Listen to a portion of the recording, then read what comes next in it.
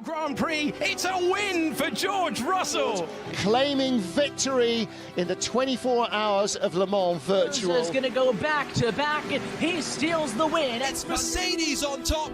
Williams grabbed the victory in the 2023 iRacing 24 hours.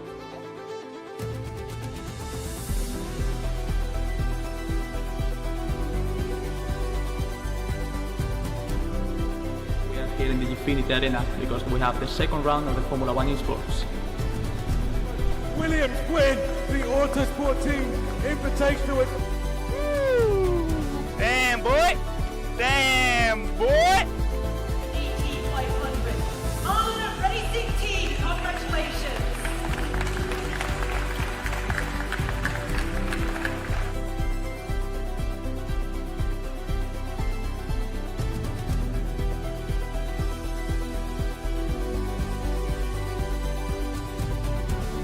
Yeah, the experience it's amazing. Like the atmosphere of this track is unique, and it's my first time in a 24 hours of Nürburgring.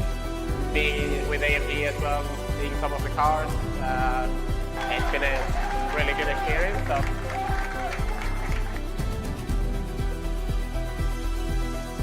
Winner of the ADAC 2022 is Williams Razor.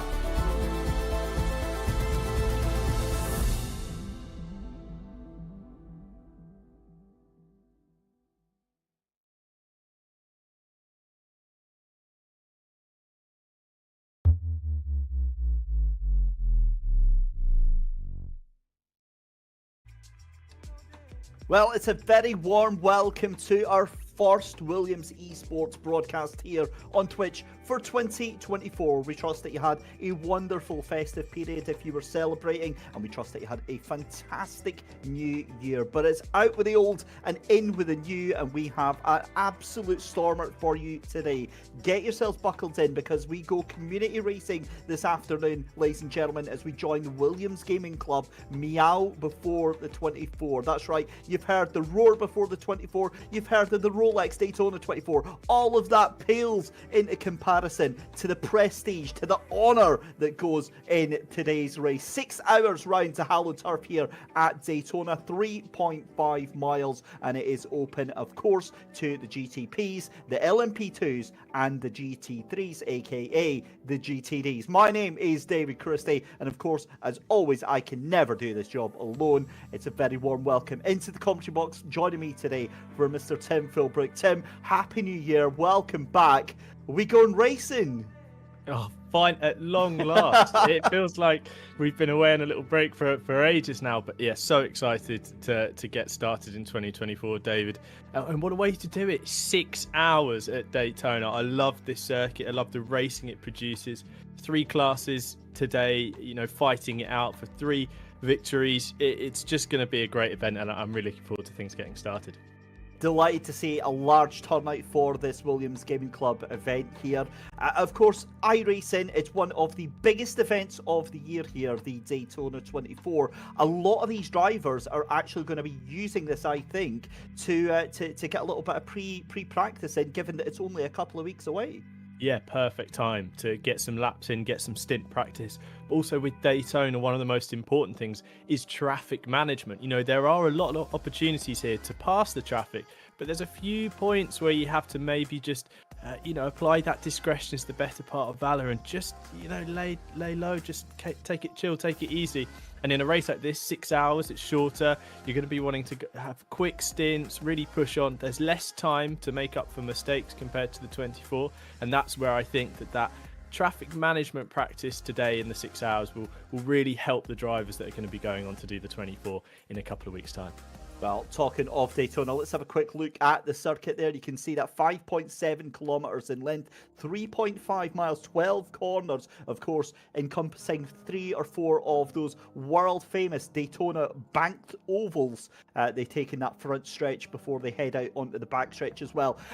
Going down into that infield section in turn 1 through into turn 2, that Rodriguez International Horseshoe is one of the most difficult corners I think they're going to have to face there. Then it's on to the dogleg and the West Horseshoe before rejoining the banking. Then you've got that Le Mans chicane there, Tim. I think we are going to see that as being the real hotspot today for some chaos and calamity.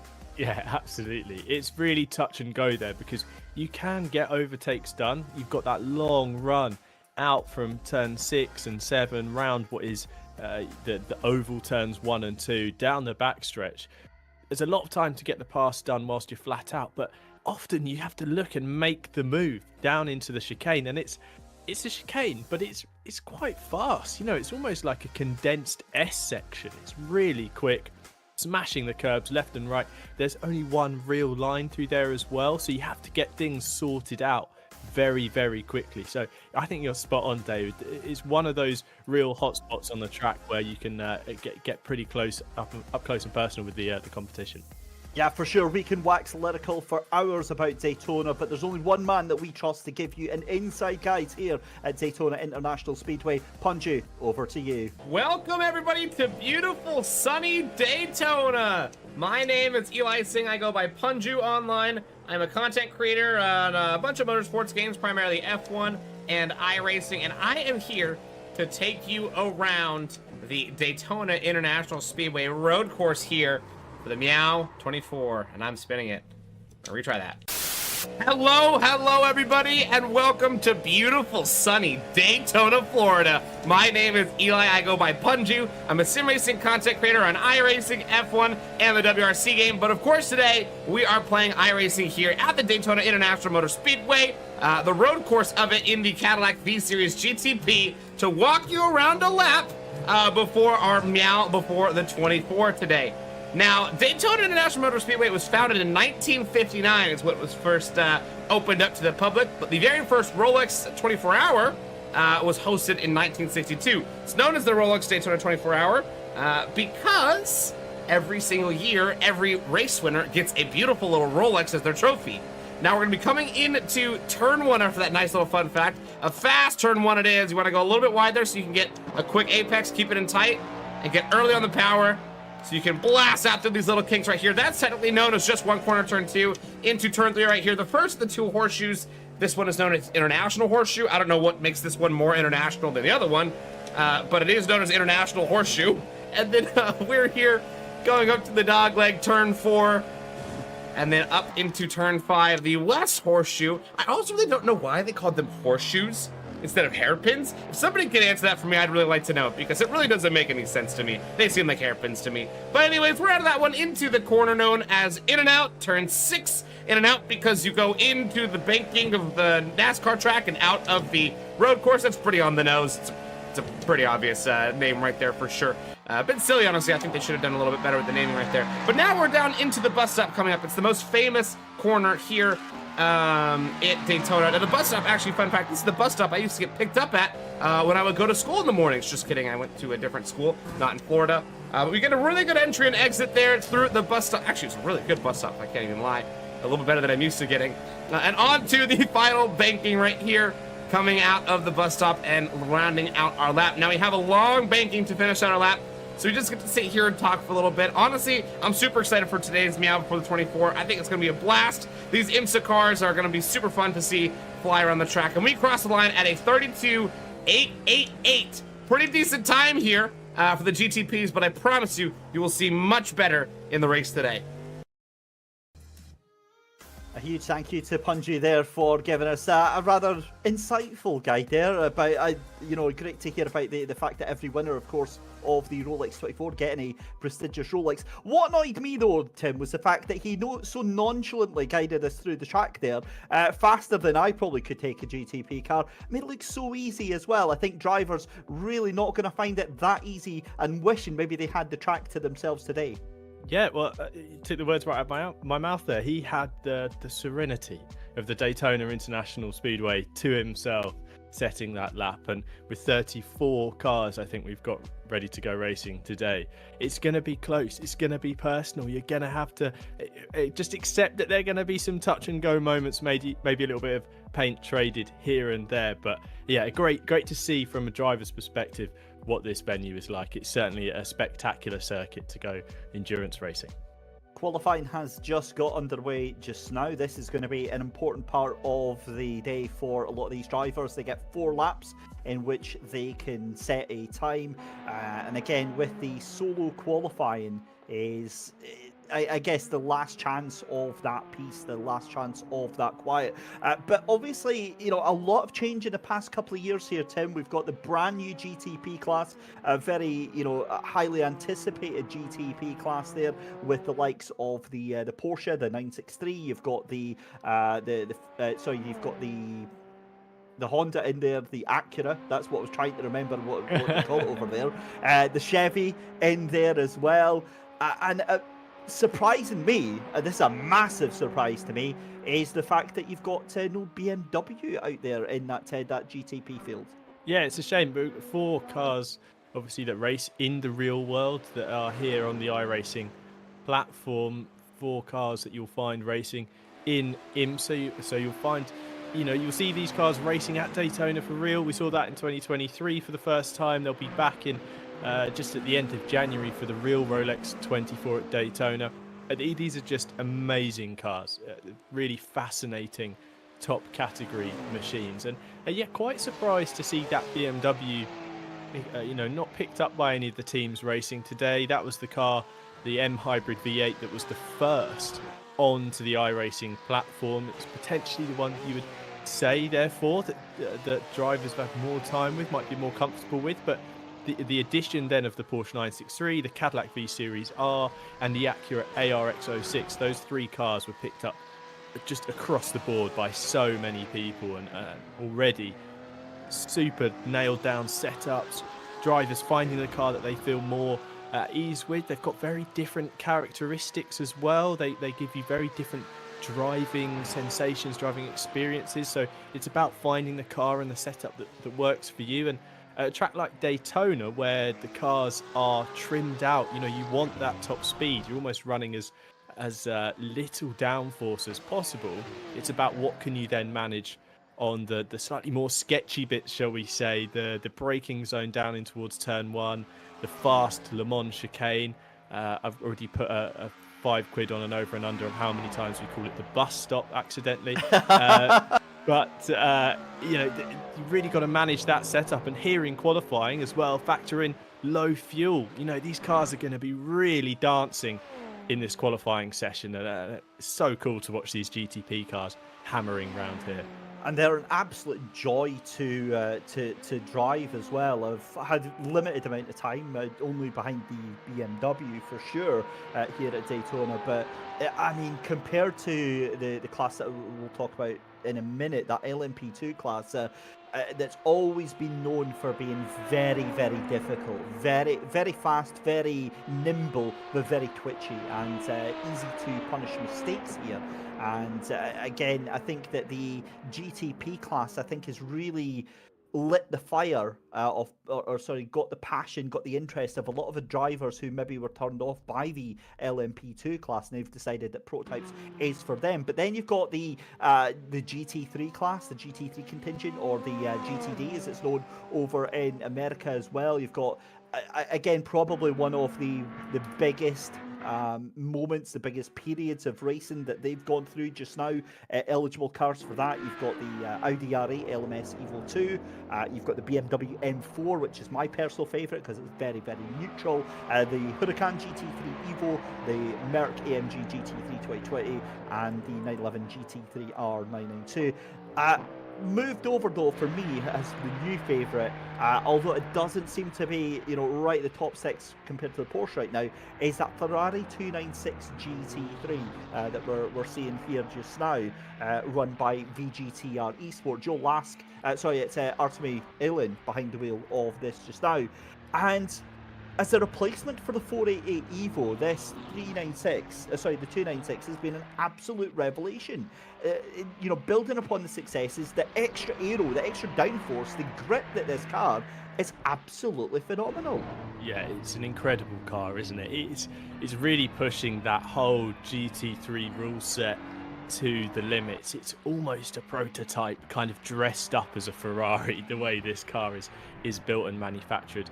Obviously, it's built in tandem with Orica, They're the ones that actually stick a lot of parts of that car together in the real world. And what do they build? Well, they build a lot of prototypes. They build the LMP2s that we see dominate in the real world. They provide the spine, the basis on which the Acura ARX 06 LMDH, the car racing in GTP today, they provide that basis there as well. The 296 is an incredible car, and plus, even more importantly than just how technically interesting it is, how quick it is, David, I think it looks pretty good as well. It's really classic Ferrari sports car. They've managed to make this super modern race car somehow carry through all that retro kind of styling of Ferraris gone by.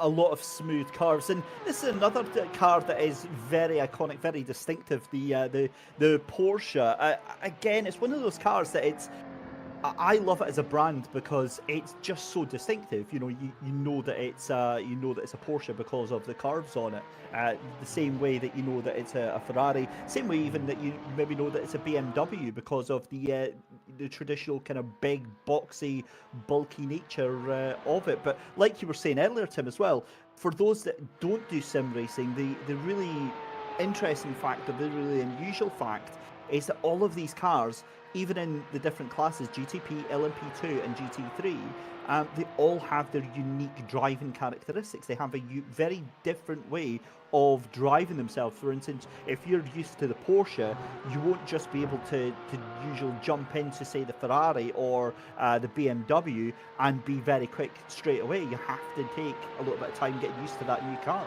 Yeah, absolutely. These are the cars, run very similar lap times. They're all built to that same rule set, but underneath they're very different beasts. And the car on screen now, the number 23 Porsche, that's Leon Mischke, the Ryhs engineering car. The Porsche has the weight further back, over the, not quite as far as it used to be on previous Porsche GT3 cars, but it's a little bit more mid-engined. But still, this car's got all that weight kind of over the rear. So under the brakes and trying to get traction out the corner, completely different experience to a car that's kind of the polar opposite in the Mercedes AMG Evo, where the engine's out the front and it feels like you could land a jet fighter on the hood of the car. It's like an aircraft carrier at times, but all the weight there is at the front, so when you hit the brakes, the rear goes light and you get this mad rotation into the corner. Very different experience, and yeah, for drivers, you have to learn to deal with that, learn to drive around that, or maybe you just click with the car straight away. Your driving style fits that particular machine, and that is a great feeling. If you've ever hopped in something and gone, this is the car that works with me, I'm going to stick with this car and I'm going to drive it absolutely all the time, every second I've got. But yeah, completely different experiences in these cars, and I think that's why people are so drawn to the iRacing platform at the moment, with the cars available in GTP and GT3. We're really up to date with these cars now, and it's great to have them on the platform and be able to push them to the limit at our beck and call, really. Yeah, I could not agree more with you. As we go halfway through qualifying just now, let's take you through the order just now. GTPs, it's currently Old Firm Racing Yellow and Old Firm Racing Purple that are on the top row of that grid just now. With LMP2s, it's currently Esports Vykakovic, yeah, if I can even say it, ITT Racing 2 in second place, and then with the GTDs, aka GT3s, Acura Racing Team and Ryhs Engineering Esports, they're on the top step of that podium as well. And again, it's just a case of trying to find cars that are currently out on track at the moment because there's so few and far between them. But that gives us a chance to say hello to Twitch chat. Hello, Twitch chat. We've missed you. It's our first chance to say hello in 2024, Tim, and there's quite a lot of support out there. Oh, it's great to see the chat kicking off. That's what's we love it, don't we, David? These community streams, not only is the community out there on track and we're watching them set the story on the circuit, but it's nice to be here sharing it all with our beloved friends on Twitch. And hello to everyone that's tuned in. For sure. Unfortunately, I'm the sort of immature person. I love just poking the bear with Twitch. You chat do, don't you, David? I can't help it. You love it. I love causing trouble. What can I say? Good afternoon to Guru Cookie, who is a constant regular here on the channel. Zila Plays, Will Green. We've also got Lixuga Style. We've also got Writer Engineering Esports, Jushi Hyper. As well as quite a few others. Matcast Offer.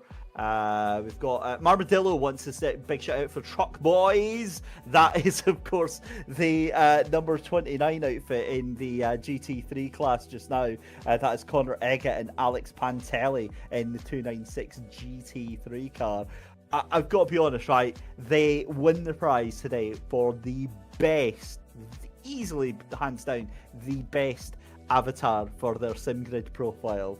I'm going to send you a link to it right now, Tim, and you are going to very, very much appreciate it. Their team tagline is just, "We are a bunch of men."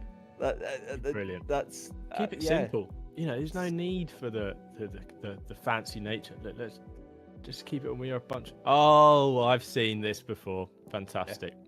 Very good. Yeah, it's got to be done. Let's see who else we've got going out there. Wrench the Media Dudes, good afternoon. Hope you had a fantastic Christmas and a New Year, buddy. Welcome back to the stream. I think that's pretty much everyone else. Sanoli Nelson, 1909. Is out there as well. Redix saying G29 are going to survive. Wild prediction. Well, to be fair, that is a wild prediction. And Tim, no word of a lie. If you can survive that first hour, you're in with a hell of a chance, aren't you? Yeah, the starts here at Daytona are particularly frenetic. The way this circuit is set up, one of the best things about it is it does keep the pack together. You've got these opportunities to slipstream your way around, not super complex infield in terms of the layout on the map. Obviously it's very different when you're trying to drive it and maximize the time, but the circuit kind of keeps the cars together, and so you actually want to survive. You know, making moves doesn't need to happen early on, and that's not just the endurance racing cliche, but it just applies to the nature of the racing here at Daytona. It is often better to just wait it out, you know, get that first stint done, get your first pit stop out of the way, survive the first few rounds of traffic, because of course if you're in the faster, you know, higher category cars, the GTPs and the LMP2s, you're going to be arriving on the scene and you've got to fight your way through a whole load of GT3s. But then likewise, as the GT3 cars, you've got to manage letting all those faster prototypes through without losing time yourself, and so you get this weird kind of mix there, and surviving the first hour, like you said, David, getting to that first pit stop where the things start to just space out a little bit and gaps start to form, and then that's really where you can knuckle down, set your pace, and kick on into the rest of the race. So many moving pieces in this race. Do you know what there's not so many moving pieces in is the ability to get involved in the Williams Gaming Club community. This is all of the upcoming events that you can get yourself involved in. Type !Discord in the chat to get the link for the Williams Gaming Club Discord. We've got the iRacing GT3 Sprint Cup. That starts on Tuesday the 9th of January. Very tempted to get myself involved in that. That is going to be at Road Atlanta. Zila Plays, who was in Twitch chat earlier on, has their F4 series on iRacing at Red Bull Ring on Saturday the 12th of January. You've got the 6 hours of Suzuka Big Grids, where we are trying to get as many people onto the track as possible. That is going to be on Saturday the 20th of January. And then Assetto Corsa Competizione on Monday the 29th is the Winter Cup. The WGC Winter Cup Season 2 kicks off Circuit de Barcelona, Catalunya. That is going to be absolutely epic. As someone that was here for the entirety of Season 1,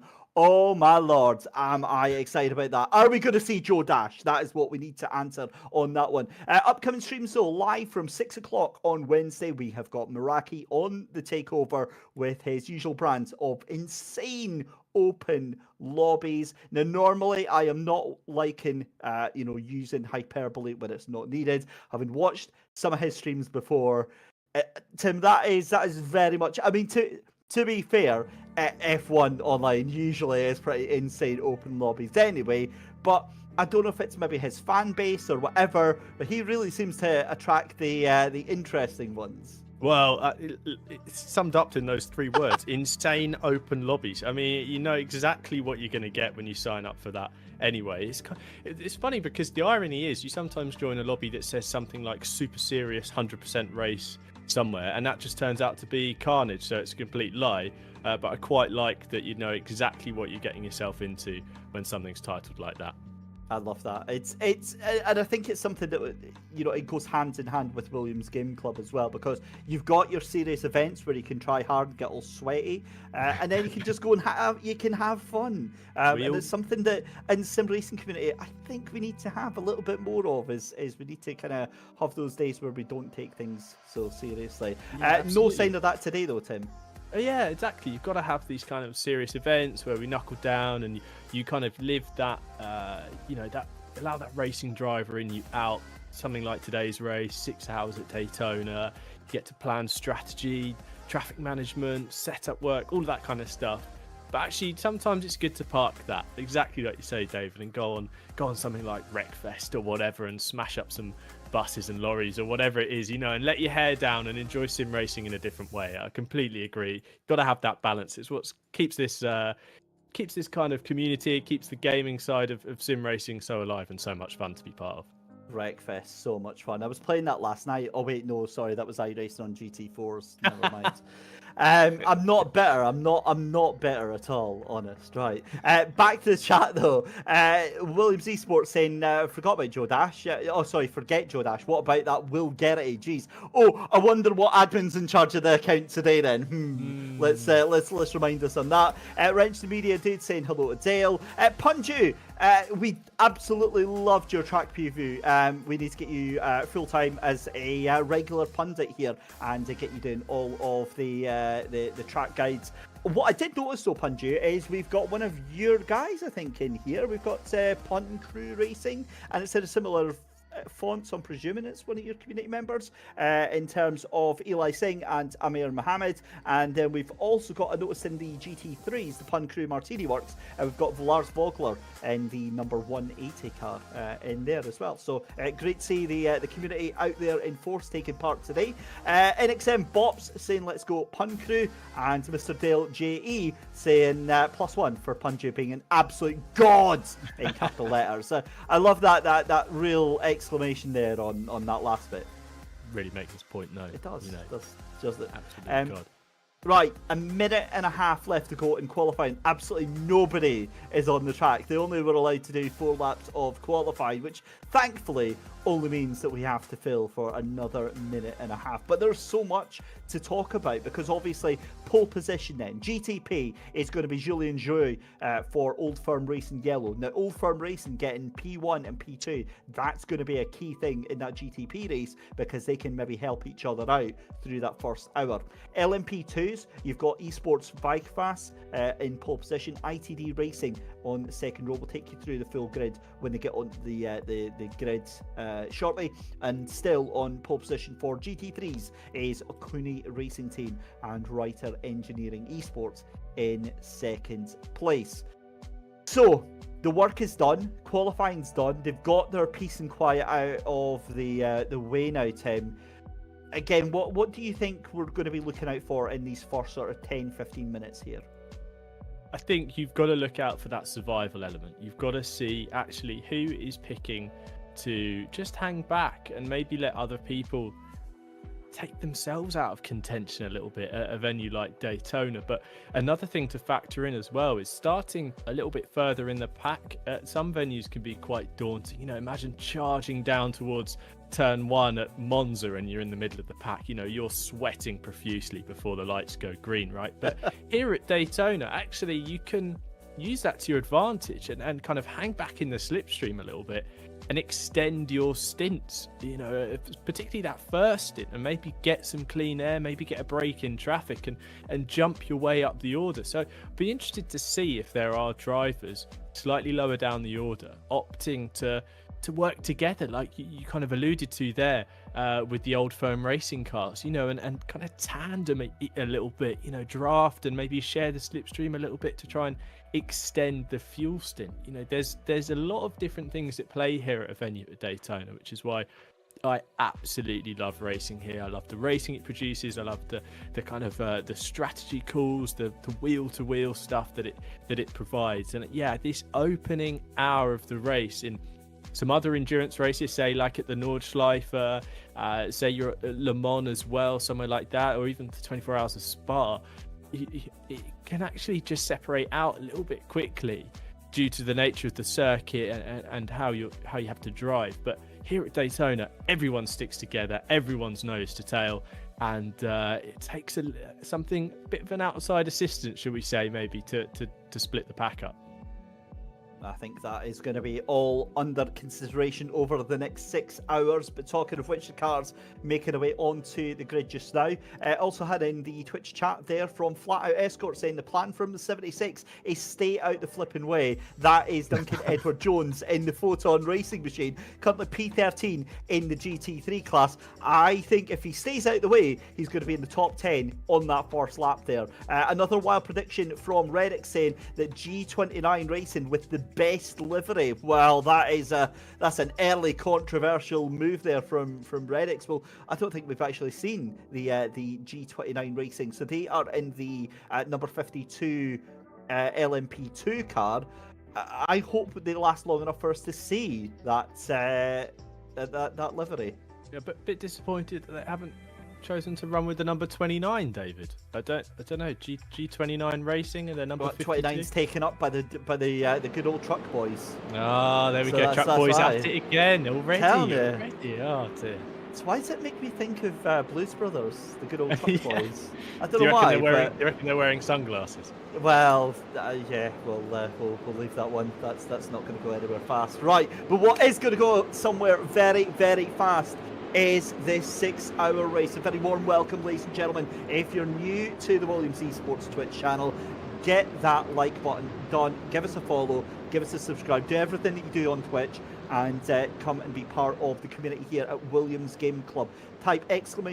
Discord in the chat to get yourself involved. Here is the running order then for the GTPs. Old Firm Racing, yellow and purple lead off in P1 and P2. Wizards Black Sapphire and 420 Endurance Team in row 2. Row 3 is Phoenix Sim Racing, row British University Sim Racing, and then row 4 is going to be the Truck Boys extra fast with Anseed Weekend Warriors Delta. Wizards Fire Ruby and QV Motorsports on row 5. Punkry Racing and VGTR Esports GTP on row 6, but we go racing, and that is a hell of a start from Julian Joy. Gets the jump, gets everybody caught in the wake, and descent to turn 1 for the first time. Old Firm Racing Purple down into 3rd place already, as here comes the short field of LMP2s, but perfectly formed. 6 cars make their way down into turn 1, led off by Mateus Martinez Garriard for Esports Bikefast there in the number 47 LMP2. Let's have a look for that G29 car as the GT3s, aka the GT3s, make their way down into the first corner then for 6 hours of mayhem here at Daytona. Everybody is so keen to just get these next 10 minutes under their belt. The GTPs are going to be across the back of the GT3s in about 10 minutes time. As you can see, a little bit of a move on the back there. Phoenix Sim Racing getting that 4th position as they go on to 8 for the first time of asking, on to 7, on to 8, and they're on to the backstretch.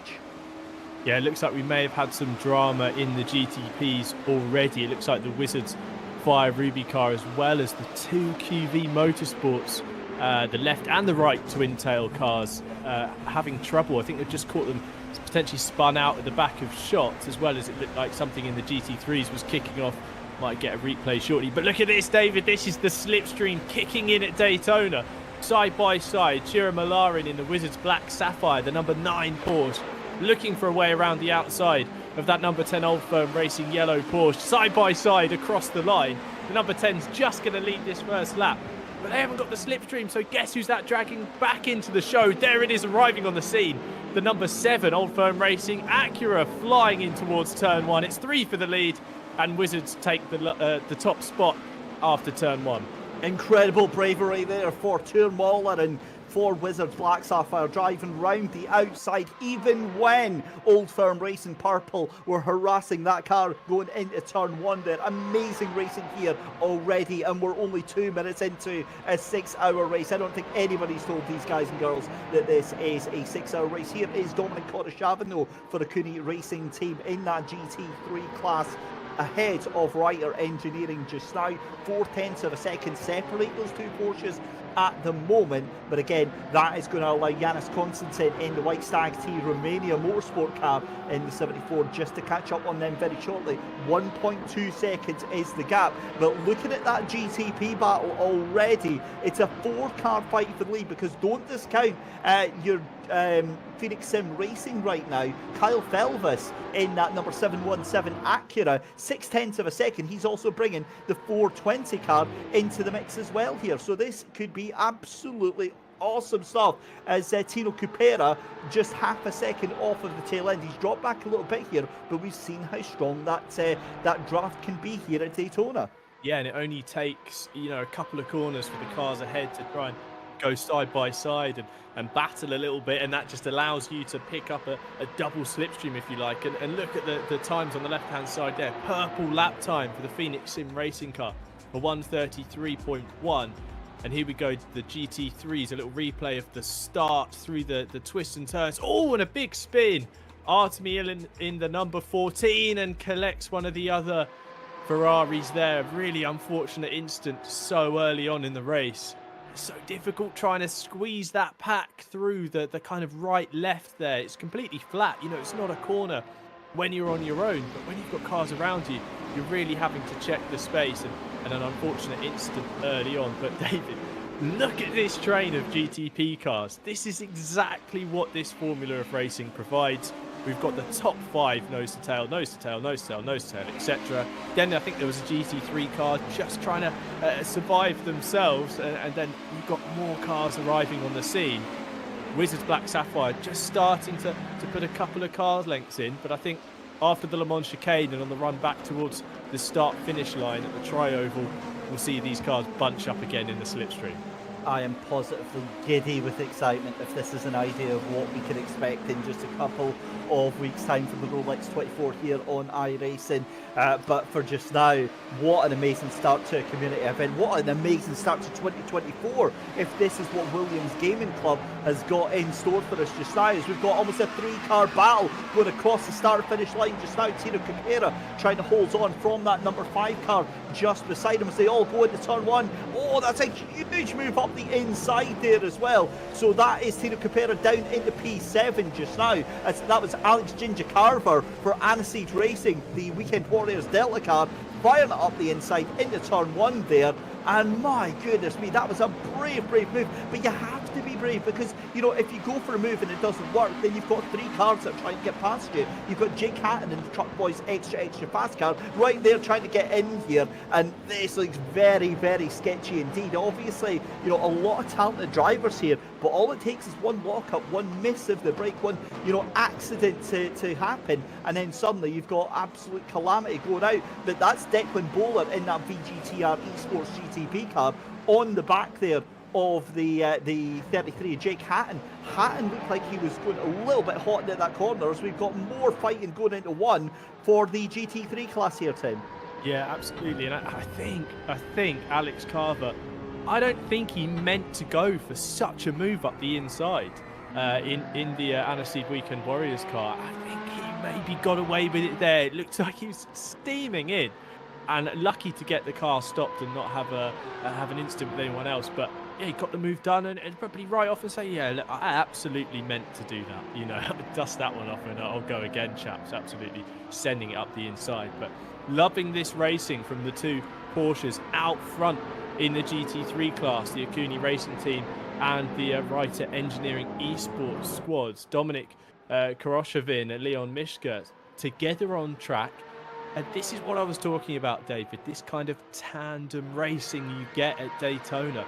Find someone that's kind of happy to just run around with you and work your way away from the drama. And that's exactly what they're doing. You know, taking a bit of the slipstream. Mishka behind will be lifting and coasting down towards the Le Mans chicane, lifting and coasting down towards turn 1, saving a bit of fuel, but they're going quicker than the rest of the pack because they're not fighting each other. They're helping each other out, actually, just by, staying line astern and running around nose to tail. Sometimes it's about picking your battles, and in a 6-hour endurance race here at Daytona, it's definitely the place to do that. Yeah, let's not forget the pace they've got just now. Dominic Koroshavin and Leon Mishka there. 1:45.5 last lap round was almost a full second quicker than anyone else on the circuit. These two are absolutely flying, but you're absolutely spot on when you say the two of them. A lot of trust comes into this as well, where they have to really, rely on knowing that they're not actually going to make any stupid moves here, as we go to a replay of yet another incident in the first 7 minutes of this fantastic race. This is down with the GTPs, and that's just a little bit of contact between the 75 and the 52 then. So that is a Yuo Chico Sopanen for Vedor X Optiminal and Mikhail Randlov of the G29 Racing. So we got to see the G29 livery for very, very briefly. But what was taking my interest there was the fact that Kyle Felvis, out of shot, has got up to 3rd position in that GTP battle for Phoenix Sim Racing. So that now relegates Old Firm Racing Purple, where they were 1 and 2 on the grid. They're now 2 and 4 in the race. Bear in mind, we're still in the opening 10 minutes of the race here, Tim. But either way, that is not exactly the start that they are going to have wanted to this race. No, not ideal. They would have liked to have been able to kind of have the door kind of lock and bolted on the front of the order and be running around 1 and 2. It kind of, I was going to say, it all started with the start. That's a funny place to start, isn't it, David? It did all start at the start. It did all start at the start when on that run down towards turn 1, as we see just a look up the inside from Declan Bowler and the number 15 VGTR Esports Porsche. It down towards turn 1, the Old Firm Racing yellow Porsche got a blistering start, but what that did was it brought the Wizards Black Sapphire car with them up the inside and kind of shuffled the Old Firm Racing purple Acura of Julian Harman to the outside, and that's where that kind of slipping back down the order started. It opened the door, and it's hard to kind of re-engage and push on to the cars ahead if you've spent the first 10 minutes of the race getting overtaken. It's a bit of a mental game racing here at Daytona, and having to get back into attack and defense when you've been maybe not quite got the pace of your competitors at the moment. So yeah, difficult couple of minutes ahead for Harman as they fight their way through this insane amount of traffic, as Julian Joy looks for a way through on the Porsches into turn 6 and 7. Very, very sketchy point of the track there as well. It's so low grip, David. I don't know what it is about that corner. I don't know if it's about the surface change, coming off the infield and trying to run up towards the banking, but there is just no grip there at all. And in these GTP cars, the hybrid wants to deploy, wants to kick in, and you could just find yourself spinning so easily. And then you've got this flat out run down to the bus stop and ascend up the inside from Alexa Gates. Oh, managed to all survive somehow, Dave. And this is going to be a big chance, though, for Alexa Gates, though, because right on to the back end of Alex Ginger Carver here through the traffic. So the Anseeds Weekend Warriors Delta car coming under real pressure as the GT3 cars all fighting their own little fight as well. I'm pretty sure there was some bump drafting going on there down the back straight here, but here comes Alexa Gates round to the outside of one. Alex Carver just on the inside there, so has to think better of it, as we've got the two caddies going almost side by side across the start finish line here. But this is going to be the recurring theme now, because for the rest of the race you're going to struggle to get a clean lap in. You're going to be compromised because while you've got a lot of the GT3 cars at different parts of the circuit, it then means that you're really going to be compromised. And we see Tino Cabrera, whoa, absolutely sending it on the exit of the dog leg, coming right down onto the brakes, into turn 5, into that West Horseshoe, and I swear to God, hand on heart, I thought he was not stopping that car. I thought he got onto the grass there on the right-hand side, and that car was 100% going into the barriers. No idea, Tim, how he got that one stopped. No, absolutely. You've got to have so much trust in the other drivers, and you had to have that faith that the GT3 car was going to move back over to the left and open the door, because if the GT3, maybe was having their own little moment, low downforce, running through the kink on the infield, a little bit of a twitch that you have to catch and adjust, and you're in the middle of the road, then there's no room for you down towards the Western Horseshoe there. It would have been such a difficult incident to unpick. But as with 1,000,001 overtakes that happen in sports car racing, in endurance racing, there's one that goes bad, and there's 99 that you start to wonder, how did they get that done? Incredible stuff, as we see Oliver Ettridge come down pit road in the number 6 car quite early on. I wonder if they're carrying damage, or whether they just want to get out of the fight, as here we are, our 2 GT3 leaders, they're trying to run around together, and the GTP pack's arriving. Declan Bauer to the inside, locks the rear, spins and collects the leader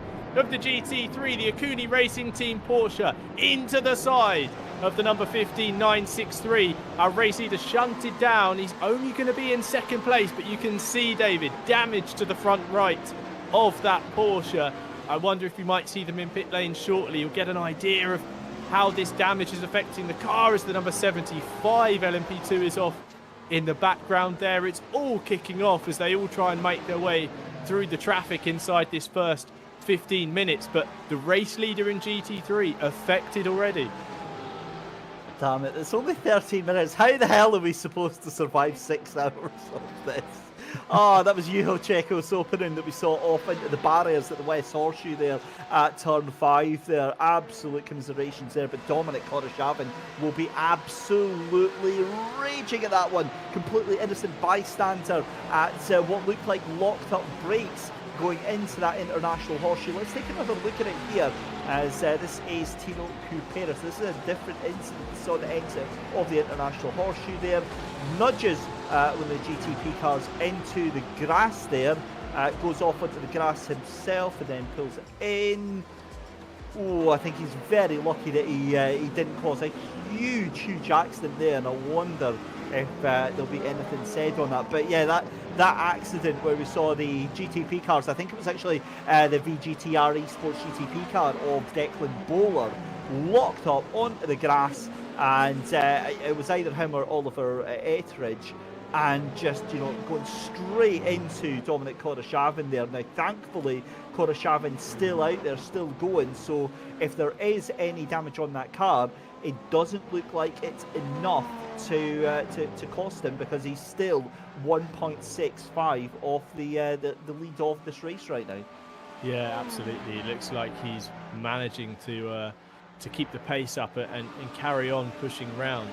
Such was the buffer, the margin that the Acura Racing Team and Ryhs Engineering Esports Porsches were able to put on the rest of the field, that they could have that incident and still emerge in second place, but undoubtedly carrying damage which will affect his straight line speed, and obviously round here at Daytona, that's really going to start to tell on your lap time. And here's a look at this instance. So this is on board with the 963, looking to the inside, hits the brakes, and then on the way in, there you go, just that lockup which you could see from the camera, and you're carrying so much speed down towards the hairpin there, loops the car, no slowing down, and unfortunately nowhere to go for Dominic Koroshavin in the number 30 car. So really unfortunate incident. I think that, David, we can feel it up in the commentary box, right? This adrenaline from the race start at Daytona, the pack racing, how close everyone is. You guys in the car are going to be feeling the same as well, and that's a move that Declan will now have banked him, know that he's got to be a bit more careful trying to pull that off. Unfortunately, he'll be carrying a bit of damage as well, but a lesson learnt the hard way early on here at Daytona. 100%, and I feel for Declan as much as I feel for Dominic right now as we see a fight for the GT3's trickle around the outside. This is Byron Cotter trying to take that position from Sigma Esports just in front. Fantastic move going into that international horseshoe. James Shotton on the outside. He's not going to get it though. That's going to be run wide, and surely Byron should have that, but no way. What a run from James Shotton. Holds it in. He's going to have the inside line through 4 and going to hold on to that place somehow. I was just about to say, I feel so bad. As much as I feel bad for Dominic Kodashavin, I also feel really, really bad for Declan, because there was no malice in that whatsoever. I've been there numerous times learning how to drive that GTP car. You know, as the balance of the car changes in the first 15 minutes, whoa, that was wild from Byron Kotzer there. That first 15 minutes, the balance of the car changes. So, you know, you have to have the brake bias set forward a little bit just to make sure that you don't lock up. And then as the race goes on, you bring that brake bias back again, because if you have too much to the front, it just pitches the race.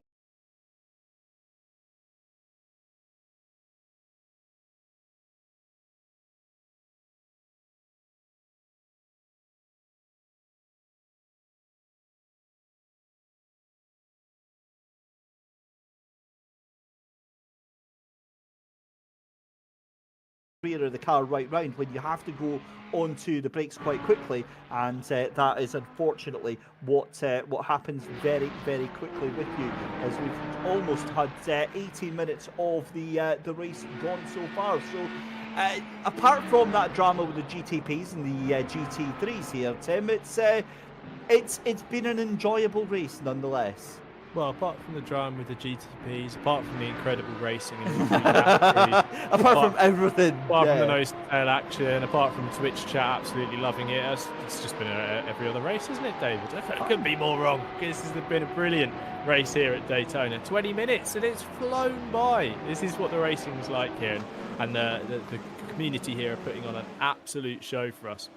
But as it's the way now with these new cars, this GTP fight is really, really fascinating with the pace difference, who's got the speed over this first stint. Qualifying is one thing, you know, where you can use all the hybrid deploy, you can rinse the tyres for all their worth, you can run around on low fuel, but when it comes to race time, got to manage the traffic, got to manage your fuel, get your stint distance done, try and eke the tyres out across that stint as well, just alongside trying to be quick in the car and beat the other competitors out there on track. That's where different drivers, different teams start to come to the fore, and this Wizards Black Sapphire car is doing exactly that in the top 3 in qualifying.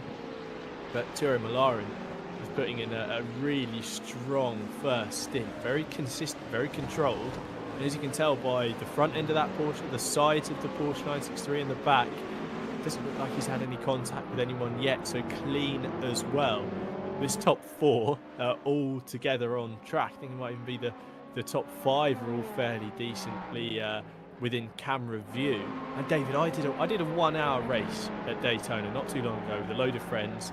We managed to get into a server that I set up. We did an hour, and the top 5 crossed the finish line 1 second apart.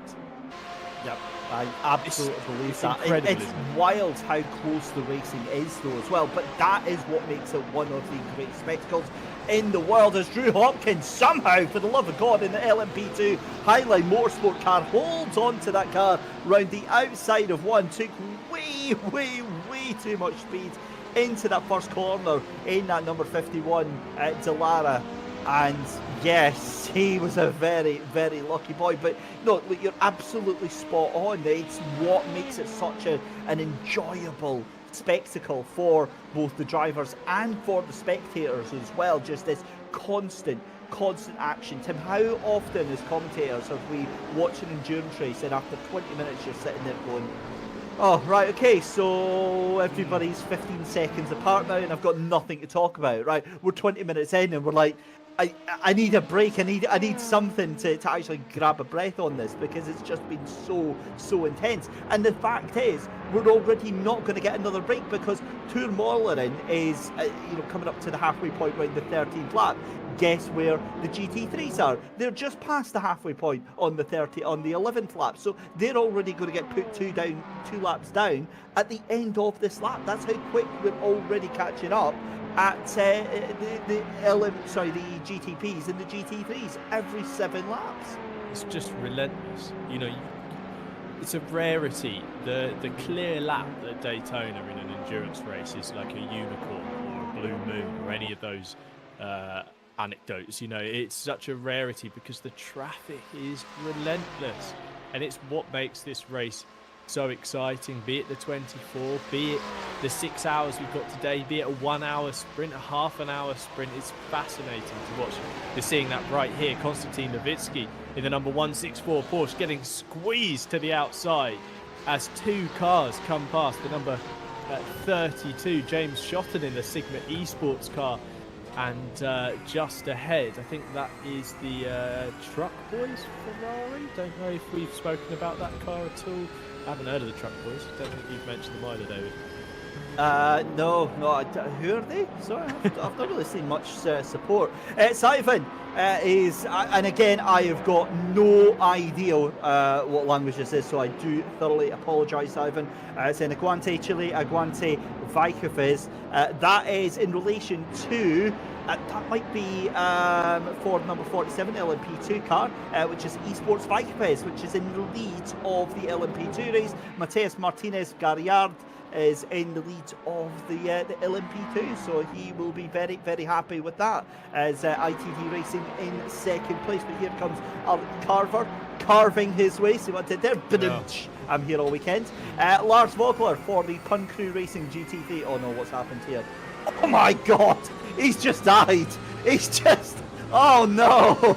He's tried to pick a fight with a GTP car, and the GTP car has sent him off to the netherrealm. I'm hoping Punju wasn't here to watch that absolute sacrilege live on stream, Tim. No, it's really tricky that, because the cars behind with the two,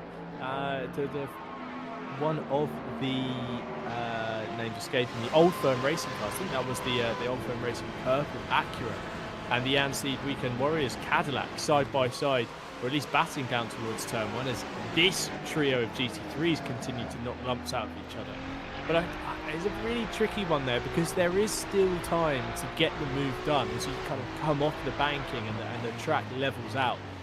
I don't think the GTP was in the wrong place at the wrong time. I do think the Mercedes maybe just moved over a little bit, trying to take their line, or maybe just used to running around on their own, and then the traffic got up to them. And unfortunately, at one of the fastest points of the track, one of the trickiest braking zones on the track, the side-by-sides, or the Mercedes being sent off into the nether realm there. But a shame to see so early on, but I'm sure they'll bounce back, and we'll see that brightly coloured AMG Evo back in the action shortly. Yeah, here's hoping, but well, we'll just see how that all unfolds. But still, 25 minutes into the race, and it feels like we've done about 6 hours already of this meow before the 24. Of course, the Williams Gaming Club first official event of 2024, live here on the Williams Esports Twitch channel. David Christie and Tim Philbrick taking you through all of the action. Well,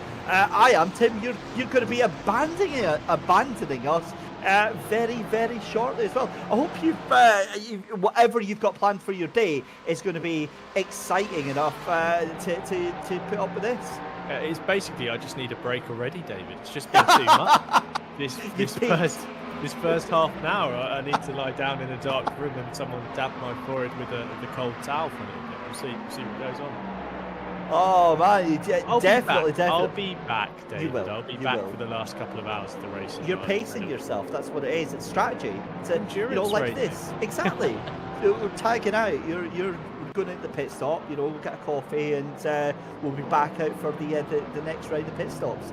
Talking of which, though, Zamfir Radu Olympia here for QV Motorsports Right Twin Tail after a pretty dogged start to the race, already trying to make their way back up, and they're already fighting for that 9th position just now. So Amir Mohammadi for Pun Crew Racing gets himself up there.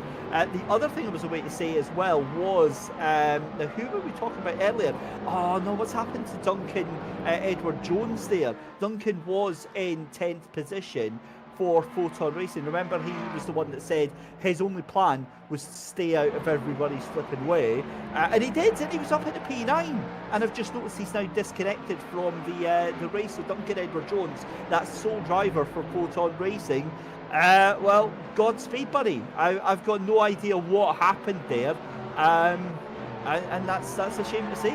Yeah, I think we had maybe some telltale signs of a connection not quite at its happiest. The Audi was blinking a little bit, and that's iRacing desperately trying to keep you in the race and in the server, if you like. And unfortunately, I wouldn't be surprised if that is nothing to do with Duncan's choosing. And unfortunately, his connection has dropped out. It's the equivalent of a real-world mechanical failure to some extent, isn't it, though? We say that, right, and it, at least through a real-world mechanical failure, having experienced both, a real-world mechanical failure, it doesn't sting as much, I don't think, because it's like something, your immediate concern is like for your own safety, for the safety of those around you, and pulling the car off, and something bad's gone wrong. Whereas it seems to be like when you're in the sim, I had it yesterday where my VR headset locked up halfway through a race. And I'm just screaming. I'm like, absolute proper 3-year-old tantrum going on. And I just think that we tend to lose our marbles a little bit more when we're in the sim. And I think it hurts a little bit more. But what doesn't hurt is the fact that I've just noticed the livery on the Truck Boys, that GT3 car. That is rather splendid. Oh, and we go and cut away from it, Tim, just as I was talking about it there. I think that was deliberate. That was deliberate. I think they didn't. We cannot peak too early on this podcast. We cannot let them see too much here. Oh my lord, what is going on here with the LMP2s and the GTPs? That's Drew Hopkins breathing a sigh of relief as 15,000 GTPs get past them there. I think that might have been Julian Harmand. Alex Carver was in there as well. I think that Kyle Felvis might have been up there as well. That's a move for 4th and 5th. So GTPs at the moment, they are knocking lumps out of each other just now as Julian Harmand goes very, very wide indeed, and that is going to drop him down to P5 and potentially lose out even more there, and trying to get back around the outside here. This is epic racing. That's Declan Bowler, so he will not be wanting to get involved in any of that whatsoever, but that move immediately comes at a price at the International Horseshoe, and again, it just shows how quickly this race can be turned upside down, and you kind of have to count your blessings at some point. Yeah, it's one of those where the race will really ebb and flow, and sometimes it will favour you and sometimes it will come back to bite you, and this is it, down towards the International Horseshoe, side by side, Julian Harmand up the inside, and then that allows the Cadillac through of Alex Carver. He's just able to cut back and get the run out of the corner, but the third car in the mix there is Harmand goes bouncing over the curbs at the Le Mans chicane. He's actually got a slowdown. He cut the final part so much, he's going to have to lift off and run high around the banking. That third car there, the white and red Porsche, that is the number 15 of Declan Bowler, and that's a lap down. I think he must have pitted after that contact with this car on screen for Dominic Koroshavin, Cooney Racing Team Porsche. But yeah, you really have to give and take really around Daytona, and with so many cars so close together, you get this clumping effect. I think John Hindhaugh termed it clumping, where cars just somehow manage to magnetize towards each other, and one moment you'll be running around with clean air, and the next thing you'll know, you'll have 12 other cars all trying to get through the same corner all at the same time. It's a great place for side-to-side sports car racing. It really is, and it's one of the things that I absolutely love about it. So I'm relatively new, and when I say relatively new, I mean like in the past sort of 5-6 years. Maybe a little bit longer than that, of watching sports car racing. I used to be massively into the British touring cars and TCR and that sort of things. We see Brian Coates out here for Cyberdyne Motorsports flying it up the inside and taking that 6th position away from Trident Motorsports just now. But yeah, so relatively late into the international horseshoe, and that is how you don't do a recovery there. The 7th place car there, that was Alexei Barry. I think less said about that bit. We'll just move swiftly on from that one. So relatively coming when it comes to sports car racing. So Daytona was the first one, that I kind of got into. Hadn't watched Le Mans really before that, hadn't really watched any real endurance racing.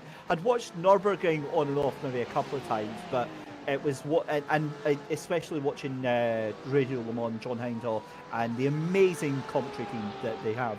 For me, they are just like anything that's endurance racing. They are the voices of it, and it's that introduced me to this entire world, and it's just spectacular. And that was all the way back in like 2015, 2016.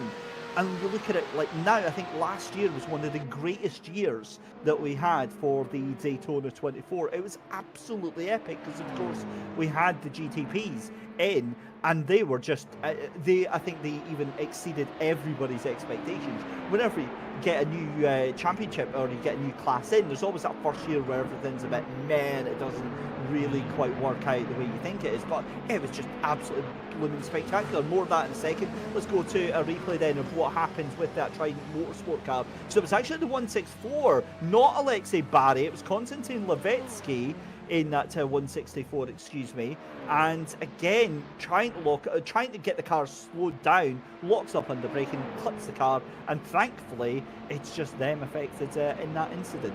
Yeah, just running in a bit too deep. I think trying to get back up the inside after fighting for the previous corner, probably the previous lap, but unfortunately it didn't quite come off, and instead just a little silly bump there, but kind of a bit of justice done in that the 164 was the car that spun. It wasn't a tap spin and spinning around the Porsche ahead. So all is done, leveled out and justice served kind of thing, and the race can carry on. But yeah, David, on your point about Daytona, it's an incredible sports car race. I couldn't talk about it highly enough. A great way to kick off the IMSA season, the WeatherTech Sports Car Championship season.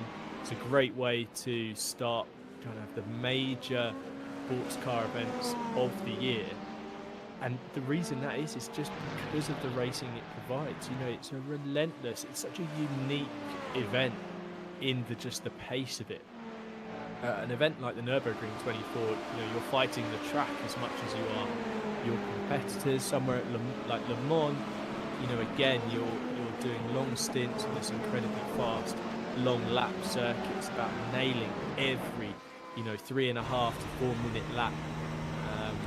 Here at Daytona, you are busy for every single second of the lap, every single second of your stint, whether you're passing traffic, being passed by other classes, whether you're in a battle of your own, having a slipstream fest down towards turn 1. It's just mesmeric, and the fact that they're able to do it for 24 hours just completely baffles me, but absolutely worth tuning in for. And I think that is also a testament to, you look at the sim racing world, you look at iRacing, you look at even just our community race going on today, and it perfectly captures that same spirit of the real world event.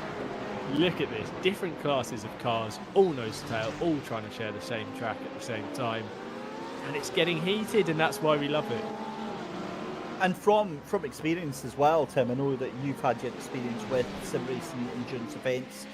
Certainly I've taken part in a number of iRacing Daytona 24s. I like to consider myself an expert at the Daytona 24. And when I say expert, it's one of those things that you put an asterisk on. And that expert is that I know exactly where you can put your car in a tyre wall and get it lodged get it so that you have to escape back to the pit so that you can't recover it.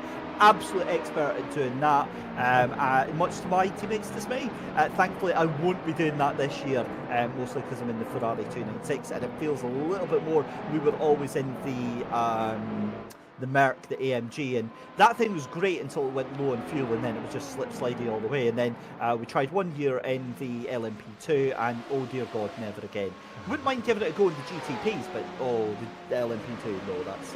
But again, going back to that point of a 24-hour race, even down to a 6-hour race, the sense of achievement, the sense of camaraderie, the sense of belonging, and you get to that final hour, and you'll notice that the aggression dials down about 80% from everyone, because they're just like, right, we've done it, we've got what we came out to do here, we're just here to finish. With the exception of maybe if you're in the fight for the lead, for the most part, everybody wants to try and hold each other's hands and get through that final hour together.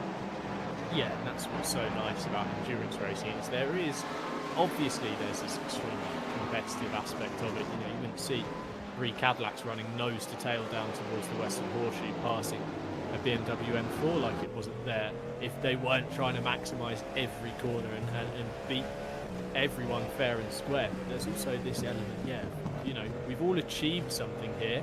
Let's kind of pat each other on the backs and celebrate that fact. But we just saw it a little bit there, David. Part of this talking about traffic management and about trying to get through on the slower class cars. You could just see ahead, I think it's one of British University Cadillacs, up the inside in towards turn 6 and 7, and the move is so difficult to do there with the track narrows up, and then you're trying to get clean on the exit and get the power down, and it's quite difficult to get the whole passing thing completed.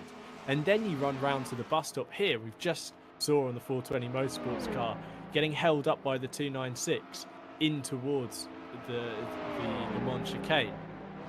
The way the gaps can just massively extend and decrease in the blink of an eye through one corner is what makes this event really fascinating, and why the gaps, you might have a 3-second advantage over someone, but that could be nothing after one run through the infield, one slightly suboptimal run in that first sector or so. And we've kind of seen that here. Look, the top 2, the number 9 Tura Malarin in the Wizards Black Sapphire Porsche, and look at that, closing up behind the Julian Joy in the number 10 Old Firm Racing yellow Porsche. These two, less than half a second separating them now, but it was over half a second up towards a whole second the last time around. So it just shows how quickly the gaps can change. And here, on the offensive now, is Julian flashing the lights down towards the Le Mans chicane. It looks like he wants to get past shortly. Yeah, I wonder if this is strategy that's at play here. I wonder if this is maybe a little bit of fuel saving here from Ture Malarin right now, because he seems to be on the high speed sections. Julian Joy just absolutely going for it. But again, fuel is something we're going to have to talk about here. And in fact, that's exactly what it is, because you're not going to necessarily be slow off of 12 and 13, but as we go into the final chicane, then we're down to what's that, a 133.194.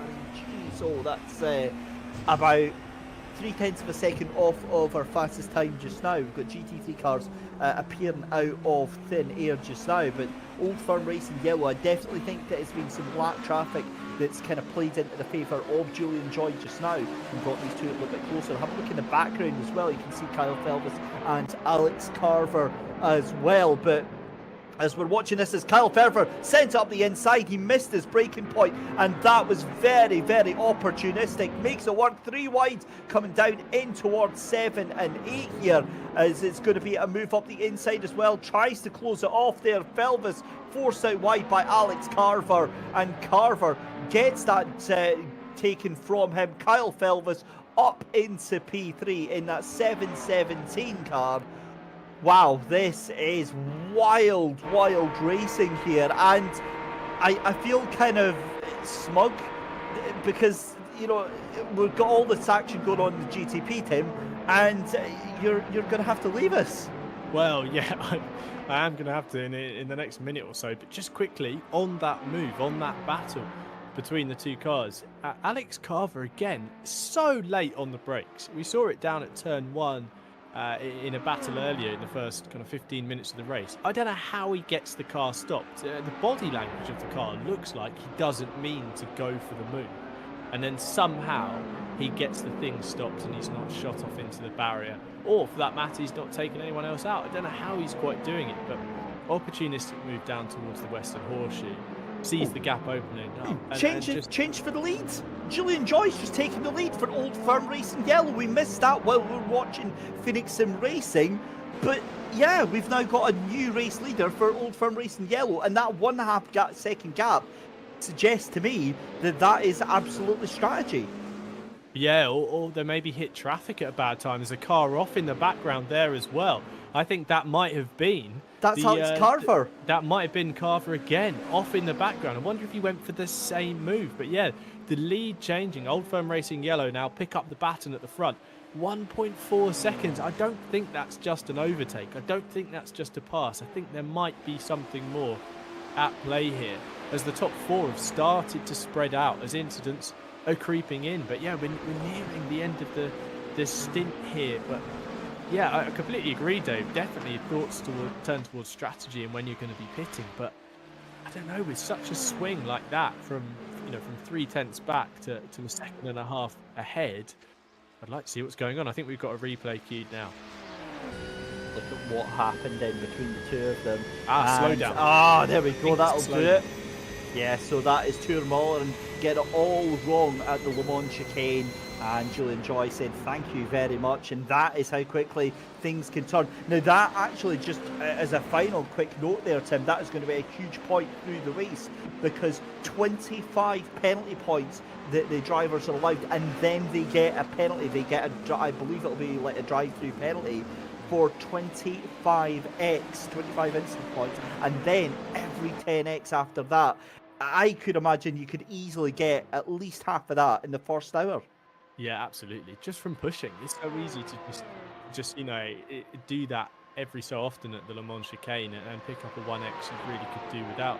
As we've got another replay here of the battle. This is Alex Carver. Let's see if he tries to do the same thing. He's so far back, 5 or 6 car lengths back, and he's trying it. Look, he's gone diving up the inside, and Carl Furvis cleverly there just checks up, backs out of it, leaves the gap, and allows Carver to just run off into the fields there.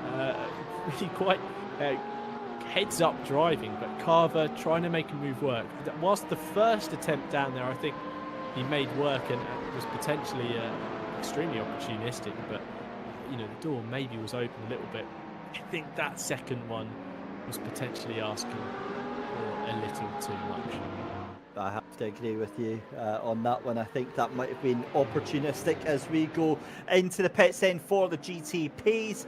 Wrench the Media dude saying he's onto YouTube. He's asking for clips to put on his compilation channel. I Love F1 and Clash of Clans saying hello, Williams. Hello. Good afternoon. Welcome back to the channel. It's been a while. It's actually gone a little bit quiet there in the Twitch chat, but GTPs all into pit lane then. So we have reached 45 minutes, and from experience we've got about 10 minutes now before the GT3s go into pit lane as well. It's a very, very busy pit lane as we go with them. But the GT3 battle now, a Cooney Racing team, Dominic Kodashavin, we saw getting hit by one of the GTP cars, Declan Bowler, about 20 minutes ago. We wondered if that car had damage.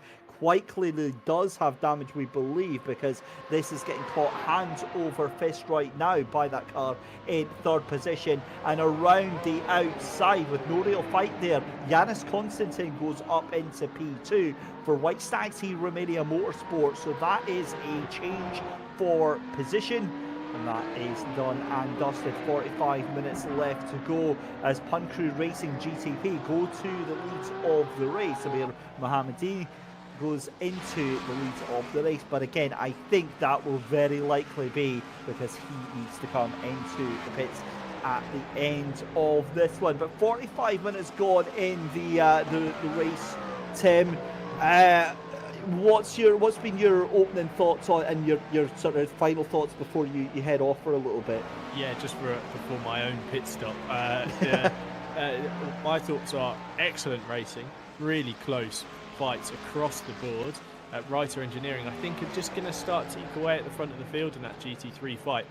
But in terms of the GTP, anyone's guess, and I think we're set for another, incredible race here at Daytona within the Williams esports community. And I'm looking forward to seeing how this one plays out. And I will be back for the last couple of hours and we'll run into the finish.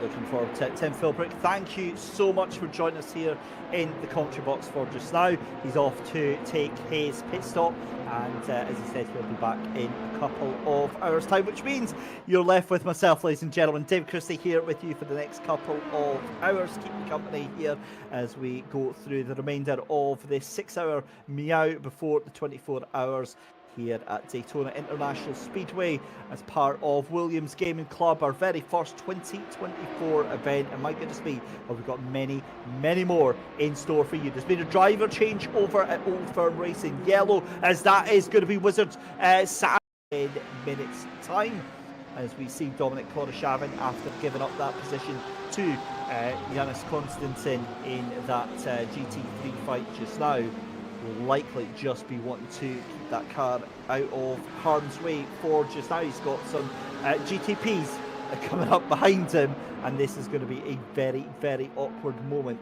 nonetheless just now. Well, it's not, because the cars are already past those GT3s right now. So that was a fairly uneventful affair as they go down that backstretch towards the Le Mans chicane. Alexandre Carlier behind the wheel of the Old Firm Racing yellow car. Have a look at Turi Moller, and he is absolutely baying for blood. He wants to get that position back. Good afternoon to Good Stuff Bud, saying he likes the pink Porsche. The pink Porsche is absolutely fantastic. That is Dominic Kodashavin in the Okuni Racing team behind the wheel of the number 30 just now. But here we go, move for the lead then, side by side as they come into turn one, and again handed over by Alexandre Carlier there. You get the feel that there might be some strategy going on here. Good afternoon all to Steve Proudley and to Flat Out Escort. Right, Duncan Edward Jones for Photon Racing. Well, he's saying that he's focusing too hard. We need to figure out what happened, buddy. We were looking out for you, and then we just saw you disconnecting from the server, and gutting to see if that is your day done and dusted already. As we're seeing Dominic Kodashavin then onto the tail end of Yanis Konstantin. Lap number 27 for the GTPs, sorry, for the GT3s. You've got the 717 GTP trying to get past. That's Adam Lyle in the Phoenix Sim racing machine. You've got Chaos going into turn 4. Patrick Yanis-Toth in the QV Motorsports right twin tail car is fighting with the recovering Declan Bowler. This is for 10th position just now, as Declan is on the lead lap now, given that he did have to pit, remember. So that might have worked in for his favour, but he will have to pit, I would imagine, in the next, let's have a look here. He's going to have to pit now, basically. Everybody else pitted on lap 29. In fact, no, sorry, he'll have to pit in about 9 laps time, will the VGTR Esports GTP drivers. So that car massively out of class, out of the running, as Patrick Yanis-Toth gets a slow down penalty there. Very, very slow on the exit of the Le Mans chicane, as Yanis Konstantin into pit lane. Now that is slightly early for the GT3s, and the fact that he's jumped up, so something has happened to Yanis Konstantin, because that car has jumped up to lap 29, the GT3s are on lap 28, and that happens when you escape back to pits, ladies and gentlemen. So we need to see what has happened to that White Stag T Romania car. Let's have a look at the pit entry that we had a look at. We'll bring that up just very shortly. Just now, Janus Konstantin then into the pit lane.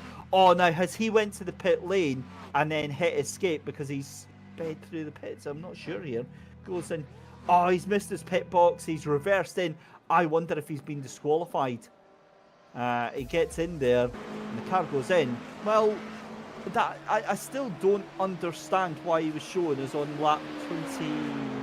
Okay, well, he's back out anyway. So he is down there in P8 just now. But again, I'm very confused as to why that car appeared a lap ahead. Maybe that was just a glitch on the old timing screens. But either way, he's back out. And that is not as bad as initially feared. Because if that is just a planned stop and he spent about 15-20 seconds longer, then that is something that he can recover from. But that means that Ryhs Engineering Esports in lead of the race. Leon Misch behind the wheel of the number 23 for the GTD, aka the GT3s just now. And just in front of the White Stag Romania car, that is going to be the Yellow Submarine squad of Mike Gaff behind the wheel of the 534 Ferrari. Back to the leaders of the GTP class though. That battle is now down to 0.7 of a second, so that fight is still going on between Alexandre Carlier and Tour Moller, and I wonder if that is some traffic that is catching the two of them out at the moment. As you see some, oh, that was a big moment there as a GTP car trying to get through there, and that was almost allowing Janus Konstantin to take that position.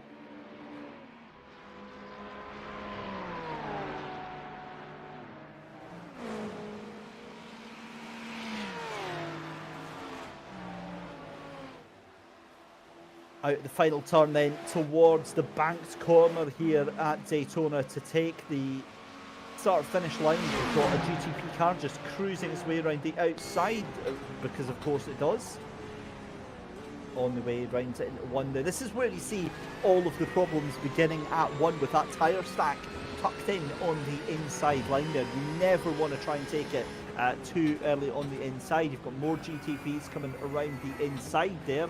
And I think that might have actually been, was that Alexa Gates or Adam Lyle? It was one of the GTP cars that has just gone round as well. It might actually have been Jake Hatton. We'll double check very, very shortly. But either way, back with a GTP fight. We've not also seen much of the LMP2s at the moment because, quite honestly, they have been kind of just keeping themselves to themselves for this race here. As we've got about 7 seconds of difference between all of the LMP2s at the moment. But we're back watching Oliver Ettridge here for Wizards Fire Ruby. This is going to be a move on one of the lapped cars there down into turn 1, and that is how you take too much speed into turn 1 and then miss the corner completely. Alexa Gates though fighting side by side with the Phoenix Sim Racing car. This is into the Le Mans chicane, as up into 5th position that is going to be Phoenix Sim Racing in the 717. So Adam Lyle just getting past Alexa Gates for position. Again, they're just out of pit lane, but here comes Alexa Gates on the toe. The run of the car very, very strong. It's going to be Acura versus Cadillac getting squeezed out there. Oh, this is not going to work out because that is going to mean that Adam Lyle gets boxed in behind one of the GT3 cars. Stunning driving there from Alexa Gates there to make that work. And you can see that Adam Lyle has been absolutely caught out on that one. Great move there from Alexa Gates. Great awareness and ability to make that work out as Adam Lyle fires it up the inside, tries to make this work, but the damage is done, and that gap is 2.8 seconds there. Fantastic move there. As we see Adam Lyle still trying to make this work. That's back to Janus Konstantin in that GT3 battle. That is Declan Bowler, you can see in the GTP car that's just ahead there, trying to make their way through. We've had another car into pit lane now. Interestingly, Acura Racing Team come into the pits from second place in GT3. Dominic Koroshavin jumps out the car. Pavlo De Nseko gets behind the wheel of that one. They are doing a driver change already after the first stint. So it'll be interesting to see how the rest of them are going to make this happen here as the GTP's rocking the camera as it flies past here.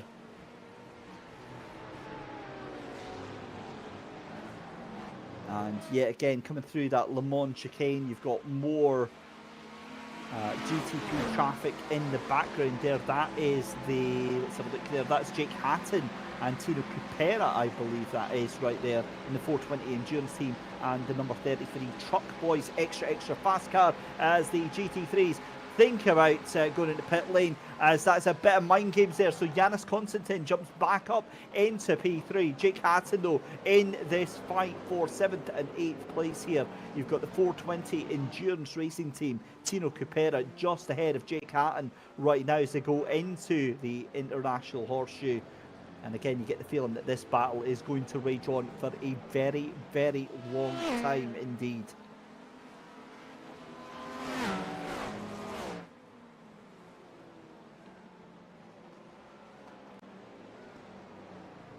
So if you have just joined us, a very good afternoon, ladies and gentlemen. Welcome to the Williams Esports Twitch channel. My name is David Christie. I'm going to be taking you through the majority of the race here today, the Meow before the 24 6-hour endurance race here for Williams Gaming Club, the Williams Esports community. You can get yourself involved, type !Discord in the chat. Get yourself over to the Discord server and get yourself involved in some of the amazing races that we've got coming up here this month as part of Williams Gaming Club. Tim Philbrook is going to be joining me back on the microphone in a couple of hours' time. He's just got to step away and do some real life stuff. But what could be more important, really, than 6 hours of Daytona? I was actually going to be taking part in this event.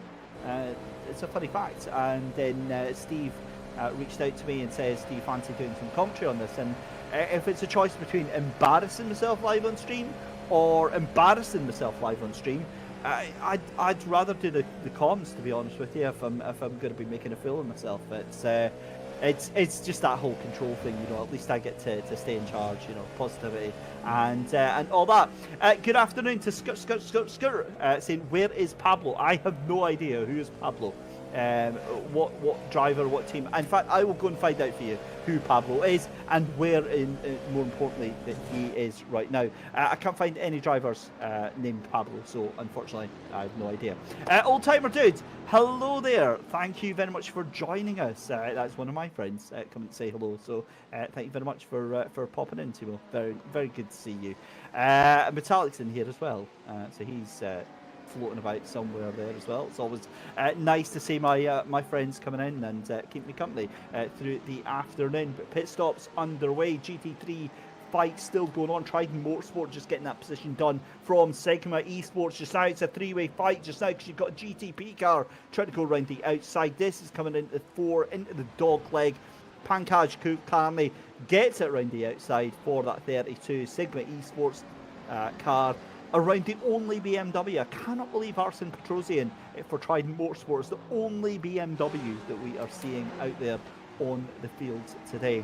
Pretty dire stuff, that, because I've got to be honest, I've got a soft spot for the BMW. It's great to see, and we love to see more of that that just now. We're coming up then to the tail end of our first hour. It looks like we've done pretty much all of the pit stops. I think the only car we've still got to pit is Leon Mishka. Is it? No, everybody has pitted for GT3s in that last hour there, as we've got GTP action going on here. Truck Boys are fighting Pun Crew Racing.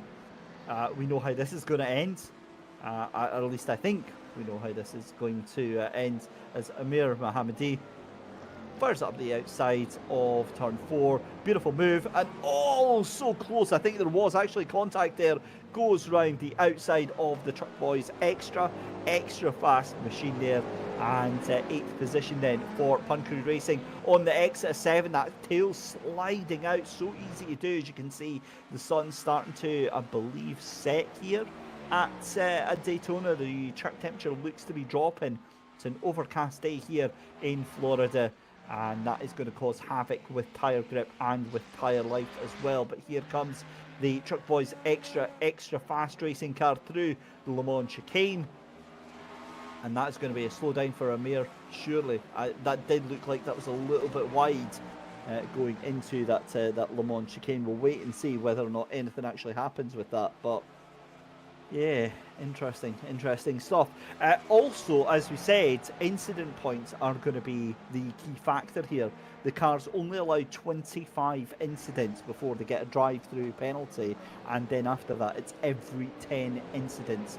And remember, the way that iRacing works, you get a 1x, 1 incident point for going wide, exceeding track limits. You get 2x for contact or losing control of the car, and you get a 4x for colliding with another car. So you can see just how quickly those points can add up here. Back to the LMP2 battle, which is a shame because we haven't really spoken about the LMP2s right now. Esports Bikeifaz, Mateus Martinez Gallardo behind the wheel of that from, I believe, Argentina. Certainly if the flag is to be believed on SDK.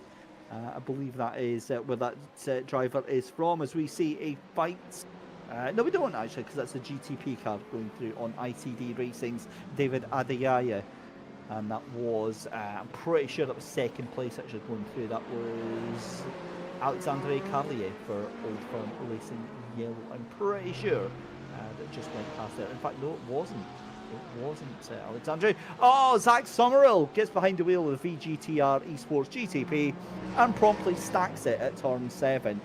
Very, very easy to do. That is the point where the infield comes back out. It's a left-hander and very, very easy to do. The track just changes and really, really just is very, very difficult to deal with, because you're having to deal with tarmac changes and with patience, basically trying to make it work, getting back onto the oval. You boot it onto the accelerator a little bit too early, the car wiggles and weaves, and you end up having a moment kind of like what we just saw there for Zach Summerall in that number 15 Porsche. Meanwhile, while I was gibbering and chattering away there, Pun Crew Racing GTP, 420 Endurance Team and Truck Boys extra fast racing. What a little fight that was. That was a proper little scrap between the three of them. I get the feeling that some traffic might have been involved to bring them all together like that. But either way, Amir Mohammadi, Tino Capera and Jake Hatton all knocking absolute lumps out of each other here. So I am totally down for that. And maybe we'll get that a little bit more as they come out the Le Mans chicane here. Tomo299 saying, let's go ITD, obviously supporting David Adeyeye in the number 21 ITD racing car as well. Well, yep, that's the only ITD racing car that I can see in the race today. We've got more of the GT3 cars getting just swamped by these GTP cars at the moment. That was Duncan Edward Jones. Oh, great to see Duncan back out on track for the Photon racing car. That number 76 Audi looked to be back out, and he is taking part again. Right, okay, here we go then. GTP action down into one. What's going to happen here? You've got the Truck Boys extra fast car making a move on the 420 Endurance Team there. 420 getting caught out on the entry into turn 1 there, not able to make anything happen with that. So Tina Capera loses that position. Now, is Jake Hatton going to stick or twist right now? I feel like I already know the answer to this one. Truck Boys extra fast into the back of Amir Mohammadi. Let's have a look at that in a minute, because just now we've got a little look at what happened to Zach Summerall here for VGTR Esports GTP. Again, now you saw exactly what he did there. If you look closely, he clipped the curb on the left-hand side. It unsettles the car. You start to put the foot down. It gets a little bit squirrely. Your answer is usually a little bit more throttle, and it just washed away from him at the back end. That is very, very unfortunate to see that happen to Zach, but he will bounce back from it, and he will recover. I've got no doubt about that whatsoever. P13 at the moment, but back to this fight for 7th, 8th and 9th position then, as Amir Mohammadi is still trying to hold on for 7th ahead of Jake Hatton. I get the feeling this might be a bit of a losing fight now, because that time is going to come down very, very quickly indeed. You can see it dropping down. The power of the toe of these cars is just absolutely sensational. But it's Tino Cupera here, I think, is going to have the real chance, because he gets the double toe essentially, not only from Amir but also from Jake as well, as they go through into start lap number 41, as we have crossed the first hour of 6 here at Daytona. Back to the GT3s though. This is Truck Boys in their other outfit as Pankaj Kulkarni sends it up the inside into turn 5. That was wild. That was a ballsy move from Pankaj for Sigma Esports. And poor Truck Boys. Oh, and there's been contact with a battle for 7th place there. It looked like that was Amir Mohammadi for Pun Crew Racing. They came off worse of that. There was smoke, there was the 3 cars caught up there, and Tino Cupera scarpers away there, and that also looks like Jake Hatton was the one that was caught up with Amir. So I wonder if Tino managed to avoid all of that, but either way, that is not going to do their hopes of catching up to that lead group any help whatsoever. So I'm sure we'll get a replay of that very shortly, but that was a very unfortunate moment that we just came back to for that GTP battle just now.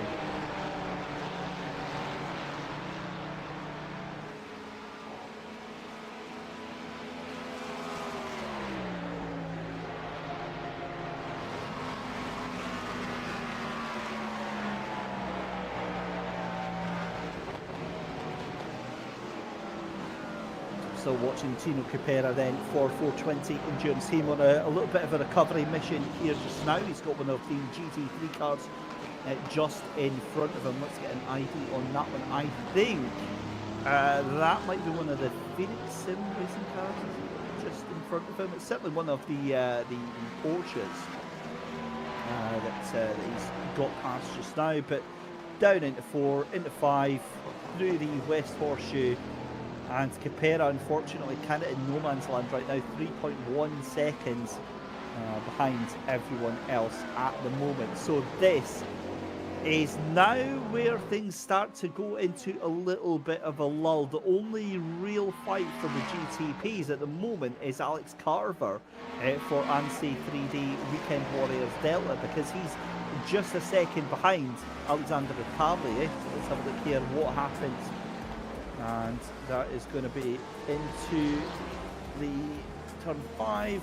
Oh, and that is so unfortunate. A tiny mistake there for Amir Mohammadi, and unfortunately Jake Hatton was the innocent party in that. He didn't really have anywhere to go there, and that was all on the Pun Crew Racing.gp.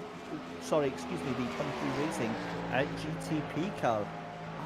You hate to see it. Right, we've got a change for 2nd place, as a Acura Racing Team back up into P2 ahead of White Stag Romania. So that little fight that's been going on all through, Pavlo Dianteko gets ahead of Yanis Konstantin. Now that's a big fight that we saw coming to a head towards the end of the first stint there. Remember, we saw the White Stag Romania car just getting ahead of the Acura Racing Team on the end there. Now, on top of that, actually, we need to cut to P2 in the GTP fight, because they're coming under real pressure right now.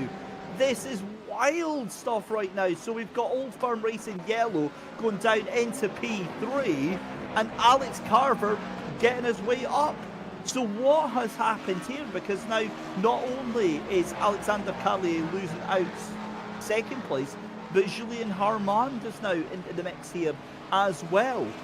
Alex Carver 7.8 seconds behind the race leader, but I wonder, that's after the bus stop, I wonder if there's been a slowdown coming out of that Le Mans chicane. And there you go, the first time that I've called it the bus stop this afternoon. I'm sure I'll call it that many times.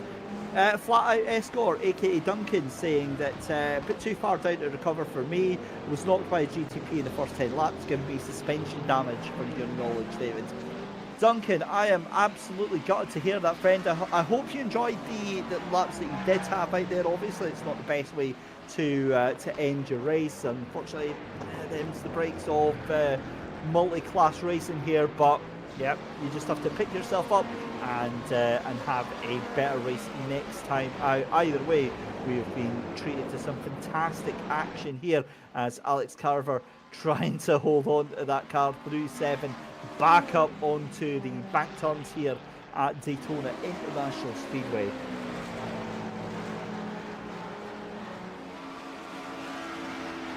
Alexander Carlier in that newly acquired 3rd position. I'm sure it's not going to be a position that he wanted to acquire, but it's one that he's got nonetheless.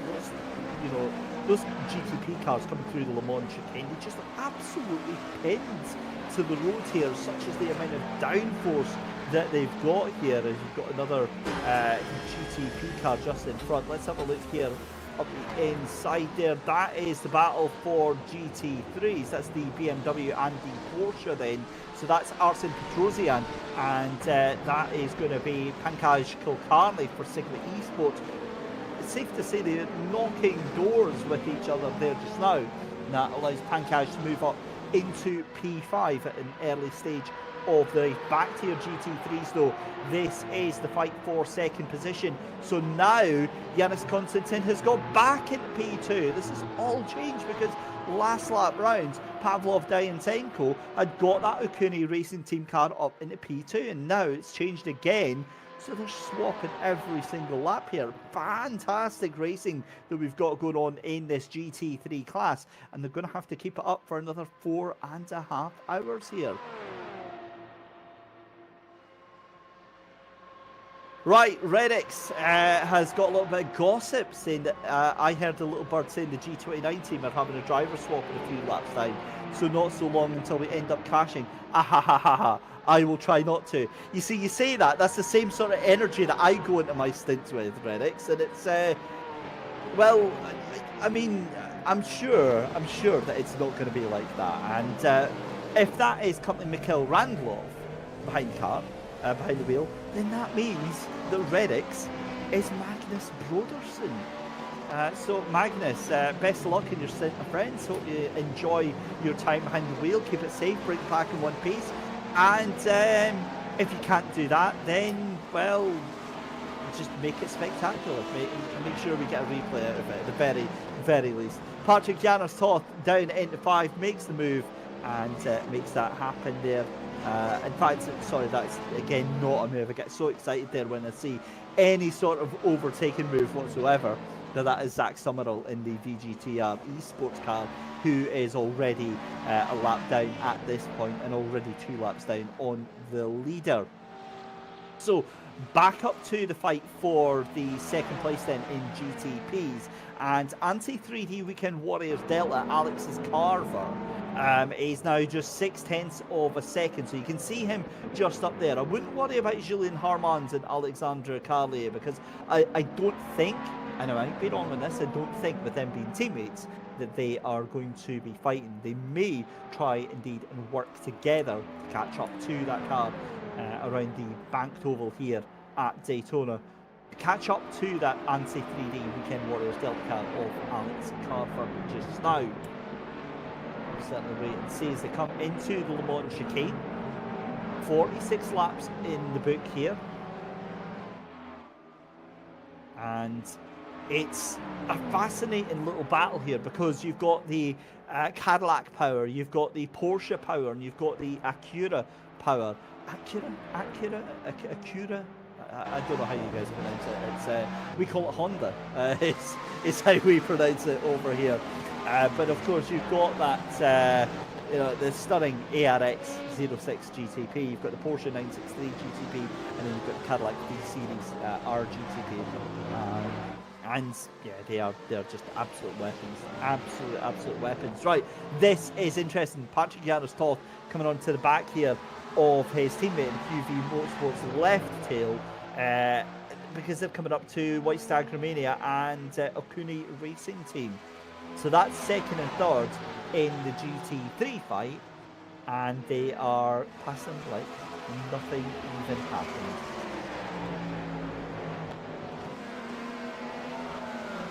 Meanwhile, back up for that second place fight, Alex Carver still just 1/10 of a second ahead of Alexandra Carlier there just now. That fight's still going on exceptionally strong. They're halfway around the lap here. This is starting to get a little bit dicey as we've got Esports Vanquifest into the pit lane then. Does Carlier want to make a move going into the Le Mans chicane? No, he doesn't. He's got a Porsche just in front of him, tries to get the run through, but doesn't happen.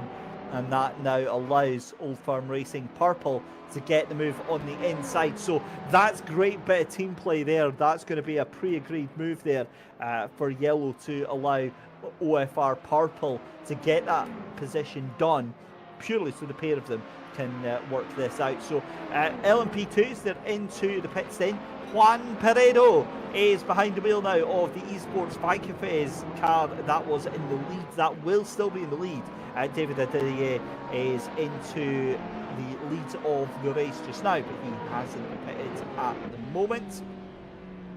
This is the fight, as we said, for second position in the GTP class. This is very firmly fought right now, and again, you just have no idea which way this is going to go. Mel O'Brien said that Duncan has jinxed himself now.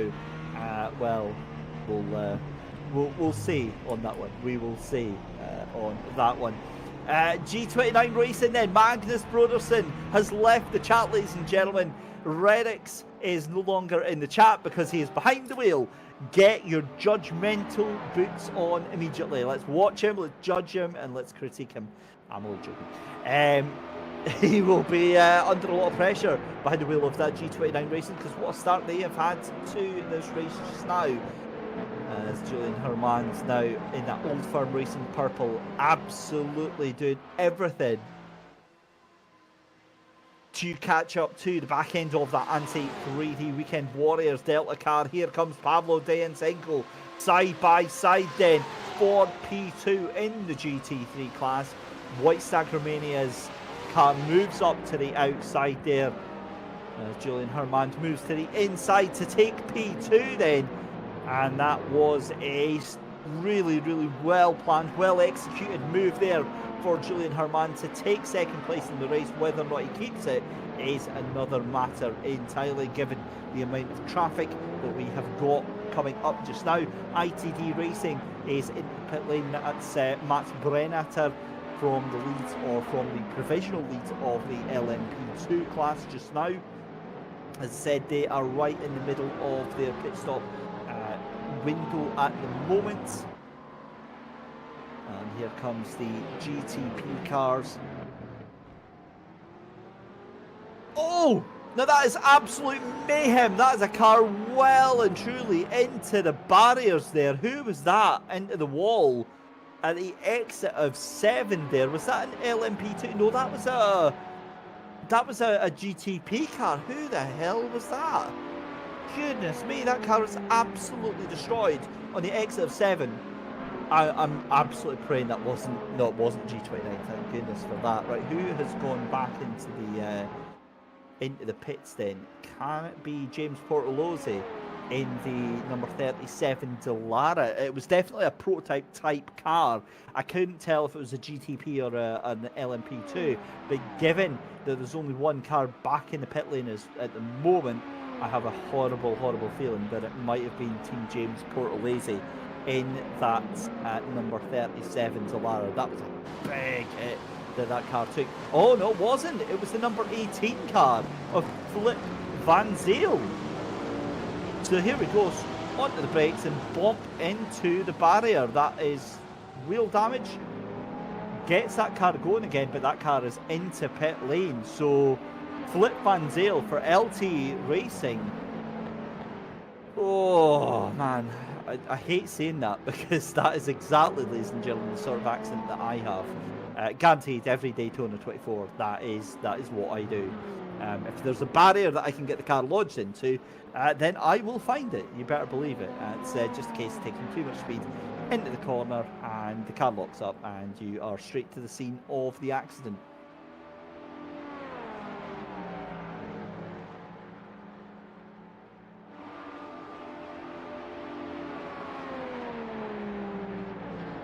So back watching this GTP battle then, Julian Herman for Old Firm Racing Purple up in the second place there. That has meant that Alex Carver drops down into P3 and now starts to come under pressure here from Alexander Callier. That Old Firm Racing yellow car is starting to make a bit of an aggressive comeback here, but again 4/10 of a second behind, as we're seeing Amir Mohammadi for the Puncrew Racing GTP fight. Truck Boys extra fast have finally got themselves back in front after that chaotic moment going down into the West Horseshoe about 25 minutes ago. And again, it's a case of a recovery drive here from Puncrew Racing. We saw Amir having a little moment there and having a little bit of a spin. Just managing to get past one of the GTP cars, sorry, the GT3 cars.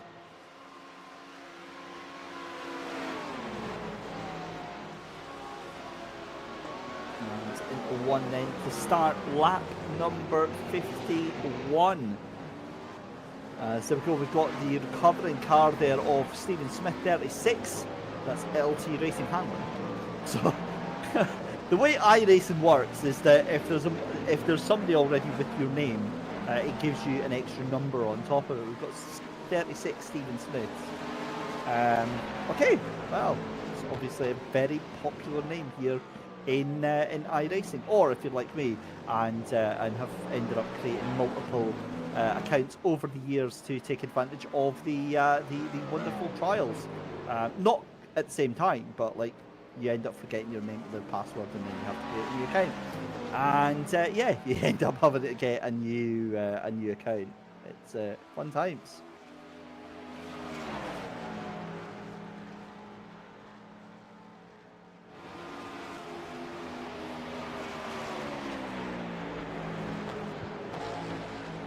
Go for a replay then. This is our two QV Motorsport twin-tail cars.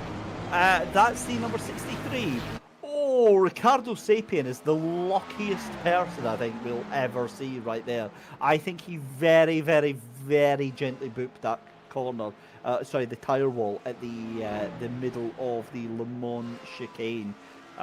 That is a technical term, by the way, ladies and gentlemen. A boop. You are very, very welcome to use it for yourselves. Just now, Twitch chat, you've gone very, very quiet. I haven't really heard anything from you lot out there.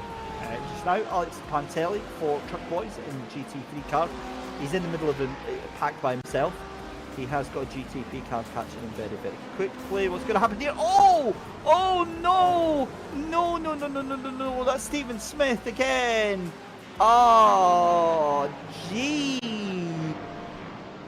Ah, that's horrible to see. Right, well, Stephen Smith will be going back to pit lane then. I would imagine that LT Racing car has not had any luck whatsoever. Right. Yeah, I honestly don't know what to say about that one. That was pretty brutal. Pretty brutal to watch that car. Obviously getting caught out by... I don't know why it was going so slowly coming out of the pit lane, but getting immediately smashed here as we see GT3s and GTPs all in the mix here just now.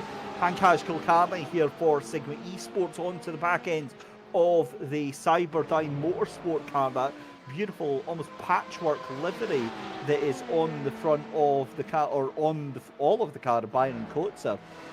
In the 885 Porsche just now, you've got a GTP car trying to get in the middle of the pair of them just now, and yeah, Pankaj Kulkarni getting that position. Different fuel strategy from the pair of them, and you could see that as that's one of the GTP cars. Who's that behind the wheel of that one? That is Zach Summerall, just getting past there for the GTR Esports GTP, as we're coming up rapidly to the second half of our second hour here at Daytona. This is the Meow Before the 24 here on the Williams Esports Twitch channel, one of many Williams Gaming Club events that we are going to be hosting here in 2024. Type ! Discord in the chat, get yourself over to the Discord chat and get yourself back over to the over at the channel. Right.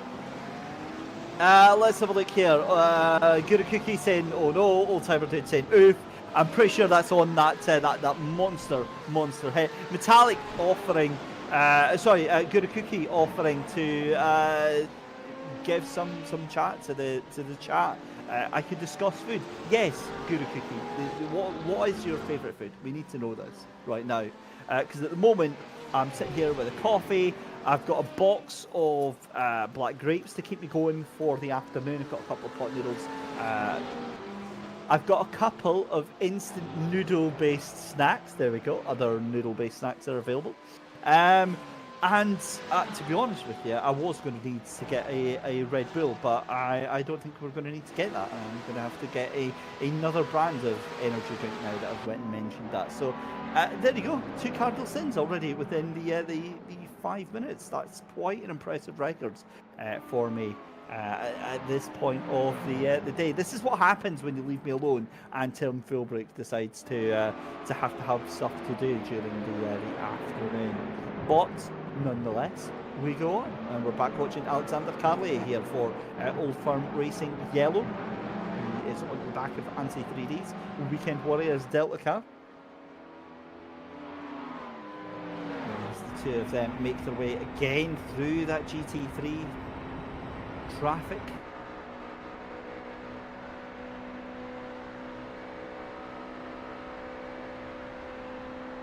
And you know, I leave chat alone for like half a second. I'll look elsewhere. I'm looking at like some interesting stats about the race and, you know, tidbits to talk about, and chat just degenerates. Duncan, aka Flat Out Escort, saying he could kill for a tatty and bean pie. Oh my god, yes, that is my guy right there. That is Duncan. I'm going to guess that you're Scottish. I always feel like that's a Scottish thing. A tatty, well, we call it a tatty and bean pie. Yeah, we call it tatty and beans. Right. So it's basically like a mince pie with potatoes on the top and beans in the middle. And oh man, that brings back childhood memories of that. They were absolutely epic. Although, what I will say is that anybody that puts tomato sauce on them is, I was trying to massively distract myself from the fact that Zach Summerall, again, is into the wall. VGTR Esports, I think, have had more hits than Jay-Z at this point. It's not went well. It's not going well for them. But it's endurance racing. The whole spirit of it, the whole ethos is just keep on going, just keep on trucking, keep on pushing, and get yourself to the end. Desolation CA, aka Daniel, saying Scots are sus humans. Well, you know, I was going to make a comment about South Africans, but given my impending move and the fact that we've got several South Africans taking part in the race today, I'll maybe hold back on that. Byron Coates wouldn't take very kindly to that, and I don't think Stephen Smith or his teammate at LT Racing would take too kindly to that, but I will take that on the chin, and I'll buy you a beer next time, Daniel. Just don't ask. Why would you do that? It's a cool 29 degrees in my office at the moment. Yeah, that's because your computers. It's to be fair, it's 20.5 degrees in my office at the moment. That's just because of my rather toasty RTX 3070 and the water cooling. That's what that is. But what I will give you a laugh is that outside the actual temperature here in my current location in Scotland is 3 degrees. So yeah.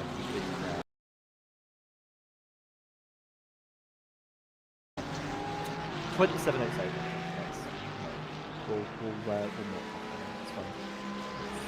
And the weather at Daytona. You lot are just wind me up now. There he is. You know, 26 degrees there as well. That's come on. There's no need for that. And it's January 6th as well, so it's current day temp. Who has 26 degrees in the middle of January? That's just, it's not right. It's yeah. It's We're hearing that Desolation is suffering 29 degrees outside. No, it's 27 in the... Wait, how's your office hotter than outside? That makes no sense. What are you back on the crypto mining? Is that what's going on? It sounds very sus. Anyway, it's busy time, ladies and gentlemen. GTPs all into the pit lane. Come one, come all, because here they all come. And ladies and gentlemen, it is Pun Crew Racing's time to shine. I believe they are going to stay out. No, they're not. They're in the pit lane as well. I thought they were a way to jump into the lead of the race. Oh, they are still out at the moment. So Amir Mohammadi might be able to jump up to the front of the order just now. We'll certainly see. He's a couple hundred meters away. I think he will actually. As we see James Portalese proving that it wasn't James Portalese in the wall in that LMP2 car, because he's got a purple and white car. And there we go, ladies and gentlemen. Pun Crew Racing, get that snipped onto the social medias. Maybe not that bit. Well, definitely not that bit. But Pun Crew Racing up to the lead of the race. Doesn't matter that everybody else is in pit lane. We'll take that one nonetheless. Even better, do it now, because you've got the Pun Crew, the two Pun Crew teams right there in the same camera shot. Don't say we don't give back to our community, ladies and gentlemen. We know exactly what we're doing here. That was a beautiful shot there. Amir Mohammadi coming through in the GTP and passing his Pun Crew Racing GT3 teammate Lars Vogler, who I believe is soldiering on in that car all by themselves. I mean, that's a hell of an effort. Yep, Lars Vogler, the only driver behind the wheel of that Martini Works car. So yeah, that's a great spot right there. Flat Out Escort said that found that Steam decided to download the game, that's why he was blinking. always turn off your Steam downloads, because they or rate limit them. We'll soon see. Desolation CA saying, I have 3 monster PCs pushing out max heat. That is, yeah, well, there we go. And that is what happens to your LMP2 car in the background there, just while I was talking away there. James Portalese decides to go and see the scenery. Pun Crew Racing's into the pits for the GTPs. So the GTPs have had their fun. It's now into the leads of the race again goes Toure Malarin for Wizards, Black Sapphire. But that gap has come down quite a lot actually. Randy Martin Mutaos for Old Firm Racing Purple, 3 seconds behind the leader. Okay. In fact, actually, I was going to say, Toure Malarin has gone back in the pits. Had he already gone into the pits? Wait a minute, I'm confused. No, that's his... Yeah. Is it? Is that not his 3rd pit stop for Toure Malarin? Oh no. Oh, you're joking. He's just done a pit stop 9 laps ago. What? I'm so confused. Okay, well, we'll see. Yeah, so Toure Malarin is shown as 3 pit stops. And he's back out. Oh no. What has happened to Toure Malarin from the lead of the race then? Well, ladies and gentlemen, anything can happen. And now what has gone from a fight for second place has now gone to a fight for the lead, because that now means that Alex Carver and Randy Martini Mateos are now fighting for the lead. Oh my good almighty, there's death, there's carnage, and Benjamin Koo for VGTR Esport just cruises through it like nothing happened whatsoever. Oh my lord, that was brutal. I have the most awful feeling as well that, oh my lord, who was all caught up in that? I literally was looking over at the timing screen, looked back, and there was just bits of car everywhere. That was absolutely wild. I cannot wait to get a replay of whatever the heck that was there. Please tell me that wasn't Zach Summerall. He might have been caught up in that again. Ricardo Sapien, the two of them are side by side just now, but oh my me, 1 hour and a half into this race and we are losing cars at a rate of knots here. Right, Randy Martin, Mateos for Old Firm Racing Purple has got Alex Carver just behind him, but also he is onto the back of Patrick Janos top here. So that is a car that's away to get put a lap down. He's got GT3s all around him here. This does not look well. This is going very, very well, I've got to say, for Alex Carver to get this position here, because you've got an LMP2 car in front there of James Portalese, I believe that is, in the purple and white car. Oh, this is going to go horribly wrong. Oh, you feel it in the pit of your stomach. It looks like he'll finally get that move done on Patrick Janos top.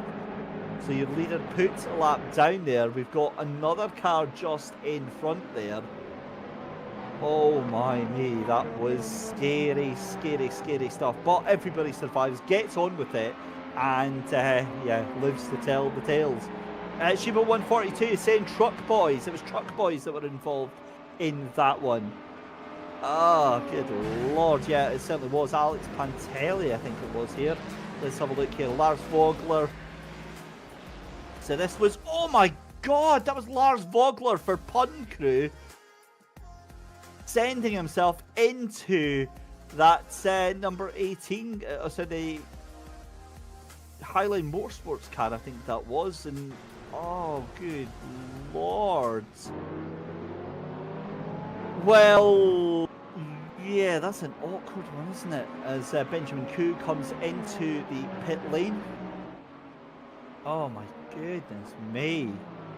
You hate to see it, but, well, good lord.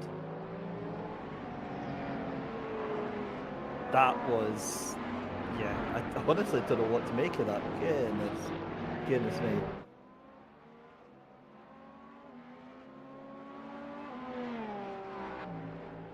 So let's have a look. I'm just hearing from our production team about that extra pit stop there from Ture Mollerin. Now, he didn't go into the pit lane, sorry, he didn't go into the pit stop, he just drove through the pit lane. That would suggest to me that that was a drive-through pit lane. It's certainly 16 seconds, so that would certainly suggest to me that that was a drive-through pit lane for Ture Mollerin. So Wizard Black Sapphire from a comfortable lead of the race here, and well, it's yeah, it all goes south. Let's have a look then, as we're back with the leaders of the GTP class. You've got Alex Carver still trying to make a nuisance of himself, still trying to get into there. Hearing from our broadcast team that he did actually have to go into the box. He did actually stop, so it wasn't a drive-through for Ture Mollerin. So a very peculiar situation there, possibly a misconfiguration during that initial pit stop there, and having to change it on that second one there.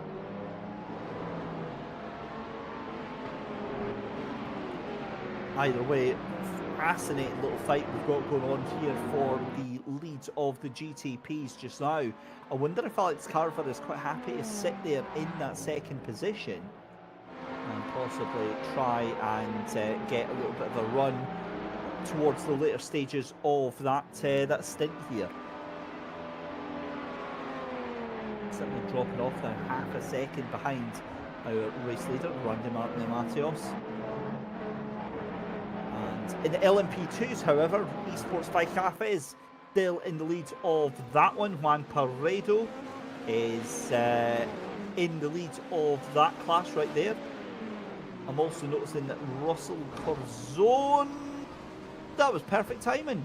Russell Curzon for Truck Boys extra fast. Now, he has got damage on that car already because he was dropping down the order. He got overtaken by Craig Stewart and by Kyle Felvis, and now that is into the barrier at the back end there. You can see bits coming off the tail end of that car there, and the Truck Boys extra fast is going a bit extra slow right now after that collision. Zach Summerall into the pit lane as well. He's already a lap and a bit down, 2 laps down now, and that is going to have a little bit of an advantage there to Randy Martin and Mateos there in the lead of the GTPs there. as they get past one of the GT3s. I believe that might have been the VGTR Esport car of Benjamin Koo that was caught in there. Right, this is around the outside for the Phoenix Esports car then. Phoenix Sim Racing, the Kyle Felvis, a little bit of contact there. And what has happened here, is it going to be a look the brakes? That is bizarre. No idea what happened to that Trick Boys extra fast car, but either way, quite a bit of damage onto the back end of that car there.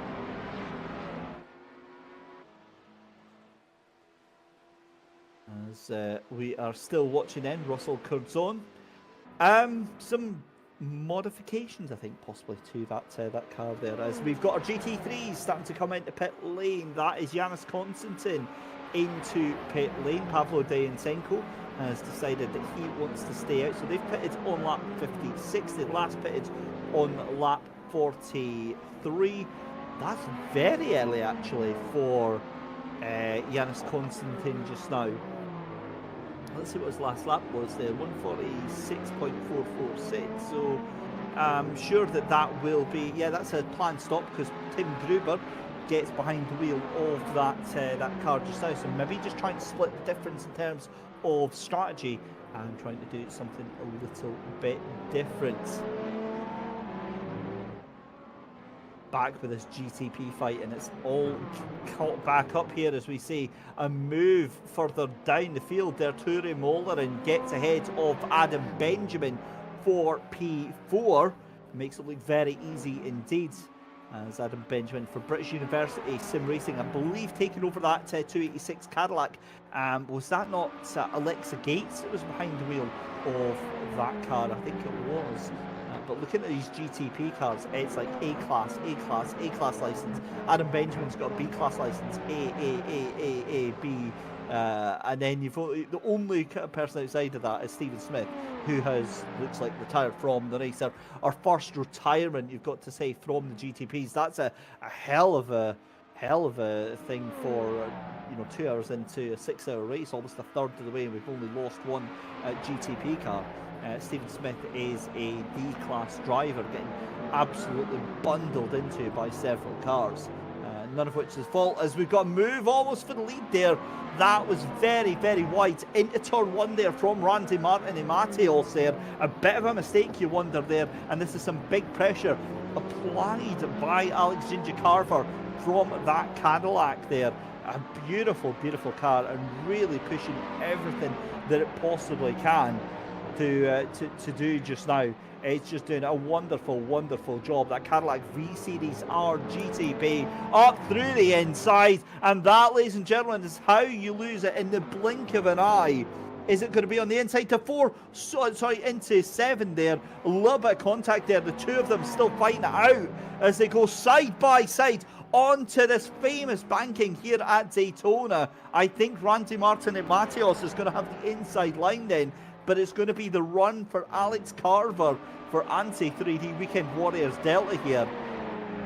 He'll not want to make a move into the Le Mans chicane. It'll be on the outside. It'll be on the exit of the Le Mans chicane that he wants to get that power down here from the Chevrolet against that Acura. Again, getting an idea of the insane downforce that this 5.5 litre V8 able to pump out onto the track here. And again, onto the back of that car, not able to do anything really with it just now. And this is the real test for that Acura in front. Of course, the Acura ARX 06 taking last year's real life Daytona 24-hour with Meyer Shank Racing. Tom Blunkfist, Colin Brown, Helio Castroneves and Simon Pagino behind the wheel of that incredible AR24E 2.4 litre turbo. And I mean, these things are just spaceships. You get a shot behind the wheel of one of them. Now, bear in mind, I've only tried the BMW. That's the only hypercar that I've given a go to. But my God, they just go. They just feel like they do anything you ask them to. It's like I cannot describe it. Like, the LMP2 is frightening to drive. It's just scary. It's fast, it's unpredictable, and it's really, really like all over the place. It's really nervous. The GTPs, it just feels like. Do you remember? Well, some of you will remember because not all of you are as old as me. There was a game on the Nintendo called F-Zero, flying spaceships, and they just stuck to the ground. And that is what these GTP cars are like. They are like hovercraft. They just stick to the road and give you all the downforce you can possibly want. It's still absolutely possible to make a meal of it and still make a mess of it in these GTP cars, but they give you a hell of a lot of confidence going through the corners here, and that is exactly what we're seeing here from the likes of Alex Carver. But what I will draw your attention to, ladies and gentlemen, is Julian Joy in that number 10 Porsche 963, third place in the GT3 battle, fastest car on track, 132.747. That is a kick in the teeth away from the fastest lap so far, 132.5. So that Porsche is absolutely charging right now. 2 seconds off of this battle, and very quickly we could have a three-way scrap for the lead.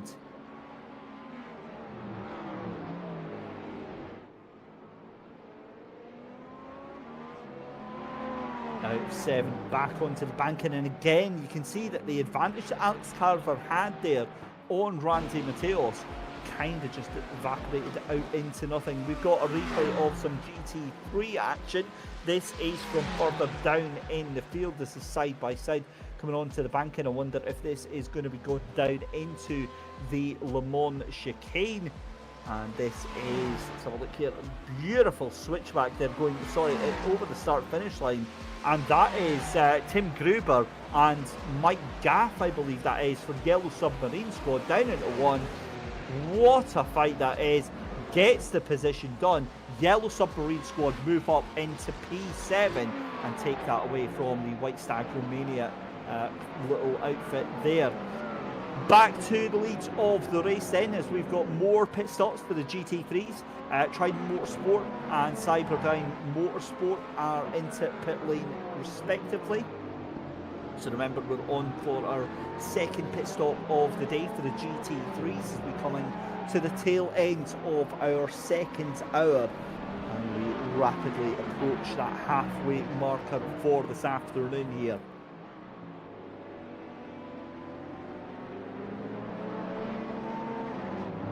Now again, if you watch that GTP in front, that Old Firm Racing purple car of Randy Martin Mateos, watch the tail end of it as he tries to get the accelerator down out of the corners there. The tail end just squirts out a little bit there. That's when you know that the car is really struggling for traction out of those corners there. And I think that is where Alex Ginger Carver is making up all of that time to that car in front here, through the tight twisty technical section, perhaps even into here, into the Le Mans chicane on the exit. That car just jumps over the curb there.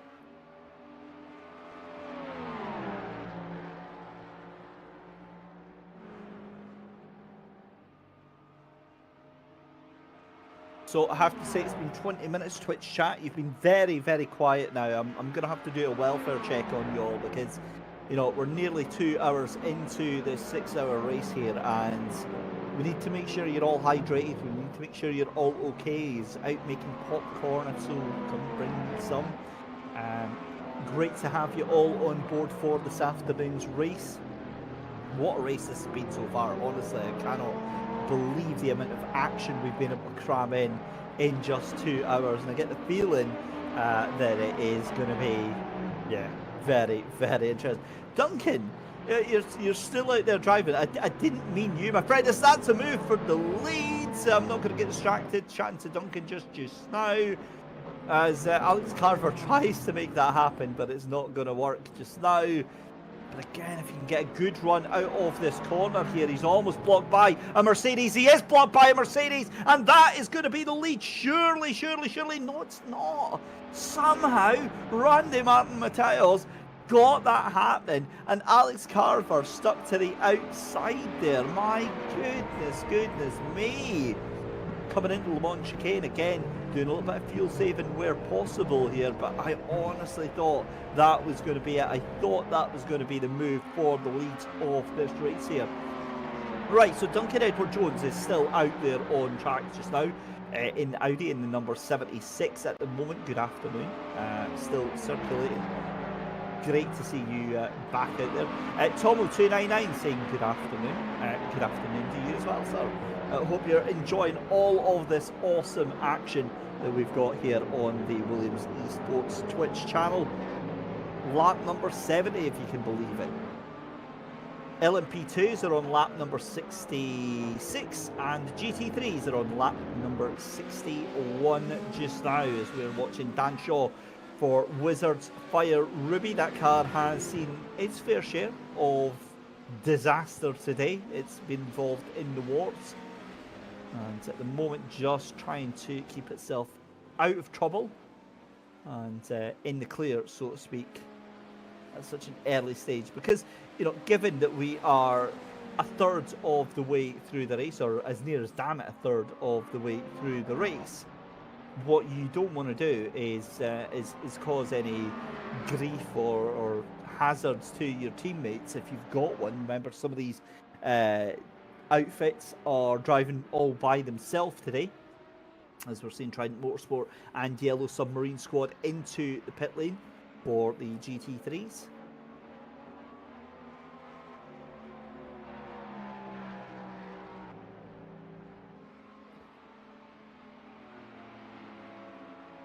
But you've got to say this GTP battle has had absolutely everything that we could have wanted in a lead battle for the race. It was an unexpected lead battle, given that we had Wizards Black Sapphire were in the lead for a considerable amount. Tur Mollerin was looking very happy in the lead of the race here, as Alex Carver almost gets into the back of a Porsche there. Just also noticing that Acura Racing team, that Porsche is into pit lane just now. So that is Dominic Koroshavin taking the car into the pits. I wonder if he'll be getting back in or if he'll be handing the car over. I can't remember who was in the car at that point, but we'll wait to find out. But as we said, their GT3s are coming in for their second pit stop of the afternoon here. And it is going to be Dominic Koroshavin stays behind the wheel of that number 30 Porsche just now. And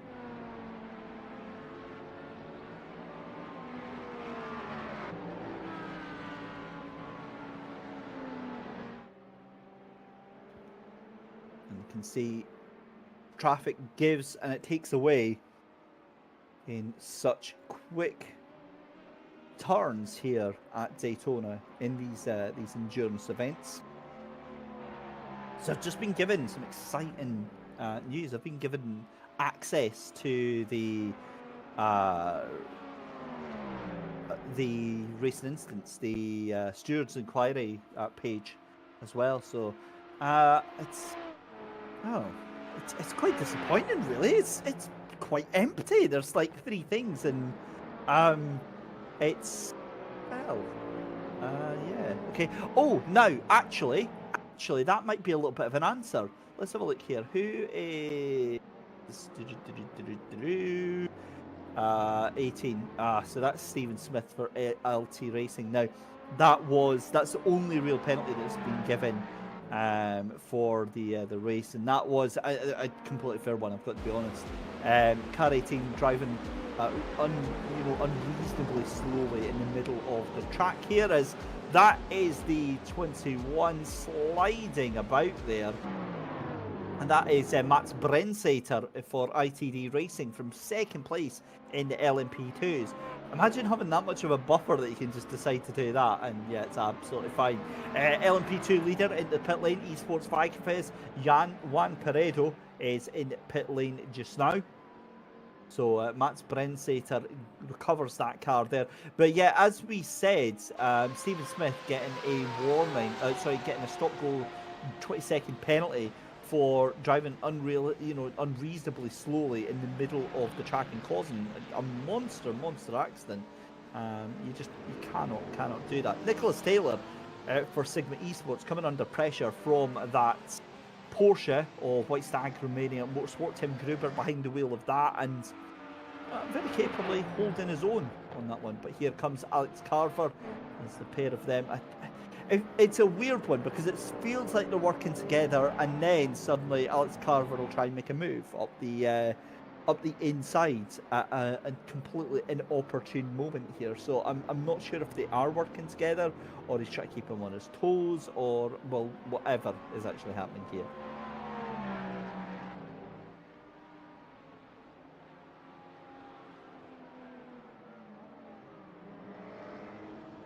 Again, trying to make their way through some of the lap traffic at the moment. That is one of the GT3 cars. That is actually the BMW of Trident Motorsport. Alexei Barry behind the wheel of that. Currently down in P6. The only BMW, if you can believe it, out there in the field in that sole BMW M4 GT3 car. Of course, also known as the GTD class over in America, where we'll be seeing this in real life in just a couple of weeks' time. The end of the month, we'll be doing the Rolex 24 for real, and oh my goodness me, I cannot wait.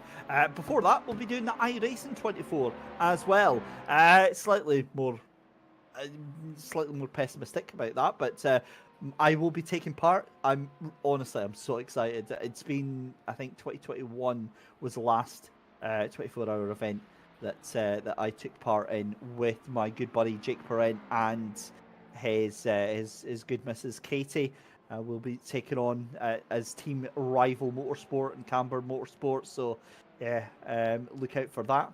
Coming to a very low split near you. But again, it's one of the fantastic things about this sim racing is the fact that, you know, you can get involved and you don't have to be in the top split to enjoy yourself, to have fantastic racing. I mean, this is, you know, I'm going to use air quotes here, this is only a community event here, and we've had some incredible action here as part of Williams Gaming Club. And as I've said, almost ad nauseum now, if you do want to get yourself involved, get onto the Discord, hit that exclamation mark Discord in the chat, and get yourself over, because we've got tons and tons of community events over on the Williams Gaming Club, and it would be fantastic if we could get you on board with that. In fact, in a couple of minutes we'll try and get the graphic up on the screen and show you all of the different events that you can take part in. But meanwhile, we're back on board with Alex Carver then coming through the Le Mans chicane onto the tail end of your race leader for GTP. This is the closest fight that we've got on track at the moment by a country mile, and what a race this is. It's had everything that we really want to see. Randy Martin Marteos in the lead for Old Firm Racing Purple again. I think a little bit of fuel saving going on for that race leading car just now. Your race leading LMP2 into the pits. That was in second place, so that will go back into second place when that is all done and dusted.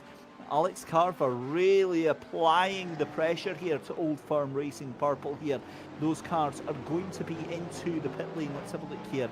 They were last in on lap 57, so they're going to be in lap number 86. So another 12 laps for these cars to do before they head into pit lane. And as predicted, Juan Parado jumps back into the lead of the LMP2 race for Esports 5 Cafes, and by a considerable margin as well. Let's have a look at a replay then. This is Truck Boys extra fast racing, going extra. Where the hell are they going? That's they've decided to go and skip half the track. I mean, that's a bold strategy, guys. I'm not sure that is going to work out for you. I think Race Control might have something to say, but who am I to spoil your fun? Either way, I think they're going to eventually get themselves back on at turn 1 there. Team James Portelays into the pit lane as well from the LMP2 class, as we are still watching this fight for the lead. ANSI 3D's Weekend Warriors Delta team doing a remarkable job here as we reach out to that 2-hour mark. I definitely think that there is some real fuel saving going on just now. We've got Alex Carver behind the wheel just now, and then it'll be Aaron Alexander taking over from them once their stint is done. It's just a case of when that is done just now. The two of them come out of that international horseshoe. And fascinating battle here. Acura versus Cadillac.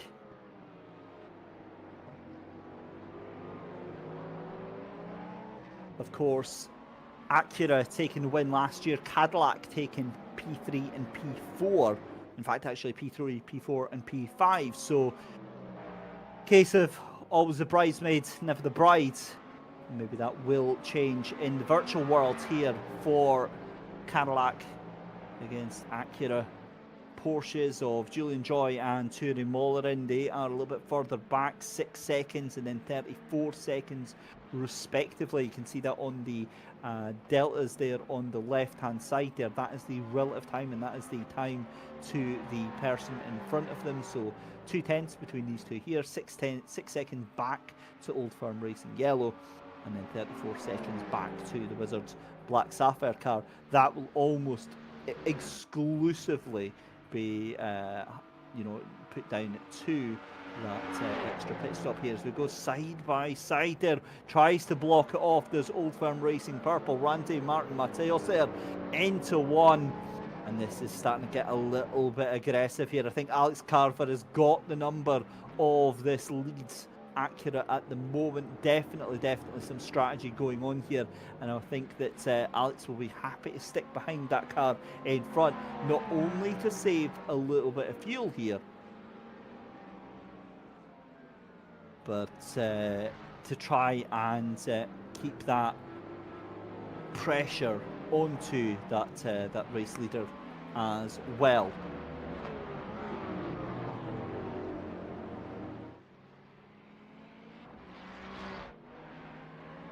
So having a look here with all of the action that is going on. Duncan said, I'm not sure if that's P4 in GTP, or certainly can't see any changes in the times or anything like that. Tim Gruber though did a 1:49, so that might explain it. Great that we've got in race reporters. This is awesome stuff. But what's even more awesome is Alex Carver then right onto the back end of that Old Firm Racing Purple car, again moving to that outside, and again just kind of getting blocked off into that turn one there, trying to push that car as much as they can. 132.558 for Randy Mateos, and it's a 133.558 for Randy Mateos, 133.550 for Alex Carver here. So this is all Carver right now. This is all pressure that's being applied from that car in second place right now.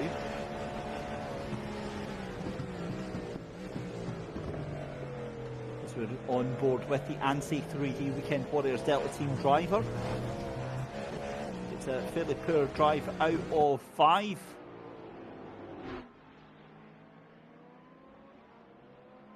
Right, on to 7. Back onto the banking. I'm also looking at the QV Motorsports left twin tail and right twin tail cars. They're both into the pits just now. They are both 1 lap down, and I've got a feeling that they might be about to go 2 laps down. So I wonder if they are still with us, if they're still in the race, or if both the QV Motorsport cars have actually retired. We'll tell you in just a couple of seconds time as we get past through some more GT3 traffic.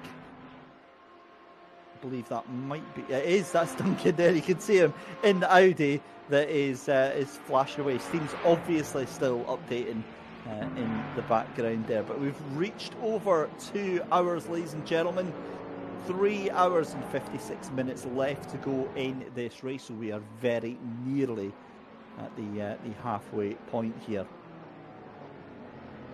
Again, you can see the cars coming into the International Horseshoe. Still watching this GTP battle at the moment.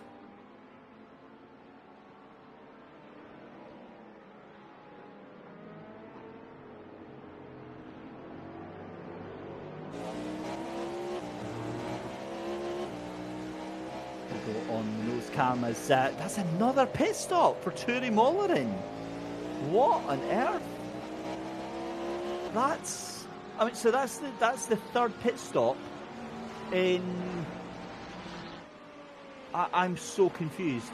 I honestly, I am so confused. They blast pitted 10 laps ago. Something must be wrong with that black Sapphire car. It's Mark Zeff that's got behind the wheel of that one, but well, I'm really, really not sure what has happened to that car. Might be a technical failure behind the wheel of that, but yeah, I'm really, really not sure. That's a shame to see that happen to the Wizards Black Sapphire team, currently dropping down the order. Of course, as I said, that was about 10, 15 laps earlier than was predicted. In fact, even more, because they were on a different strategy to everyone else. So I think it's safe to say their race is kind of going down the pan at the moment. They're really going to struggle to get any way of finding any way back into this race right now. As you can see, when the GT3 Porsche is just in front of Randy Mateos here, that's compromised Zex out of 4, but again somehow just seems to kind of get away with it just now. And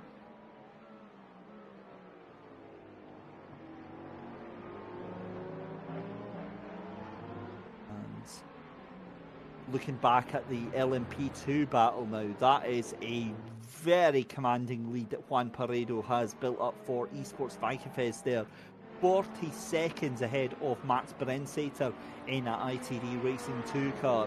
Now, we saw Max spinning out about 15 minutes ago on pretty much a solo incident there. But he is now 8 seconds ahead of Magnus Brodersen. And then in 4th place is Drew Hopkins. You can see the sun starting to set here at Daytona. Beautiful, beautiful sight. Drew Hopkins in 4th place for LMP2. James Portalese in 5th position for the LMP2s. And Yo Checo Sopanen in 6th position for that LMP2 class just now. But here we go yet again. The run for the GTP cars, and again just can't quite do anything with it. Again, it makes me wonder if Alex Carver is really just hustling this car for the sake of hustling it. It's yeah. Duncan saying that that was the car that went off, so it was the P4 car, the Wizards Black Sapphire car that went off. Thank you so much for giving us that update there, Duncan. Very, very much appreciated on that one. So again, you hate to see it, because that is now completely destroyed their race there for Wizards Black Sapphire. So Turi Mollerin has really, just in this last sort of section here, had a race to forget. Meanwhile, what the hell is going on with all this traffic? Goodness me. My favourite part is the fact that these two are really, really kind of pushing each other hard and still breaking away from Julian Dewey in 3rd position in the Old Firm Racing yellow car. This is going to catch them out massively behind some GT3 traffic and an LMP2 car as well. They got past very, very cleanly indeed. But that is a scary, scary sight, because the closing speed on these cars is absolutely horrific. And you've got Matt Brensater there for ITD Racing in the LMP2 class. 40 seconds behind your LMP2 leader. Oh, and that looked like contact! That looked like a hit from Alex Carver. If it wasn't, then it was a lock-up of the brakes. But Matt Brensater into the barrier. And, oh my lord, that was a wild, wild moment. I don't know if it was contact then, because Alex Carver is still, pressing on as hard as he possibly can there. But that was definitely a horrible moment there for Matt Brensater there. Just basically locking up and that car being pitched into the tyre wall on the inside of one. Remember, I said this, when I was saying about that turn 1, you do not want to be anywhere near that inside tyre wall, because fate will always have a way of finding a way to send you into it. and it's usually going to be at high speed, and it's usually not going to be pretty at all. Again, if you're wondering why we're only watching this race here, I hate to say it, but this is the closest action we've got so far out there on track. Right, let's see what happened into one then. It wasn't, so excuse me Alex, it was absolutely nothing to do with you. Matt Brensater for ITD Racing getting sent into that barrier all by themselves. Right, what has Alex Carver got? Yeah, 100% fuel saving. 100% fuel saving right now from Alex Carver. Had the opportunity to go past, but again, it's just holding that car in front to account and doing as much fuel saving in the process as possible. Now for me, for Randy Martios, the clever money would be actually to let that car go by and take some of their slipstream instead. Let them do the work for a few laps here.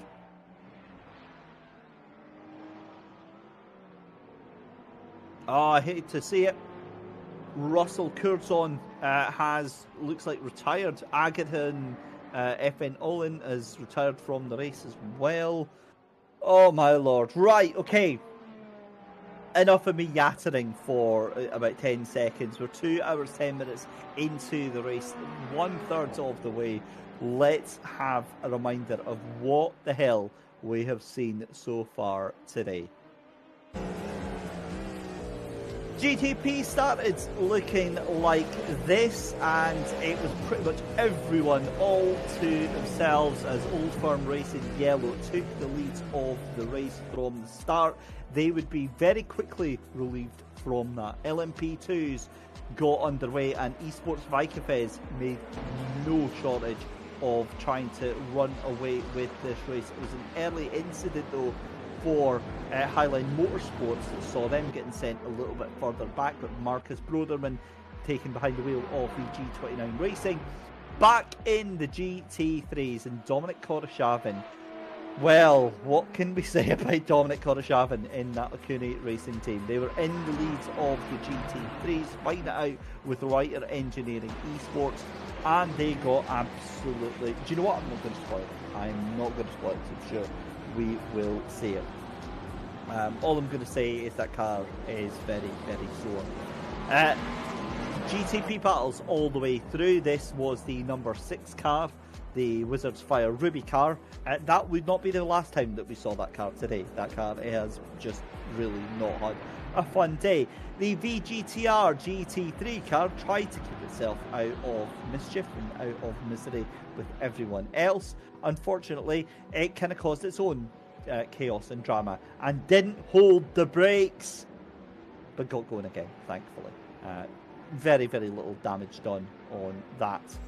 With the GT3s, again, Porsches causing some more interest for themselves, really. That was into 7, and that was the number 22 car that caused that there, Phoenix Sim Racing getting involved. GTPs weren't to be left out, though. This was a little bit of interesting hip check going on there onto the Truck Boys extra fast car there from the 420 Endurance team.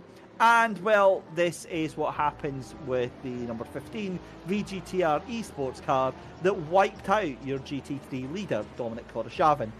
Huge damage to that Porsche, and I can imagine the air inside that car turning a little bit blue. You had more Porsche on Porsche action. Signet Esports fighting it out as well around the outside with the Cyberdyne Motorsports team.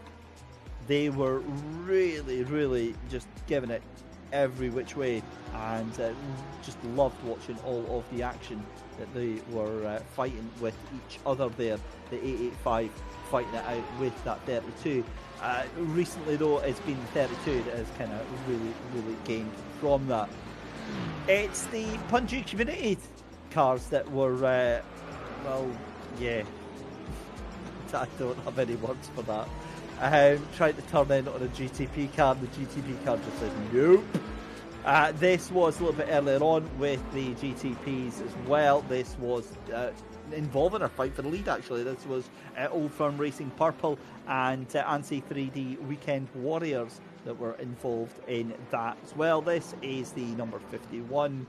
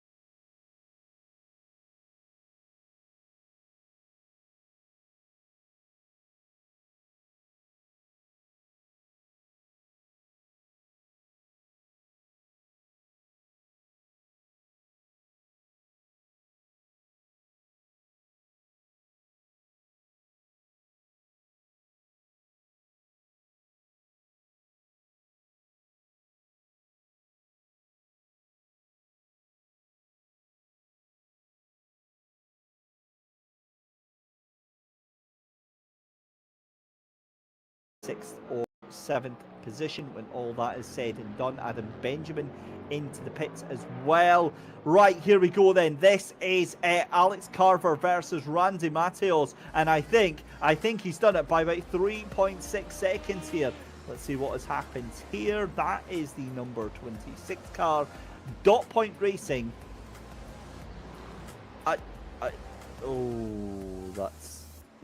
Sorry, it's the 286. Excuse me, that's Adam Benjamin for British University Sim Racing. Comes straight back onto the track and gets absolutely smashed from VGTR Esports GTP.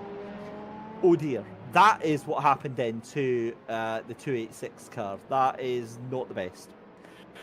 Yeah. Well, there you go. Right. Back to the lead of the race, and what a performance from Alex Carver, who has now taken the lead of this race for ANSI 3D Weekend Warriors Delta, ahead of Randy Mateos there in that Old Firm Racing purple car.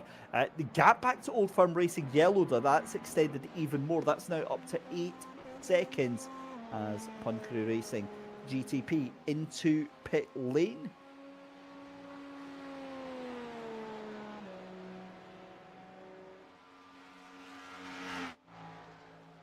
And down into the final corner here at Daytona. Of course, 3.5 miles of track at Daytona. You get that beautiful, beautiful sunset.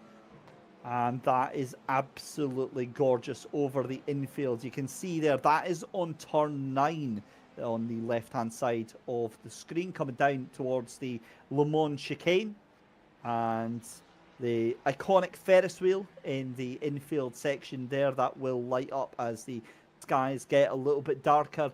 I would imagine then that in game time, I would imagine it's probably going to be about 6:30, maybe even towards 7 o'clock, given that the sun is already setting just now. Here is Alex Carver, though, 2.5 seconds into the lead of this race. That gap coming down. 5:30 is it? Well, wasn't too far off. It's about an hour out. 5:30 it is in game time then, and that is modelled on today's statistics. So this is, I mean, if this is how the weather was today, this is kind of how it would be shaping up. Sunset would be around about this time in the evening. Right, let's do a quick check on Twitch chat, and it's all still quiet. Come on, guys. So we need to get you involved here. Who do we think is going to take the second half of this race? Are we going to have any big surprises? What's going to be the fight in GTP? Are we going to see ANSI 3D Weekend Warriors in the lead of this, or are we going to see Old Firm Racing Purple back up to the top step, or is it going to be somebody that we haven't seen just now? Same way for LMP2. Is it going to be the day of Esports Vikefest?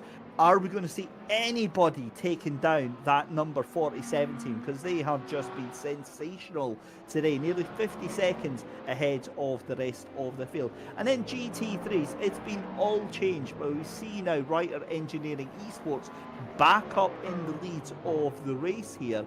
Are they going to win this, or are we going to see a late comeback from a Acura racing team after that earlier devastation for Dominic Koroshavin, getting that car wiped out by a GTP car? Could we see Sigma Esports making a comeback from the brink, even though they're about a minute down at the moment, and now we're starting to see quite a lot of traffic? What do you think is going to happen, ladies and gentlemen? Get yourself involved on the Twitch chat. As always, hit that follow button, and if you feel so inclined, hit subscribe as well. This is that's Duncan in the background there, Duncan Edward Jones. Oh no, into the back of a Porsche, and the Phoenix Sim Racing number 2 car of Rhys Bell, I think, is going to be very, very, very, very, very, very not happy at that one. My goodness me, that is not what you want to see. But Alex Carver, though, as we come up to the halfway point through this third hour of the race, again looking very comfortable. He's not breaking away anywhere near as much as I thought he would in the lead of this race, but either way, he's doing what he needs to do.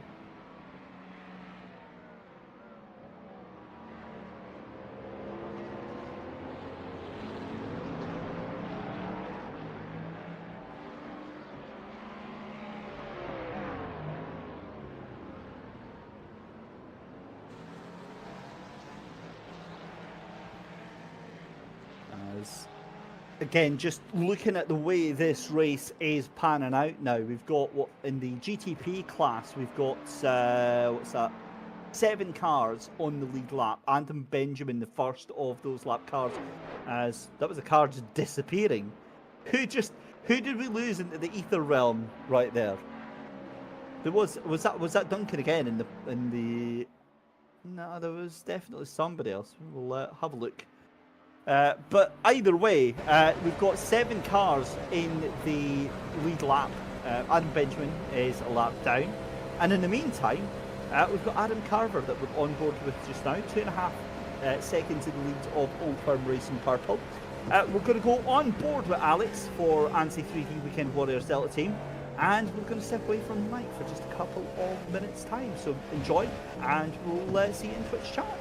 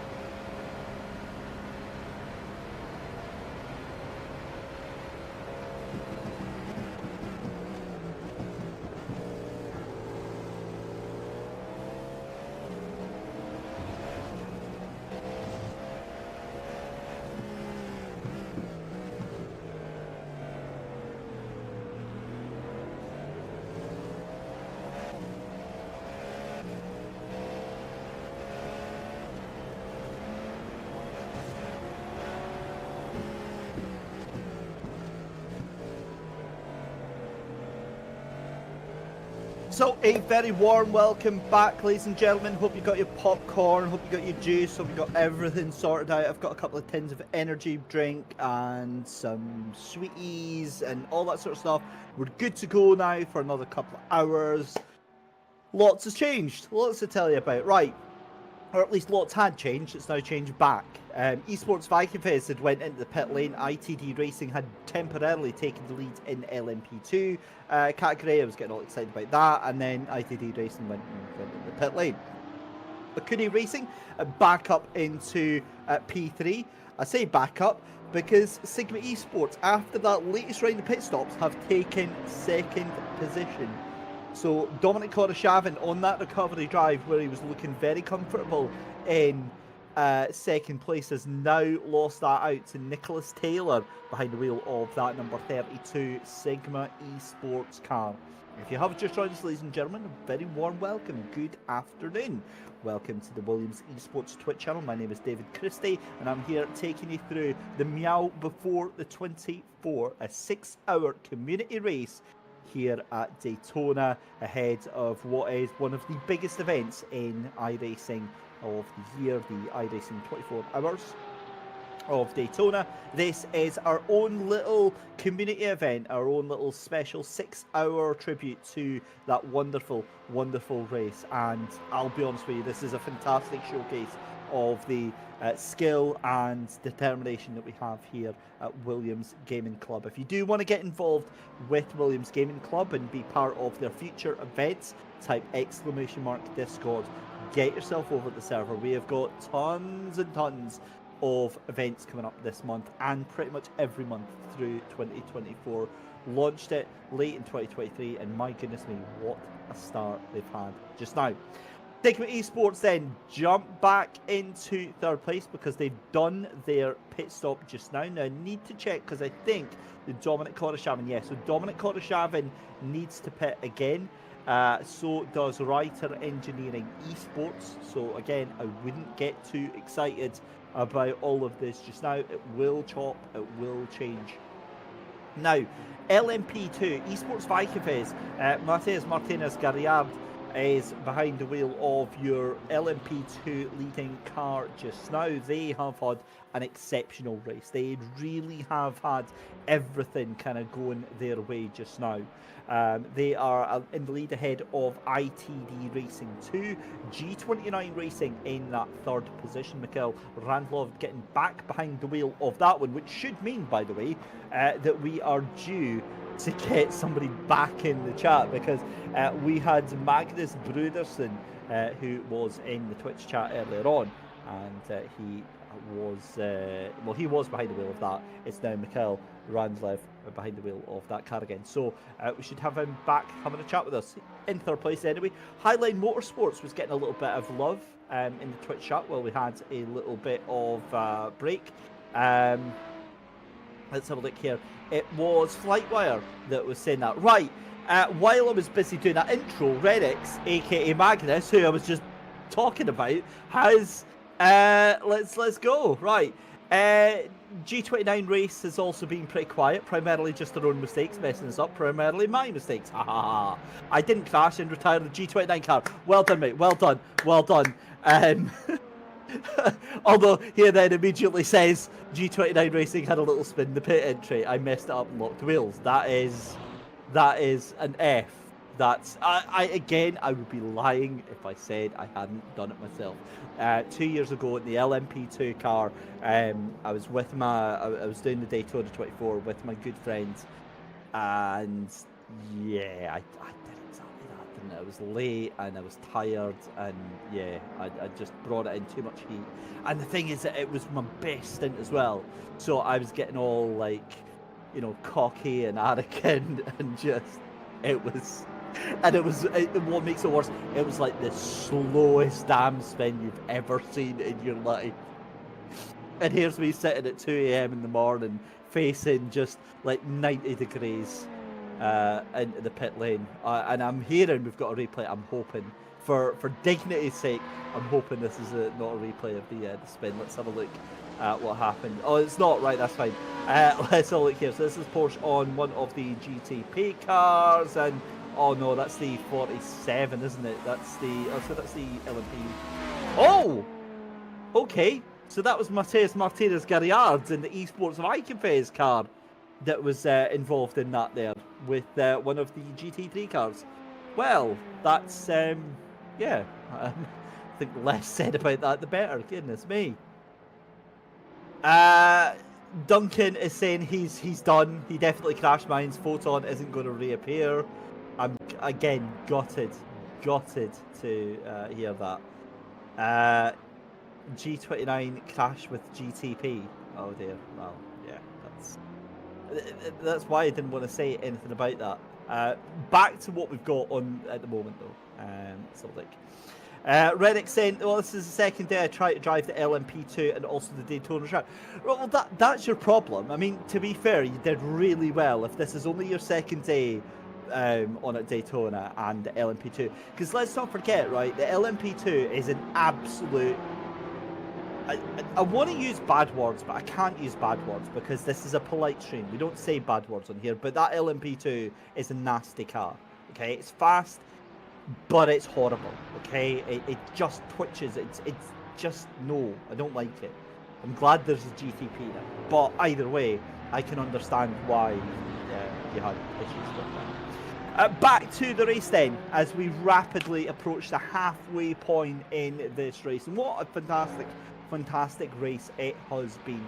14 minutes left to go, and I think the drivers will be breathing a sigh of relief, because if you look at the timing towers now, ladies and gentlemen, you see the gaps now really starting to open up here. They're really starting to get to the point where you can't make that, you can't get that done over a pit stop. There's still plenty of fights that can happen, but whether they will happen is another matter entirely. I'm looking at Craig Stewart for the 420 Endurance team, just behind Kyle Felvis in the Acura of the Phoenix Sim Racing team, for instance. And then the GT3s, you've got Raymond Zarins for Yellow Submarine Squad, although he's now just gone into pit lane, as has, I believe, Benjamin Koo is still out there just now. There is Artem Makarov, though, for Trident Motorsports in the number 6 car. The Cooney Racing team do go into the pits, as I said. Joris Weber and the Ryhs Engineering team, they're going to have to go into the pits very shortly as well. And it's a good stop there for Okuni Racing team. 41-second stop, so that's one of the faster ones that we've seen in this latest round here. On board from Mark Zeff on a stabilised shot there gives you really an idea of how much that car pitches at the bank in here. It is wild to see. We'll try and catch him back on there. You just saw it there as we see Team James Portolaise up into P4 just now, as the two of them are fighting it out, as well as Dalton Powell, I think, has come into mischief. He is really struggling in that number 51 Highline Motorsport, so he has lost out on 4th position. Remember, we were talking in the chat about how quiet their race has been, and something has definitely gone wrong with that that number 51 car, because in the middle of the lap, his lap time is kind of going all over the place just now, so be very interested to see what on earth has happened with him just now. Either way, here is Mark Zeff then. Look at how much this car banks up here at Daytona. That is enough to make you spill your packed lunch, ladies and gentlemen, here as the Wizards Black Sapphire car on that recovery drive. Remember, that car was in an insane position. It was leading the race, and 2 pit stops within 3 laps of each other kind of put the kibosh on all of that. As manages to recover, get that car around the outside of your Okuni Racing Team Porsche, and they will be starting lap number 106 very shortly. Leaders have already gone through. In fact, no, they're away in the pit lane, so they will start lap 106 just from inside the pit lane. Meanwhile, here is your race leader. This is the ANSI 3D Weekend Warriors Delta car. Alex Carver behind the wheel of this one, and he is just stomping his way through to the leads of this race. And again, it's going to be whether, or when rather, he hands that car over to his teammate of Aaron Alexander. I would imagine that will likely be at the halfway point, and he will decide to just give that car over. But again, it's when that car does decide to come in. I'm just checking when he last pitted, and it was on lap number 86, so 21 laps ago. And if he's been in 3 times, so that's going to be, let's have a look here. Yeah, I am literally doing 86 divided by 3, 28.6. So if we say lap 27, that's roughly when they pit. So another 5 or 6 laps, I think, here for your race leader, and then that car will be into pit lane. But any chance that we thought of Randy Mateos catching back up to the tail end of that car, I think it's kind of gone out the window at the moment. 7.5 seconds and going up at a rate of knots here. If we're being honest though, it always looked like Alex Carver had the pace on that Old Firm Racing purple car through that last stint there. We saw repeatedly how quickly Alex could catch right back up to the tail end of the Frenchman's car in that Acura. But you've got to say, what a brilliant performance for Old Firm Racing Purple and for Old Firm Racing Yellow. Starting on first and seconds on the grids. They were down to P2 and P4 at one point, and then got themselves back up to P2 and to P3. So it's been a decent day at the races so far for them just now. But again, traffic being the order of the day. And Mark Zeff for Wizards Black Sapphire has brought that car in again. So that car now, bear in mind that we're now into some semblance of strategy in the pit stops. They're down into P8 at the moment. They will be going down very shortly. This is back to the GT3 battle. Now this is fascinating right now, because you can see just in front there, that's James Shotton behind the wheel of the Sigma Esports car, just ahead of the Merc that you see here. Pavlo Denishenko in the Kuni Racing Team car. Now, he is at the moment about a second behind, so he's really been caught out by this lap traffic right now. And this is GT3 lap traffic, so this is, this isn't like your GTP is getting past in a GT3 car. This is going to take a while to clear. But in the same way that James Shotton got an advantage with that, I'm pretty sure that at some point in the next couple of laps he'll come across traffic that will possibly hinder him and give that advantage back, such as the fantastic nature of multi-class racing here, not just at Daytona but all through the world. Le Mans, Dubai, Spa, Nürburgring, everywhere. Wherever you've got multi-class endurance racing, it gives and it takes away in equal measures. But we're seeing LMP2s into pit lane, ITD Racing 2 into the pit lane. Now that's a long stop for them. I'll double check, but that does look like a very, very long stop. That's over a minute for David Adeyeye for ITD Racing 2. Now let's keep an eye on this, but I'm very concerned for that car there, because that car was in second place, and that now hands over. Yeah, they're done, are they? That's a minute and a half. So is that repairs? Is that a technical failure for ITD Racing? But the number 21 car retiring. Well, I'm jumping the gun here. I'm saying retiring, but again, 2 minutes in the pits, what are you supposed to say about that? But here we go. Here is a beautiful... I love iRacing for this.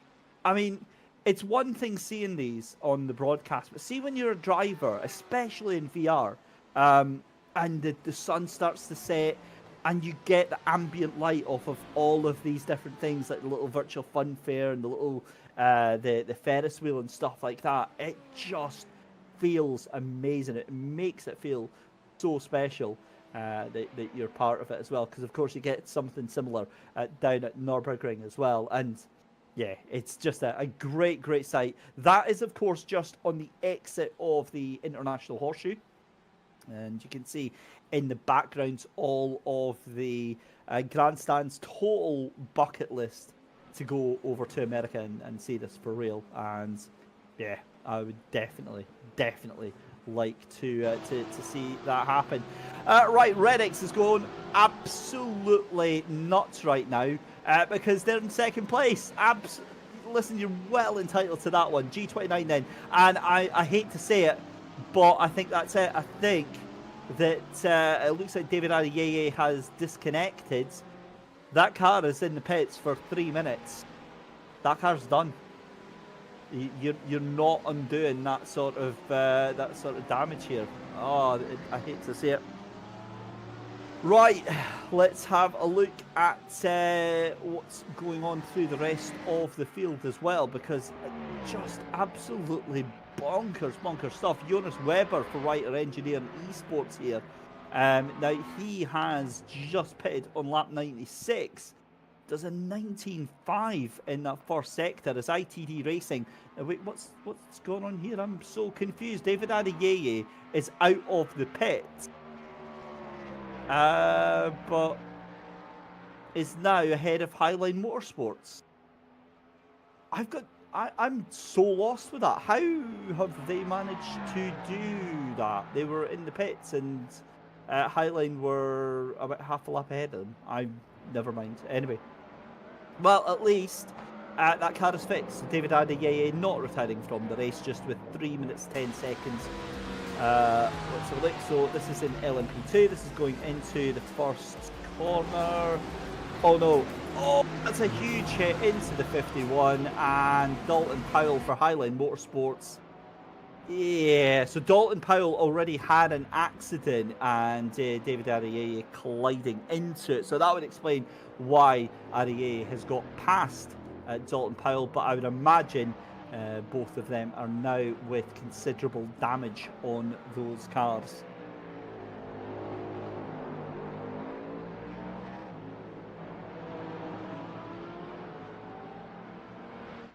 Back to your GTP leader then, ANSI 3D. Weekend Warriors Delta team of Alex Carver. Again, surely now just a couple of laps away from heading into the pit. I would imagine 2 laps. That's my guess. This is the final 2 laps for Alex Carver just now. He's already opened the gap up. When we spoke about it just about 10 minutes ago, it was 6.5 seconds to Old Firm Racing Purple. It's now 12 seconds, nearly doubled in the space of time, and literally that was like 10 minutes ago. So it really is some amazing laps going in from Alex Carver. In fact, this might be his last lap. That last lap was this, let's see, 133.2. I'm not going to get too excited. But he's now got that fastest lap back, 132.318. So again, the time's coming down very quickly indeed. Right, more drama. Artem Makarov for Trident Motorsport on the entry to the International Horseshoe decides to, well, for me, I would do exactly the same. I would send it up the inside. Unfortunately, that car was always going to come across the inside.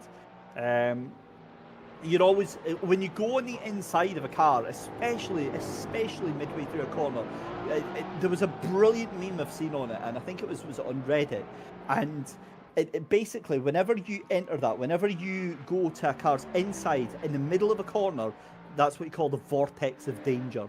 You're just like, you're inviting trouble at that point, because the car can't see you. The car's got no idea that you're just going to send it. And in real life racing, I found myself at least twice sending it into the vortex of danger, and guess what? Collisions happen, and that's exactly what happens there. You're always going to go for it because you see the gap there and you think, oh, I can take him. It's unfortunately, it's your smooth brain racing driver instinct that tells you every ounce of believability that you can make that position. Nothing ever holds you back from going, well, actually, you probably should maybe just wait and line that up. But, yeah, never mind. Either way, Let's see what Twitch chat are saying. Noctis TDM saying go esports Vikefest. Well, yeah, listen, they have been just absolutely incredible. In the lead still of the LMP2 class just now. And I think they will be feeling very, very happy about that indeed. Just looking up to your GTP class though, Alex Carver, 132.9, 0.2 of a second faster than Randy Mateos, but that gap's still going up 14.3 seconds, and we're on what, lap 113. So like I said, I predict this is the last lap for Alex Carver. We'll see if I'm right or not, but like I said, about 27 laps I think is what they've been doing, or maybe just over. But certainly that's what I'm predicting. End of this lap, that car will be in. Kevin Giler has got behind the wheel of the Old Firm Racing yellow car. He did last pit stop basically. He took behind the wheel of that Porsche just now, and doing a rather grand job of it, taking over from Julian Joy, who we saw through the opening stint of this race. But there we go. I also just noticed, ladies and gentlemen, that we are at the halfway point. We're 3 hours in. Reddick said, now I'll get some pizza with chili before the next driver swap. That sounds like an amazing idea. Thankfully, I've got a very, very wonderful partner who surprised me with said couple of tins of energy drink, and is apparently now going to cook some supper. So if you hear some crunching in the background, I'll try and mute my mic, obviously. But if I speak with my mouth full, you know, it is what it is. Right, Old Firm Racing, Purple have blinked first, Randy Mateos into the pit. So I will shut my mouth because I was obviously wrong. It's obviously going to be one extra lap for Alex Carver. Kevin Gillet going into the pits. Again, that is my approximation of his surname. He's got a French flag beside his name. I'm Scottish, so I am absolutely woeful at pronouncing any names whatsoever. So we're going to call him Gillet for the rest of the broadcast, or at least until he gets out the car and starts shouting at us. Either way. Adam Lyle, side by side. This is a little bit of fisticuffs going on right now because he has got Dean Parry right beside him for 420 endurance team, trying to go right round the outside. He says, not today, sunshine, not today. And then immediately gets mugged going into two. Welcome to Sim Racing, ladies and gentlemen, where you can lick a hero into one corner and then get absolutely destroyed into the next. To be fair though, Dean Parry is just on it right now for the 420 endurance team, going through four. It's not going to happen here as the two of them manhandle a Porsche going through that dog leg. Oh my goodness me, that was 100% seconds from disaster. Right, there we go. Alex Carver is now in the pit lane, so lap 115, so 1 lap later than I thought. You've got a Porsche on the outside. Oh dear lord, that is the Acura Racing Team. Pavlevo Denisenko is not going to want to see any of those GTPs anywhere near him, given what we saw in the opening hour of this race, and that number 9 car getting number 30 car getting absolutely sent to the moon, into the barriers at the International Horseshoe. Go through the Le Mans chicane. Here comes Amir Mohammadi onto the outside. That is a lap that he's putting down on that 717 Phoenix car.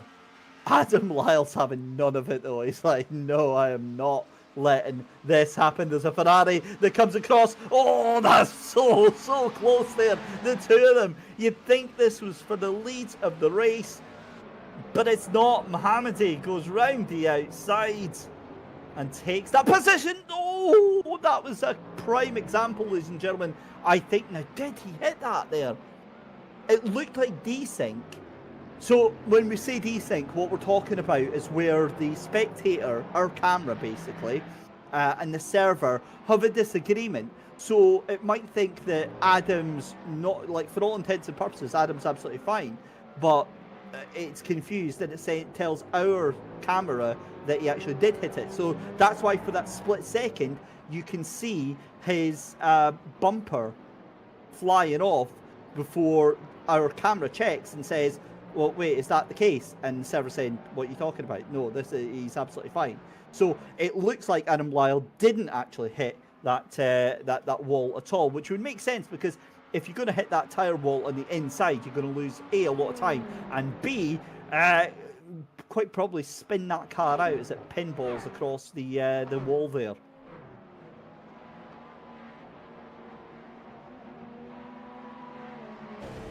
Redix, Mr. Commentator, do you know why our team name is G29? Is it anything to do with it? Is it anything to do with the racing wheel? Maybe.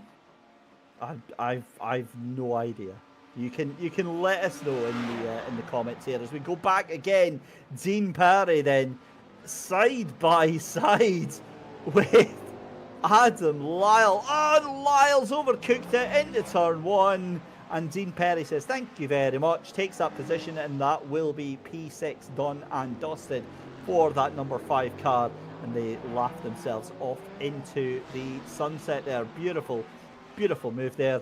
And, well, wait a minute. I've just realised that wasn't even for position. Oh, it was for position. Yeah, Phoenix Racing jumping down then with Kyle Felvis into 6th place. Apologies about that. My timing screen has only just updated itself and given me all of the relevant information. So after the pit stops then, Aaron Alexander has finally taken charge of that ANSI 3D Weekend Warriors Delta car. Julian Hermans behind the wheel of the Old Firm Racing Purple Machine. Kevin Jallier back behind the wheel of the Old Firm Racing Yellow car. And Mark Seff behind the wheel of the Wizards Black Sapphire car. Metallic 985 laughing that I said desync. I'll tell you why he's laughing at desync. It's because so me and Metallic, we play Valorant together, and poor Metallic is always suffering desync. Whether he's claiming it, I don't know. I'm going to give him benefit of the doubt, but he's clicking heads and people are not taking their shots. It's like when you were kids and you played cops and robbers and you would shoot somebody and they just wouldn't die, and you know you'd have to like punch them or something. And not that I ever did. and they just that's desync in a nutshell for you on Valorant.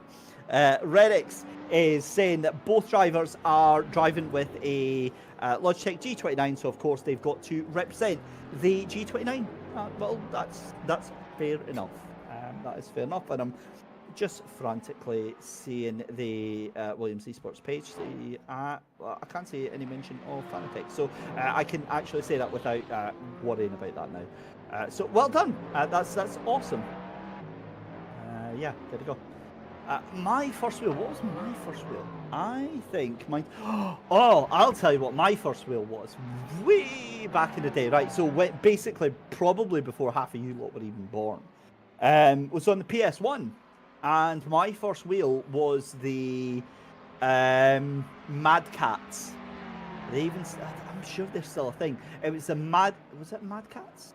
Yeah, it was the Mad Cats, and it was the Jordan F1 Grand Prix 2 steering wheel, and I got it for Gran Turismo 2 and for Formula 1 97, I want to say.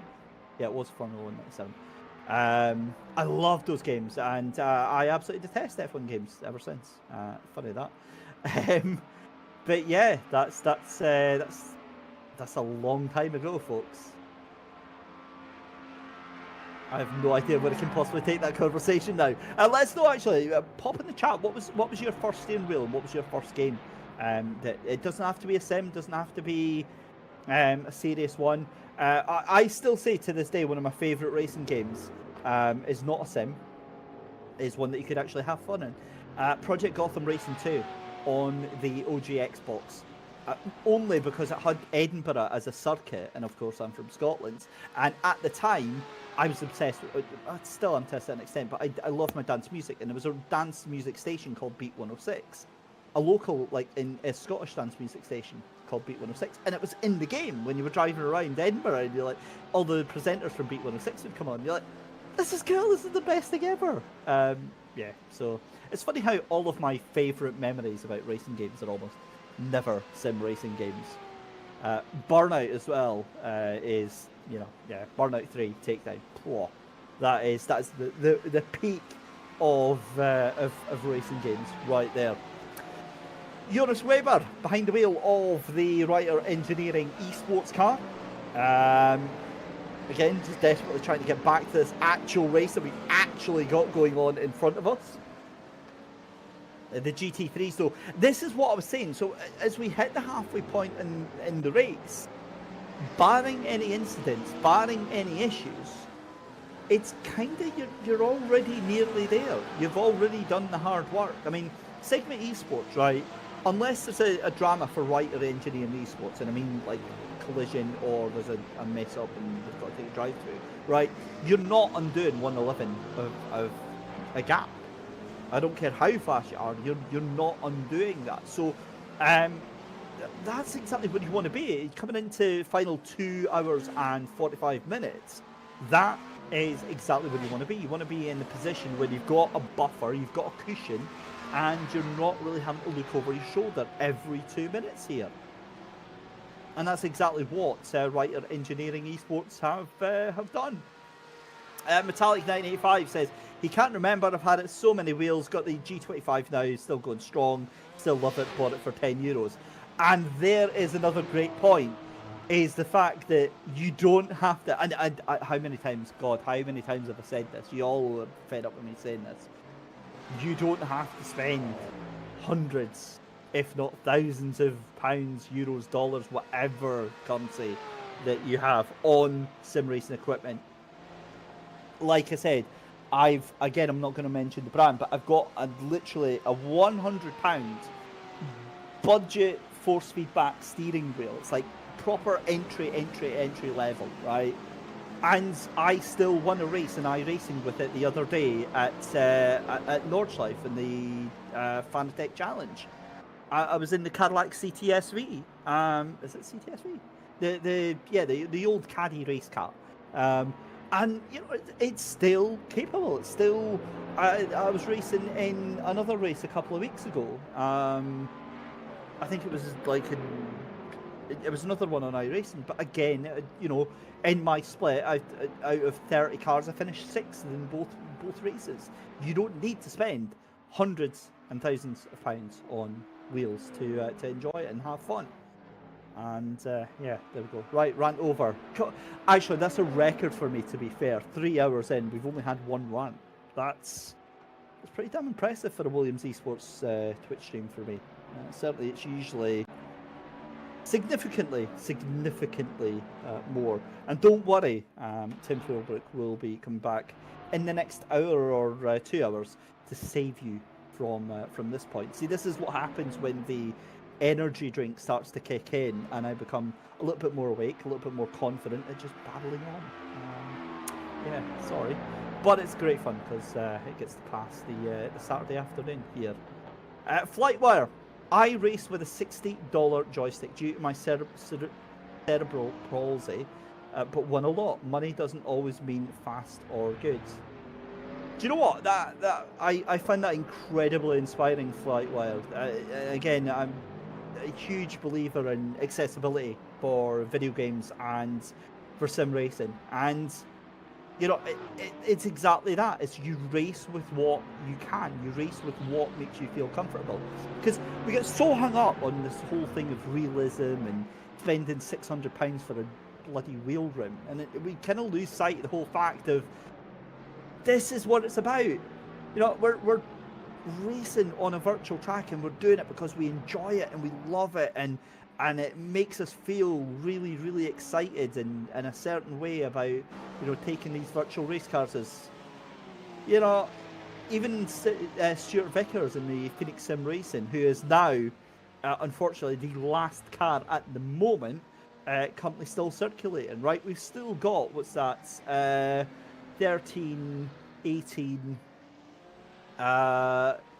32 cars in a 6 hour race. That is not bad going over the 3 different classes. I'm really, really impressed with that. But either way, yeah, it doesn't matter. You race with what you have.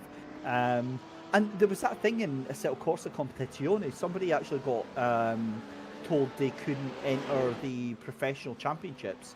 It was somebody that was on the sim grids or was on one of their championships, and he raced using a controller and using chase cam as well.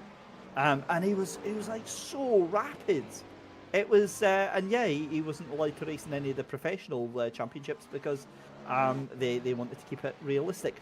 Old Timer Dude saying, I had a Microsoft Sidewinder, still have it today, but Euro Truck Sim 2 was the first game I played with a wheel on an old laptop and Windows 8 Pro. Oof. Goodness me, that is... See, I see a lot of people giving Euro Truck Simulator or Truck Simulator in general a lot of love. I've tried it myself. It's not for me, mostly because it's you know, it's a dangerous route to go down. You know, I've seen people that start off on Euro Truck Simulator and they start off playing it, and then suddenly they've got the console. Then suddenly they've got the virtual CB radio. Then, and it's like, how much do you want to kind of spend? Or Farming Simulator, that's another one as well. God, if you get like the proper farming wheel and the little buttons and everything. It's yeah, it's all it's all about immersion. Apparently it's called a control console. I'm being told that from broadcast, and that means, ladies and gentlemen, that means they have in-depth experience on this subject, so I'll have to dig further on that. Back to a little bit of a race update here. G29 Racing, Magnus Brodersen is back behind the wheel, so that means that we're going to be without our in-depth updates from Redix, who did say that. Flightwire saying, yes, my PC is 4K, but that's just that. People think gear will make them fast, and ego slaps them in the face all the time. Preach, my friends, preach on that one. It's a shame because, you know, I see it all the time. It's the same with, yeah. Mr. Gruber, Mr. number 74, what happened there? They say you cut the course. You're going to have to slow down and give up the time gains, I think, on that one. That car is, yeah, that's not the best. I've got a feeling that might be getting a penalty for White Stags Romania Motorsport in the number 74 Porsche. Meanwhile, this is an awesome little bit of fun that we've got going on here. This is not in any way a fight, but it is still, nonetheless. Pavlo Deyensenko is trying to hold off Benjamin Koo in the VGTR esports car, who he wants to get past, bless him. He's already a lap down, and well, I'm wondering if this is a move that's already just happened. Alex Carver Racing saying, I agree, gear doesn't make you quicker. Nope, it does not. Do you know what does make you quicker is learning your car. Do you know another thing that doesn't make you faster as well? Setups. The amount of time you see all of these setup shops and setup services and stuff like that. I swear to goodness, do you know the best thing that will, I need to go and find it actually, that will 100% make you faster, make you a faster driver, is, what was it? I'm trying to find the, there we go. It's literally Google Steam car setup guide, and you'll find on the Steam forums a quick car setup guide. I've mentioned this a couple of times before.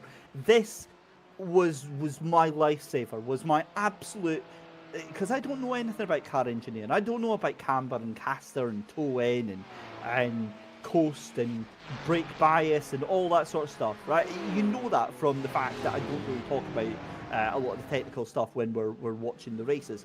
This little guide here was Pablo Deyensenko almost came a cropper there with one of the GTP cars there.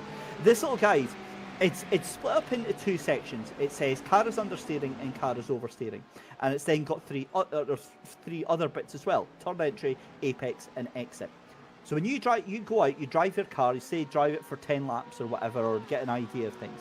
And it basically then gives you an idea. So if your car is understeering on turn entry, here's some things you can try. If it's understeering on the apex, here's some more things you can try. Here's some things you can try if the car's understeering on the turn exit. And vice versa if the car is oversteering, and you then realise that basically they're flipped over. So, you know, it tells you if you can tighten up the front springs or loosen them off, or put more caster on, put less caster on, put more front toe on. It doesn't tell you what they do, it just says to do it. And every sim, whether it's Race Room, whether it's been Assetto Corsa, whether it's been iRacing, these little things, these little tweaks, for some reason, they just work. They just do what it says on the tin. And yeah, it's... And for me, the other thing about car setups is that everybody drives differently. This is the key factor.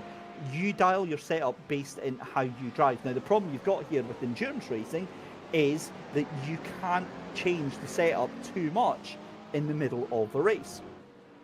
So that leaves you scuppered. Say you drive massively different, you drive way more aggressively than your teammate. You can't really change that. You kind of have to find that middle ground. But honestly, it's such a great little guide, and yeah, that helped me absolutely massively. If only just to get a little bit more confidence behind the wheel of the car. I've said numerous times, I'm not the fastest driver in the world. I'm not massively slow. I mean, I'm usually about a second and a half off of whatever the alien pace is. That's where I'll be happy to get a time a second and a half off of whatever the hell they can do. Because let's face it, I mean, none of us are even coming close to that sort of pace. But it keeps the car controllable, and it keeps it comfortable, and it means that I'm, you know, always in charge of what the car's actually doing. Which means that you enjoy the race much more as well. Flightwire saying, to be honest, recent open setups feel so much more rewarding when you do well.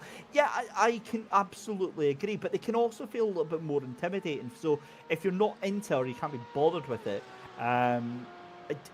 again, it gives you the opportunity, if you want to dial that car in, to do what you want to do.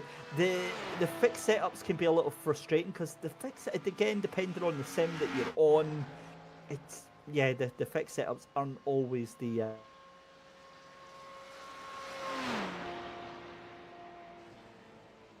you've been given. And again, as I said, varies massively on the sim.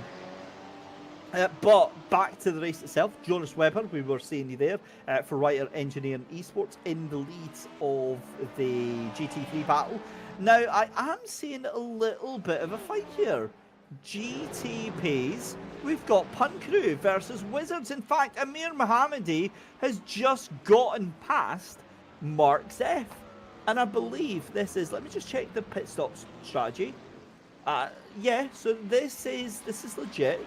Given that Black Sapphire, they need to pit in about 10 laps time anyway. Yeah, okay. 11 laps time, I think, for Wizards Black Sapphire. But that's a move for position. So Punt Crew Racing making waves and up to P4 just now. 26.5 seconds off of P3.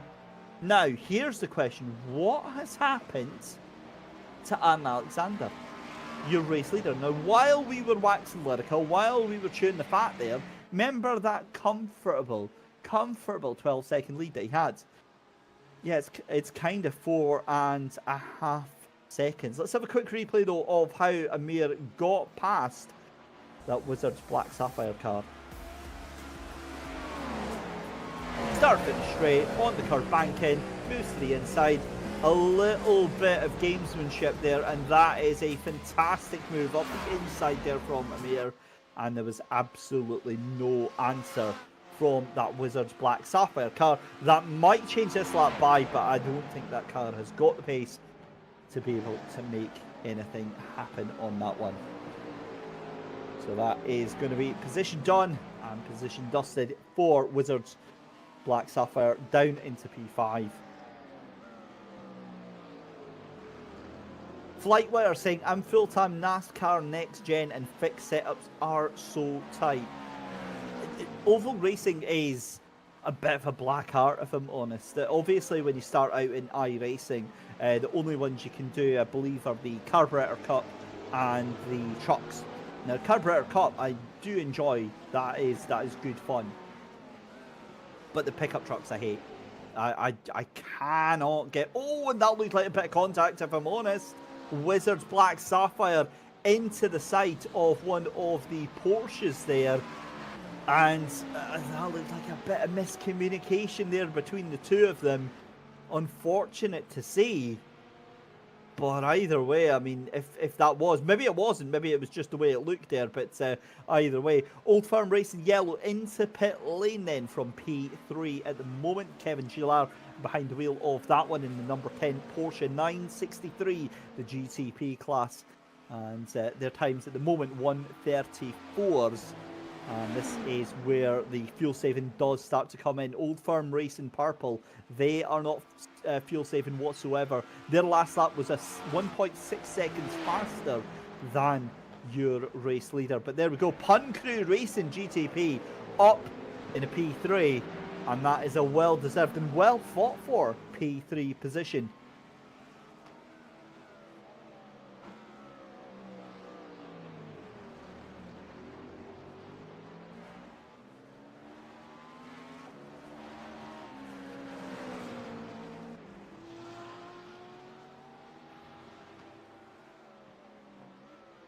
Drive by 95 saying, how are the VGTR cars getting on? Well, oh, have a seat, my sweet summer child, and I will tell you many stories. Right, Zach Summerhill for VGTR Esports GTP is basically on a recovery drive. They have had a horrible day at the races today. It's been brutal. Declan Bowler, we saw. How do I put this politely? He locked up the brakes into turn 4 and pitched the car 90 degrees into the side of your GT3 race leader and caused them some severe damage. That is a Cooney Racing Team who are now down in 3rd position. Zach Summerall then coming out of the pit lane. Went into the back of one of the... it was LT Racing actually. The LT Racing car was going very, very slow on the exit of the dogleg, and Zach just smashed into the back end, completely unsighted. Probably didn't see how slow they were going, and basically trying to recover from then. However, has been doing well and got themselves up into P10 just now. So currently two laps off the lead lap at the moment, and trying to recover from that. And then for VGTR Esports in the GT3 class, Artemi Elaine is behind the wheel of that one just now, and well, actually not doing too badly. They are quite happily just plodding away in 7th position in GT3. We haven't seen too much of them apart from trying to smack into a GTP in the early stage of the race, and the GTP didn't move, but they certainly did. Then they had to take the long way round at turn 1 after being almost sent onto turn 8 instead. We have got Alex Carver Racing saying, does Old Firm Yellow have damage? Yes, that is Kevin Gillard in the number 10 machine. Now, that wasn't the car that we saw with the GT3, so unless you guys saw something else there, it was the Wizards Black Sapphire car, remember, that we saw colliding with the Porsche. So we'll double check there, unless Matt Cassoffre is actually saying that that's what happened there. So if that is, just let us know. Good afternoon to Will Green joining in and doing the only thing that matters, which is punching into the chat, !Discord. This is a Williams Gaming Club community event, and of course we want you to come and join in all of the fun and frivolity on future races, as Aaron Alexander, just like nothing happens, sends it round the outside of two Porsches there. Antsy 3D Weekend Warriors Delta Team, what an unlikely leader of the race here. 133.6 at the moment. Talking about Williams Gaming Club though, Remember, I did say that we're going to try and bring up this graphic again. So here is a rundown then of what you can get involved in. Tuesday 9th of January at 7:30 is the iRacing GT3 Sprint Cup. It's Road Atlanta and will be happening at iRacing. That says it in the title, doesn't it? Zilla plays their F4 series is on Saturday the 12th of January, and that is going to be at Red Bull Ring. And then it is Suzuka for the 6 hours of Suzuka Big Grid, again on iRacing, 20th of January. And then I am so excited for this Winter Cup Season 2, Monday the 29th of January, Assetto Corsa Competizione, Circuit to Barcelona, Catalunya for round 1. Get yourself involved with that. Big names, of course, going to be involved in that one, and really looking forward to that. Get yourself involved, ! Discord, and come and be part of the family here at Williams Gaming Club and Williams Esports. Back watching with your race leader then, and this is turned into, I've got no idea what this has turned into, but why is Old Firm Racing Purple now just 0.3 of a second behind Aaron Alexander? Why? Where the hell has that time come from? Julian Hermand is in an Exocet missile, ladies and gentlemen. That thing is going about 500 miles an hour, catching up to the back of the Anti-3D Weekend Warriors Delta team. It's the only explanation we can possibly have. Talk about pressure. 135.991 for Aaron Alexander last lap rounds here, and it was a 133.8 for Julian Herman. This is going to get spicy. Do you remember half an hour ago when I said, oh, well, you know, all the main battles are kind of done now. It's just a case of kind of maintaining your lead until the end. Yeah, I never saw this one coming. That was a 12-second gap that's evaporated in 30 minutes. My goodness me, that is, I mean, is that strategy? Is that, yeah, okay. Will Green saying that it sounds a bit sweaty, it's barely above zero here, in reply to Desolation saying it's boiling up his 3 broadcasting machines. Yeah. It's, well, to be fair, it's still 20.9 degrees in here, and it's about 1 degree outside, so I will happily take that just now. Right, back with Julian Herman then. This is going to be it, isn't it? On the exit of the Le Mans chicane. Look at the pace difference between the two of them. Old Firm Racing Purple almost certainly going back up to the lead of this race here. Oh, well, this is a turn up for the books, ladies and gentlemen. We are being joined by Sim Racing Royalty. Punju is getting behind the wheel of the number 31 Pun Crew Racing GTP machine.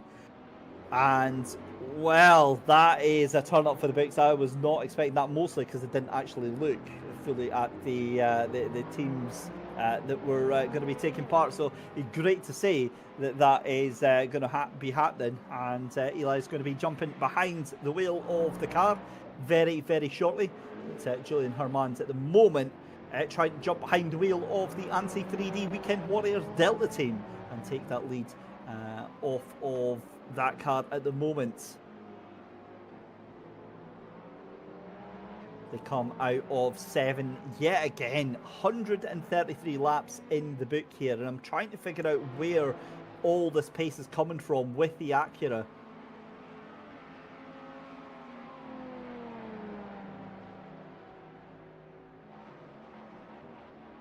Come down into Le Mans chicane.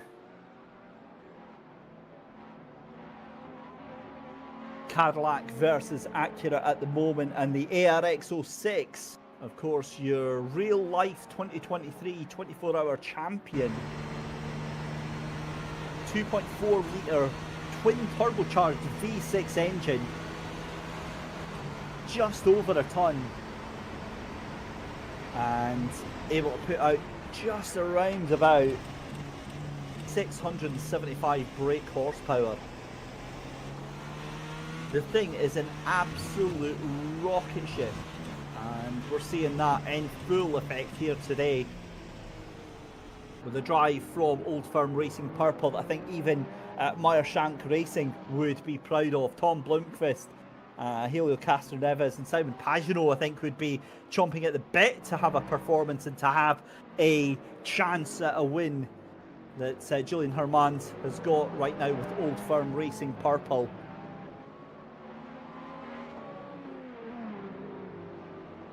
Sharing that car, of course, with Randy Martin. And the two of them really have been throwing everything and the kitchen sink into the race today. Of course, it could have been so different if it wasn't for the demise of Wizards Black Sapphire. Metallic's asking if any of the drivers race with VR goggles, and Deus Hyper saying that they do. It's you know, I'm again just introducing Metallic to the world of sim racing. We've got him on Assetto Corsa, we've got him on Automobilista 2, Assetto Corsa Competizione, and of course doing it in VR is an absolute game changer as well. It's something that I do.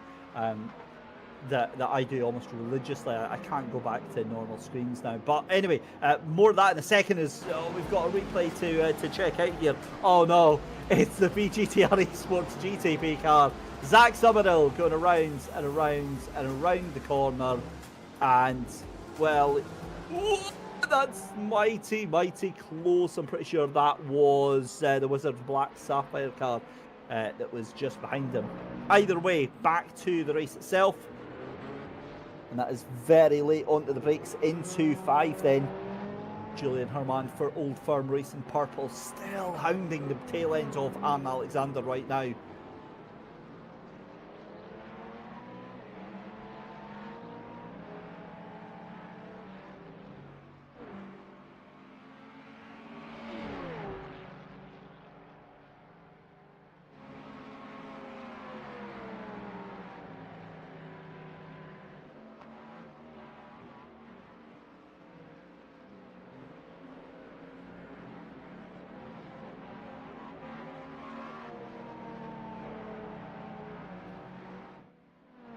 Can we just pretend that I didn't take a bite of something that took about 15,000 chews to actually get rid of? I hate when that happens, of course. But the good news, ladies and gentlemen, is that Tim Philbrook will be joining us in around about 5-10 minutes time back on the commentary. So you'll not have to put up with me as Aaron Alexander just gets nuked from orbit. Old Firm Racing Purple, Julian Hermand says, Nah, mate, I'm done with this, and absolutely sends that car. This is 100%. It's got to be fuel. It's got to be strategy right now. From the two of them, I think Aaron Alexander just chomping at the bit to get going here. I wonder now though if Aaron Alexander, now that Julian's gone past, is actually going to latch onto the tail end of Julian and try and get him to tow him around, and maybe get a little bit of the work done and try and lighten some of that load there. It might be the case, but it could be the case that it's just raw pace from Julian Hermand. I mean, let's face it, Old Firm Racing Purple were 1 and 2 on the grid. They were just so fast. Wow, what a lap from Reiter Engineering. Jonas Weber doing the fastest lap of the race for the GT3s. 144.787. That is a wild lap going in there. And they last pitted on lap number 70, so I wonder, are they going to have to... on lap number 96. So I'm wondering when they have to pit again. I think they're probably going to have to go into the pits in the next 2 laps or so. That might explain why they were able to just punch in that sort of a lap time there, especially if they haven't really got anything to worry about in terms of fuel or in terms of anyone around them. Acura Racing Team looks like back up to P2. They'll be happy with that. Sigma Esports dropping down to P3. Interested to see what on earth happened to Sigma. At 1:58 their last lap time there, and that's because they were into the pit, so that's why then. So Acura, on paper, they're up to P2, but it's not actually a case here. Right, let's have a look then at Julian Hermand, because he is 9/10 of a second here, but he's getting caught up. Trying to get past one of the GTP cars. I think that might have been, is that Maurice Pichler? No, it's not, sorry, Maurice Pichler. That's the 51 that he's getting past there. That's Dalton Powell in the LMP2 car. I've got no idea how he was able to mistake a GTP for an LMP2. That's around the outside as well. That, I believe, might have been, was that James Cortese? And also just saying, was that a slowdown there? I'm trying to figure out there, because you've got cars in the rear view mirror here that don't, so, how does that work? I don't know if any of you saw that, right? That was, what? Can we go back on board with Julian Hermand again and figure out what? Jeez, oh, what on earth? Right, what is this about? I'm so lost. That's a completely different part of the track. Who are we on board? Is this like some vortex in a third dimension here? It looked like they were just straight on the oval track. Goodness me, I'm so confused. That's honestly, that's pickle my brain. I don't know. Right, Julian Hermand then for Old Firm Racing Purple at the moment is in first position, 1.4 seconds ahead of Anti-3D Weekend Warriors Delta team just now, and that is Alexander behind the team of that one. Drive by 95 saying yes, that mirror does look bugged. It's I don't know. It's definitely not from Julian Hermand, put it that way. It's from another car. Could you imagine actually driving that car and having somebody else's rear view mirror? That would be yeah. Right, ladies and gentlemen, it is time, not quite yet for Tim Philbrick, he'll be coming back shortly, but it is time for the man, the myth, the legend, Punju, getting behind the wheel of the Pun Crew Racing GTP. Amir Mohammadi coming into the pits after what has been a stellar outing for that number 31 Cadillac car. I was getting excited there. Wait, what? Amir's still behind the car. What is actually going on? Did Punju just lie to us in Twitch chat? He did say that it was going to be him going in. Maybe it takes time for our crown screen to update, but yeah, he definitely said that it was going to be him getting in, but well, obviously not. Meanwhile,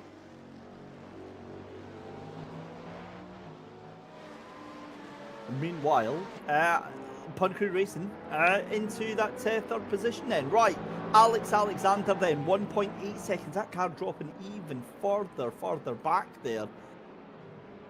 And now 2 seconds behind your race leader. You've got the number 10 trying to go around the outside there. That's Kevin Giler for Old Firm Racing Yellow. They're getting put a lap down as well now. My goodness me, this is, down on underneath the apron. I'm not sure why that was from Aaron Alexander. And, you hate to see it. What you don't hate to see, nonetheless, is I've seen the mute icon come off from my good buddy, Tim Philbrick. Tim, welcome back. It's been quite an eventful day. It seems like it, David. I mean, I come back to this race and I was thinking, I hope David's looked after it well. I hope everything's still going fine. You know, everything's clean and happy. And we're on board with an Acura and you're talking about portals to another dimension. I'm starting to wonder what's happened since I've been away, David. All hell has broken loose. Actually, right, I'll show you what I was on about. If we can go on board, I wonder if it'll happen with Aaron Alexander as well, actually. If we go on board with the car, the rear view mirror is another car entirely. I've got no idea. Maybe it's an iRacing bug or something like that. But when you go on board with the GTP car, we were watching it coming through the infield, and somebody was causing sparks going on the banked oval. It was the most peculiar thing I've ever seen in my life. What you've missed, it's gone nuts, basically. It really has. We lost Wizard Black Sapphire from the lead. I think that just happened as you were heading. They went into the pits twice in quick succession, so they've now lost the lead. It was Anti-3D Weekend Warriors Delta who got the lead of the race. Aaron Alexander got behind the wheel. Now Julian Hermand has suddenly found the turbo boost button for the Acura and is now rocketing away at the speed of light. They're going to be coming into the pits, I would imagine, about 10 laps time here. LMP2 has been LMP2. We lost Highline Motorsports from 4th position. They're now down to P5. That's now meant that ITD Racing lost out on 2nd position as well. G29 now taking 2nd position on that, and a Acuna Racing team on paper look to be recovering back into 2nd place, but they're actually still away to pit stop, so they're behind now Sigma Esports. That is what has happened so far. Brilliant. I mean, look, there's a field of sports cars at Daytona at night, the thundering round, the tri-oval there, the Cadillac of Amir Mohammadi here in the 31 Pun Crew racing car. It's good to be back, David. This looks so good. I love seeing the cars under the floodlights, or the floodlights on certain parts of the track here at Daytona. It's not all in complete kind of lit as lit as the tri-oval and the oval is, but yeah, looking forward. Things kind of change when the sun goes down. The mood shifts a little bit. Okay, the pace might quicken as well as the track temperatures just cool off a bit, and everything, the ambient temperature drops as well. You can find pace in the car without really trying to. It just kind of comes to you without much changing your inputs, let's say. But often with that, the sun goes down, but the temperature on track in terms of the battles can often heat up as people maybe find a bit more pace in the different conditions, or as the race kind of moves into its next stage. So now we're over the halfway mark. We'll be looking towards the, counting backwards, with pit stops. And you can see track temperatures there on the right, David, 26 degrees Celsius. It's a positively chilly track surface temp indeed. But yeah, we're going to start moving into that phase of the race where you start really counting back, and when you're going to make your last pit stop, and how many you're going to make between now and then. And the strategy part of the endurance race, the numbers start coming into it in the second half here at Daytona. And as you said there, one of the Porsches, the Acura Racing Team Porsche, after that incident in the first hour, has kind of been playing themselves back into contention, but they're a pit stop out of sequence, kind of. So where they are on track doesn't quite count. And you could get that situation repeat in the last half an hour where you're running around, you're like, oh my goodness, I'm on the podium, I'm third, I'm second, it's looking great. Or even worse, you're in the lead, but you know that you need to pit again and your competition doesn't. So it's about now working out when those pit stops need to be made, when those decisions have to be called, when teams, your teammates might call you in, change things up. Starting to get to that point where the strategy is going to play just as much of a part as the on-track action. We did also have somebody in chat asking about the VGTR squads and how they were getting on, and had to break some very gentle news to them that it hadn't gone really well for them, at least for the GTP side of it. They're still going with Zach Summerall down in P11, but well, yeah, it's not been the best day. As your race leader in GTP goes into the pit lane, let's check out an earlier incident then with one of the GT3 cars. So this is one of the Porsches. This is Stuart Vickers in Phoenix and Racing, and well, that's how you don't exit turn 7, and steering looks absolutely banjaxed. And again, Tim, I'll be completely honest, that is a David Christie special right there. It's quite bizarre, that corner. I think we were chatting about it before. It's one of the only parts of the track that feels really narrow, in terms of grass or runoff or just, empty asphalt surface. It really narrows down there because basically the track goes in between the inside retaining wall for the oval. So there's a cut out section of the wall that you're driving through, and they put tyre bundles around the open ends. And so there is virtually no space halfway through the corner to run wide. And it looked like I think it was Vickers in the Porsche, he was too late into the corner to bail out and into the runoff area that there is, and too early to be able to use the space that kind of is open on the outside of turn 1. He was kind of caught in the no man's land in the middle, where there's that bundle of tyres and the wall there. And unfortunately, clipping the right front as well, on the wheel as well, it's just going to, in iRacing, knock that steering out, and you're going to have a horrible time driving with one hand down, getting around the oval and back to pit lane. And the steering damage as well can be costly in terms of pit stop time on iRacing as well. So yeah, massive shame to see what looks like, these are always the things as well, David, it looks like such a small little problem at the start, isn't it? It looks like such a little, just a bit of a lock up, bit of a wiggle, and then you find yourself spending a minute in pit lane extra than you'd like to repairing damage. You know, it's just these kind of, you know, the meme with the little domino that knocks up to then the huge domino. It's like that, except in the racing world. I love it. I love it. It is, isn't it? You know the exact one I'm thinking of, Dave. Yeah. But the thing is that, you know, when you're trying to do that, and what I was thinking when you were saying about, you know, with the steering damage and stuff like that, I was just thinking to myself, how damn lucky from knowledge at that's the exact spot, and that's why I'm saying it's a David Christie special. That is the exact spot at Daytona 24 where I tend to have my issues, is at that exact point into that tyre wall there. And he's damn lucky that he didn't lodge that car in, because again, with the uniqueness of this game, sometimes it's very easy to lodge the car in so that it can't actually come out. The car is jammed in the tyre wall, and you have to then recover your car back to the pit lane on top of the damage. And you know, thankfully, just with that moment, and you know, you bump the car into the tyres there, if there is steering damage, you can take it back, because obviously it's there's not going to be any fast repairs by this point. Absolutely, yeah. Just a little knock can really change things, and unfortunately spend a lot of time in pit lane. But a battle warming up here, David. I'm kind of rubbing my hands next to the fire here, because it's the number 21 ITD Racing LMP2 is closing up on the Team James Portoles car in second. They're separated by 1.6. You can just see the other P2 ahead there in the black, white and kind of pinky purple colours flashing through the Le Mans chicane. And it looks like, judging by the timing screen, they've gained quite a bit of time in the last lap alone, David. Nearly a second, over a second, in fact, in that last lap. So a big swing of pace here in the 21. David Adeyeye closing up in this middle part of the race. Yeah, they've just gone across the line now, half a second on that last lap there. James Portoles is in the car just in front now.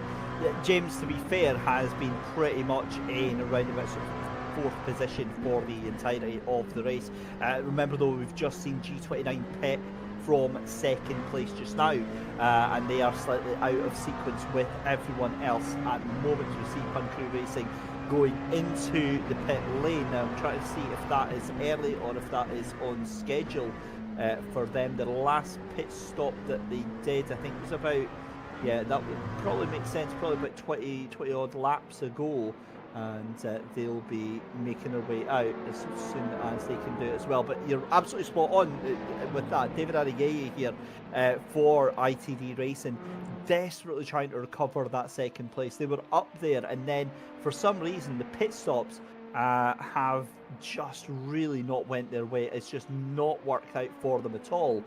But thankfully now we're starting to see it all come together for them. But it's finally happened, ladies and gentlemen. The man, the myth, the legend that is Punju is in the 31 Cadillac. He's behind the wheel of the Acura Racing GTP. Eli Singh has joined us, and we are about to see greatness taking part on the track here. Of course, gave us that awesome track guide. So if anybody knows this track inside out, I think here, Tim, it's going to be him. He's got no excuses, has he now? You know, he's given us the track. He's told us. Now everything. we've said that. Yeah. If he bins it on pit exit.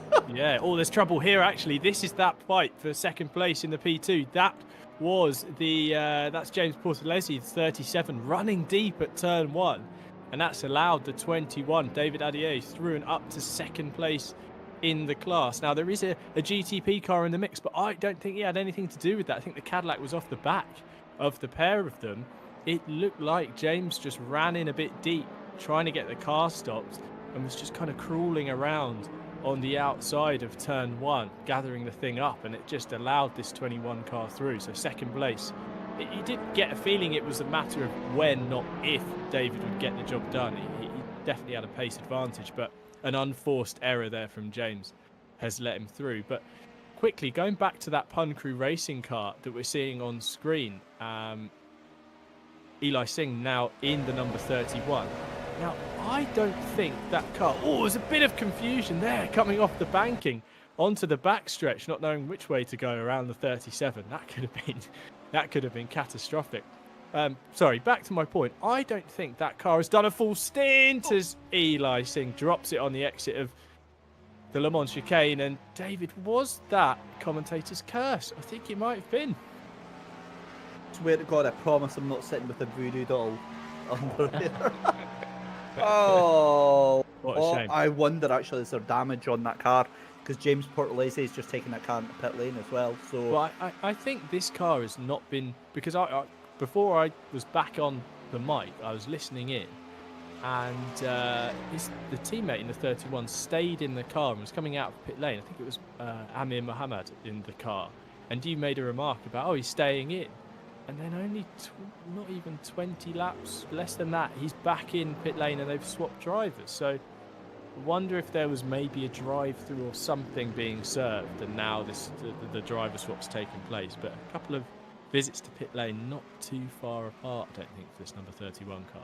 yeah, that's. I mean, I'm not sure there's going to be any damage from scuffing the wall there, but certainly, I mean, it just took too much curb on the exit of that Le Mans chicane. And again, it's so easy, ladies and gentlemen, for that to happen, especially on the outlap of your first lap, for a couple of reasons. One, if you just had new tyres put on, the tyres are usually not going to be up to full working temperature.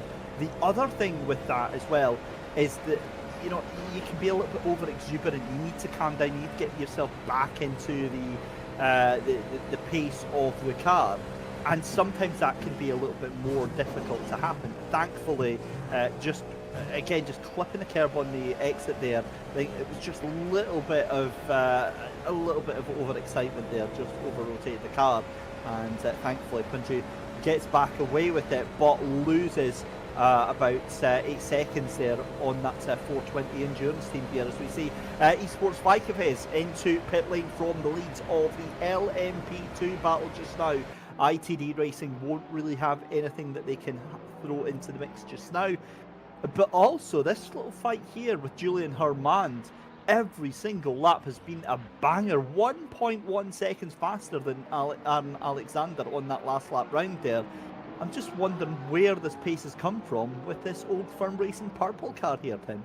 Yeah, absolutely. This is really kicking on after getting past not that long ago, taking the lead overall, and really setting about. You know, this is a real statement part of the race, I think. You know, like I said, we're moving into that strategy point where you're starting to work out how many pit stops you've got to do, etc. But you're actually looking at who you're racing against. You know, you're in part of that. You're trying to set up who it is that you need to beat in each stint, who you need to be watching their pit times, their, you know, which drivers on board, whatever. But it's a great part of the race to really set your stand out and go, right, this is it. This is our claim on the race lead. Julian Harman's doing exactly that. Number 7 car is ripping along here at Daytona. The pace is really, really strong. 133 last time around. Let's see what he does when he crosses the line this time. 133.8, so he's staying sub 134. Now, other cars are able to match that. He's not completely clear of the field, but the consistency from Julian at the moment in that number 7 is really good to see. And it looks like, David, the mirror has reconnected, which of course adds to the pace. It is showing what I believe is out the back of his own car, which is reassuring that portal's somewhere being closed down the line. Oh, that was scary on the exit of the dog leg. Yeah, no, I've never seen that happen before in my life, where it's just another driver. What it can be, actually, what I have seen is when you're looking at a replay of a driver, it can sometimes show the live view of the rear view mirror, but I've never seen it where it's a completely different driver that you see out of the window. Stranger things have happened nonetheless. The other thing that I'm interested in, you were mentioned about the pace of some of the other cars there. Kevin Jallier in the Old Firm Racing yellow car at the moment, his last lap before was a 133 almost flat. I said, good lord, honestly, I was looking at timing screen there and heard the car sound change, and then just looked over and there was a car just racing through my screen. I was like, what the hell?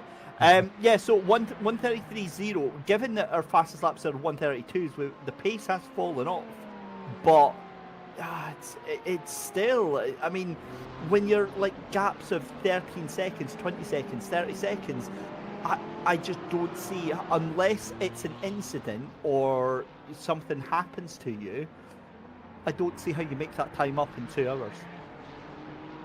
Yeah, true. I think, in terms of the GTP class, the gaps, yeah, they definitely have opened up in this kind of middle, the second third of this race. We now actually moved into the final 2 hours here of this Williams Esports Community 6 hours of Daytona, the meow before the 24. I think really these gaps can ebb and flow, and they definitely will with traffic. But if things start to add up, that's where the gap will come down. You know, you can allow a second or so here or there because you kind of accept that somewhere down the line it's going to come back to you by, you know, traffic on the infield pretty badly for someone on the next lap, you know, and the gap goes back out again. It's if that bad luck stacks up for a few laps, and it allows that kind of mental vulnerability. You know, if you had a gap of 14 seconds like Julian Herman does at the moment over Aaron Alexander in the number 24 Cadillac, if that gap kind of crept below 10 seconds, you'd actually start to get a bit worried, and that might knock your pace a little bit. So I think there is opportunity for these gaps to still ebb and flow.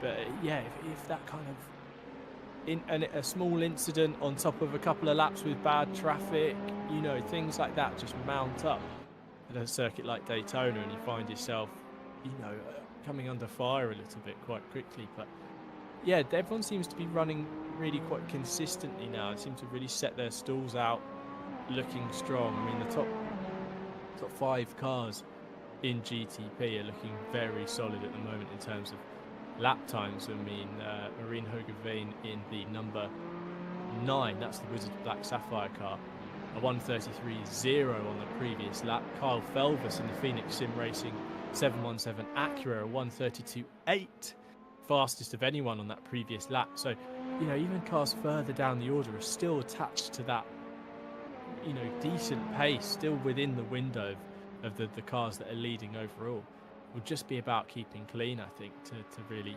help find that time. I think it's free time, right, David, isn't it? Keep clean, and it's time you don't have to get in terms of pace. You just kind of get given it, right? It's free real estate. That's free what it is. Free real estate. You know, you can fit so many positions in this bad boy. Right, enough of the memes. James Portalese, wanted to bring a little bit of attention back to him. Now, he's lost 3rd position to Mikhail Randlov. Randlov was in 4th there.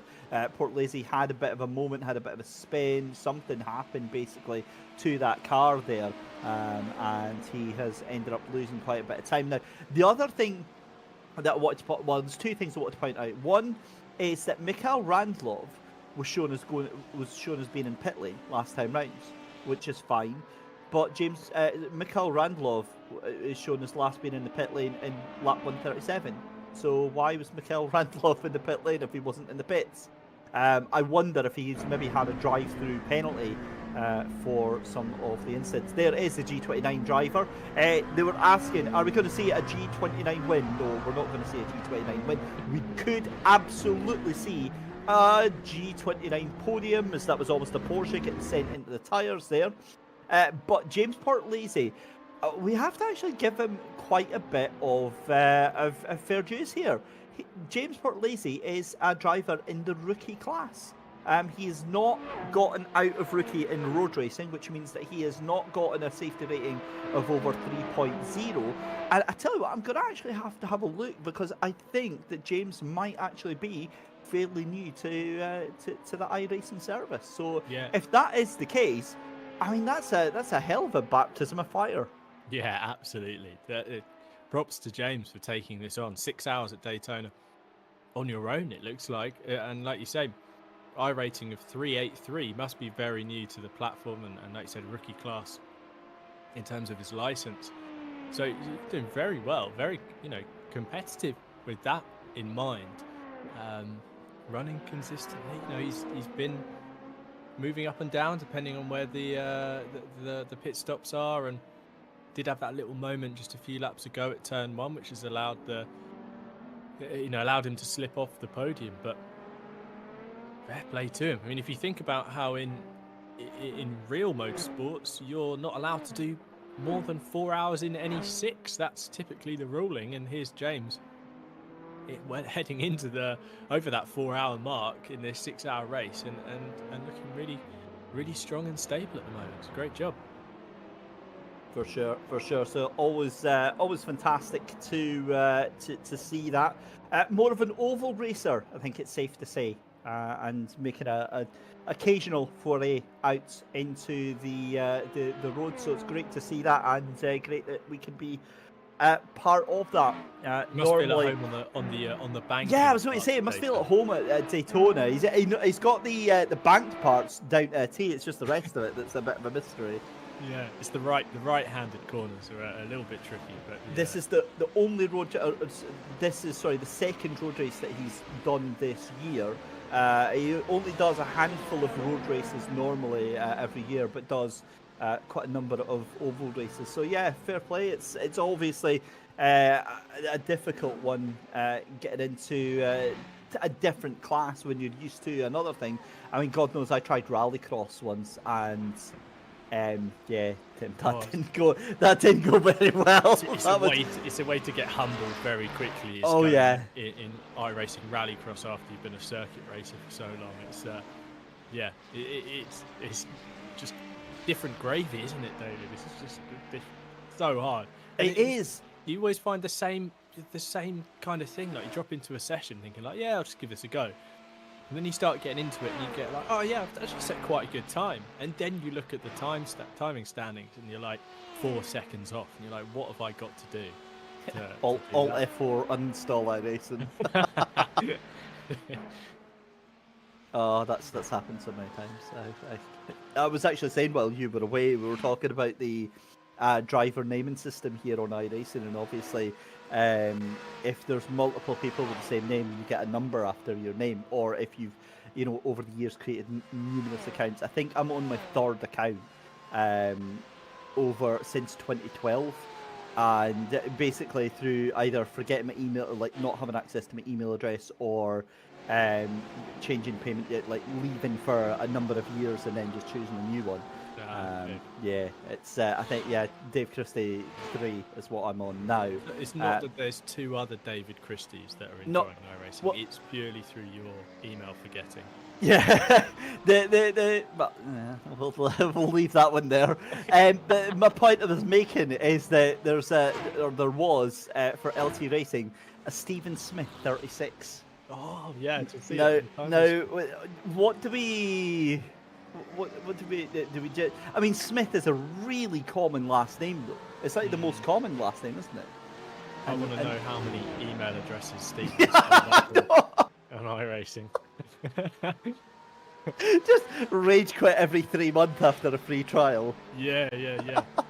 Well, 36 accounts for the 3-month trial. He's been to be fair, I will admit at least one of the reasons that I'm on Dave Christie 4 or 3 or whatever it is for that reason. Is for like trying a 3-month trial out and then just like, nah, it's not for me. I wish it was. I actually had access to those older accounts, because it's quite prestigious saying that it's like from 2012, although The I rating and the safety rating is probably absolutely hideous on them. But But like, no, the record, you know, like the archive record, that was what bugged me, like not being able to have my kind of have to look now. results in one place, you know, over the years. But yeah. Oh well. Oh, so That's exactly what I'm doing now. I'm busy looking up Dave Chris. Right, okay. So there's only 2 of them, but it's obviously I mean I prefer now to be it's Dave Aids rather than, and there's lots of other ones, but they were all around about 2012, 2013. So I'm very worried that might have been around about that time. So yeah, I think it's safe to say all of them are me. That's really bad. The worrying thing would be if you're in a session and a David Christie without a number pops in. I know, it's like Someone's the in your OG. account. How are they in your account? How have they managed to get in? The OG has appeared. Yeah. That's oh well, then it just makes me think maybe it wasn't me. Maybe it was someone else. But yeah, I hate to say it. I think originally that first one was me, and like I said, I mean, it shows how long ago that I've been in iRacing. So this was 2012, August 2012, which is I mean, that's impressive. That's 12 years of iRacing, and I'm still absolute garbage. I mean, that is quite impressive. No At least comment. I didn't even get out a rookie. Right, okay, well, anyway, enough of that, because let's remind ourselves what has happened so far in the race. Let's take ourselves, and this is a perfect way to bring you up to speed, Tim, with what you have missed in the second half then. This was the race start then for the GTPs, and it was kind of all to play for Old Firm Racing Purple and Old Firm Racing Yellow. We saw the LMP2s get off underway as well. This would be the last time that we would see all 6 of them happily playing together. They very quickly broke off into a war with each other after about lap 2 there. You can see G29 were up into P3, which is where they are now. GTD, aka GT3, again, was a very, very prim and proper affair there. We saw Dominic Koroshavin leading them off in that Acura Racing Team Porsche, a car that we would remember for all the wrong reasons very, very shortly. On lap number 4, I believe it was, as he was taken out by a stricken VGTR Esports GTP car.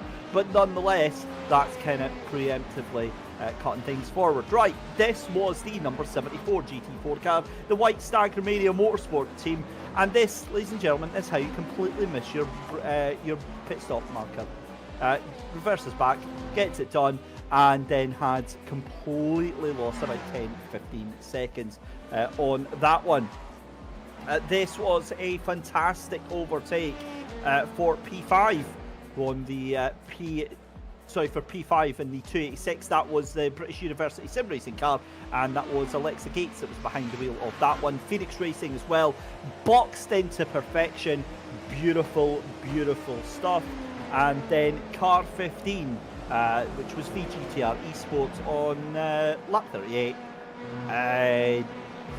Yeah, just around and around and around the corner. Easy to do, and not the last time that we would see that. Then on lap number 42, it was car 31 that went off into the side of Pun Crew Racing. That went straight into the 420 endurance team and caused a little bit of havoc. Then on lap 44, this was the overtake for P2 on Old Firm Racing. It was a fantastic move, set up the inside from the 24, and Anti-3D Weekend Warriors moved up into that second position. It was a position they would have to give back a little bit later on. And then after that, it was a crash on lap 45 with the 717 Phoenix Sim Racing squad. And, well, again, such a strange corner there on corner number 7 on the entry to the banked oval there. We've spoken about it many, many times. I'm sure we'll speak about it even more. Then after that, just a couple of laps later, it was the 18 car, proving that it wasn't all just about the GTPs. Stephen Smith for LT Racing went straight into the barrier, but that's not all. There would be more for that number 18, just very, very shortly. Because the next lap, number 29, would get involved in a monumental accident. This was the Truck Boys car coming into turn number 5 and going across that same GTP car, the number 18. No idea why it was driving so slowly in the middle of the track. They got a 20-second penalty for that. Then, oh my mate, excuse me, what a perfect time for my voice to go there. That I just don't know what they were thinking. The Pun Crew car in 10th position whacked into the side of the Wizards Fire Ruby car. My favourite part of this is the VGTR Sport car of Artmay Illen thinking, yeah, you guys do you, I'm just going to drive straight through. Lap 65 and car 7 deciding to try and hold on to that position there, but it wasn't to be until he got that moved on into 7, sent up the inside, and Old Firm Racing Purple would say thank you very much for taking that one. A couple of laps later, on lap 77 as well, all hell kicked off, even more so than what we would see on previous laps, with the number 52 car deciding to have a little bit of fun as well. We'll see that in just a second. This is the G29 car, and well, boop, I think is the word that the kids would use nowadays. He got back onto it. I mean, it's not a massive deal until the fact that you just rejoin straight into the middle of the track and almost wipe out some GTPs. Car 22 then on lap 75 then decided to, well, play with the GT3 cars. That was our very own Duncan Edward Jones in the number 76 that got involved in all of that as well. And that is the number 51. We saw that just a couple of minutes ago there. The number 51 there getting spun around. That was James Curtin in the Highline Motorsport car, tagging the 21 of Matt Brensater in the ITD Racing number 2 car. And then again, side by side with GT3s and GTPs. What could possibly go wrong here as a Ferrari tries to turn in on a Porsche.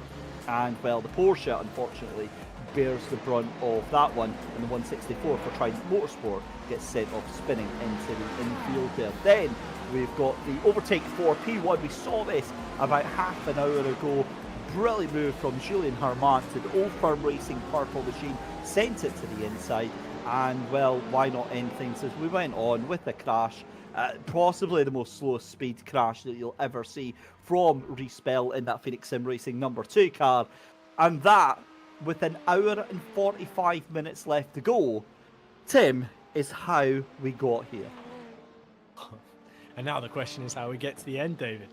Because so much can happen in such a short space of time, and the production team having to cut down what I'm sure has been an absolutely thrilling just over 4.25 hours. I mean, I was in for the first 45 minutes or so, and it was just hectic to say the least. So props to the team for managing to cut it all down into just a few minutes there, because it looks like it's been an absolute thriller of a race. But a car that is has been involved in some of those moments, but crucially has stayed clear of any drama, is this number 7 car.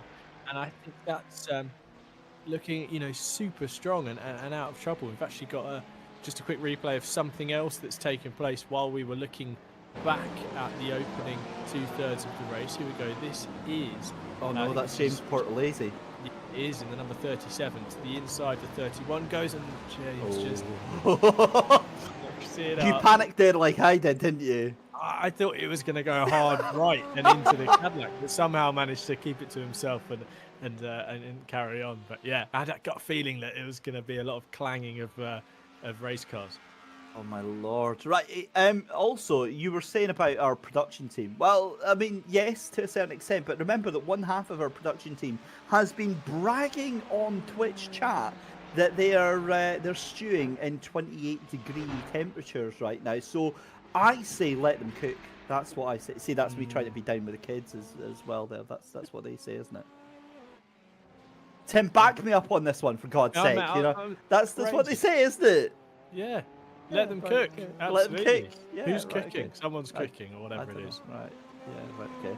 Thanks, mate. Thanks. That's the. Listen, I am officially stepping. I'm literally sitting in slippers anyway, so you know I've already got the sort of like I am out of touch, so it's absolutely fine. I don't think that forgetting your email password as well helps with that image. Hey, that was 11 years ago. I don't have age to blame for that one. That was, you know, we're done on that one. Goodness me. Redix on Twitch chat is saying, "Where's the beautiful 52, Mikhail Randlov in the G29 racing?" Well, he's in second place, and he's 14 seconds ahead of ITD Racing.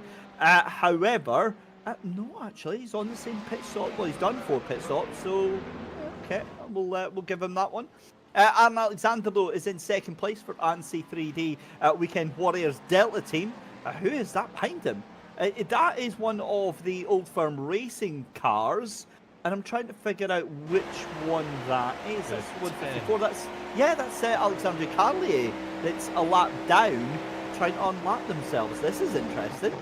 Yeah, we see this, don't we? You know, blue flags don't quite mean the same thing in sports car and endurance racing as they do in Formula One or single seaters. You know, there's Aaron Alexander doesn't have to let the 10 through. That 10 car is a lap down, but the 10 wants to get back past and looks pretty solid at the moment and want to try and be back on the lead lap. You know, it's the place to be. You've got that reduced margin to the leaders, and you kind of feel like you're within touching distance should something go wrong.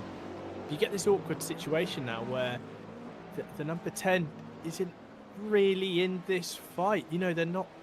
Alexandre Carlier here isn't passing for position. He's passing a car that's in a different race at the moment. So just get this kind of awkward exchange between the two of them. If Alexander's going to get it, let the Porsche through, he needs to do so cleanly and kind of crack on, but as well within his rights to just keep on hustling and not be looking in his mirrors, because he's the car leading this fight. David, you and I have been on commentary when lapped cars have caused all kinds of havoc in races, within the same class. So a bit of a touch and go moment here, I'm sure, for both teams.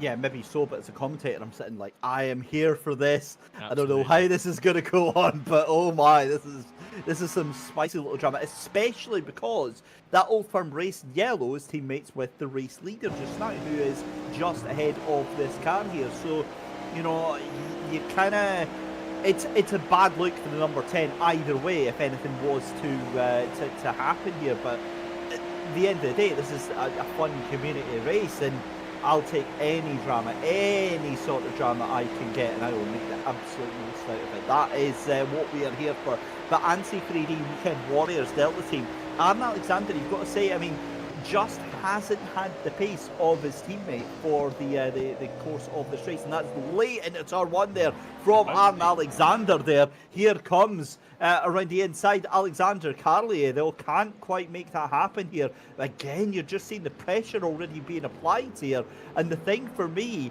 is that where's Dean Perry in that 420 endurance team? He's a minute and 20 behind. Can this be an accident for Aaron Alexander waiting to happen here? And can this be a possible podium here for Alexandre Carlier? Yeah, it absolutely opened the door for that 420 endurance team car getting back into this, should something go on. And it doesn't feel like it's that far away. The way both of them ran so deep at turn 1. I mean, Aaron Alexander was off the gas, lifting and coasting in towards turn 1. He's clearly trying to hit some sort of fuel number.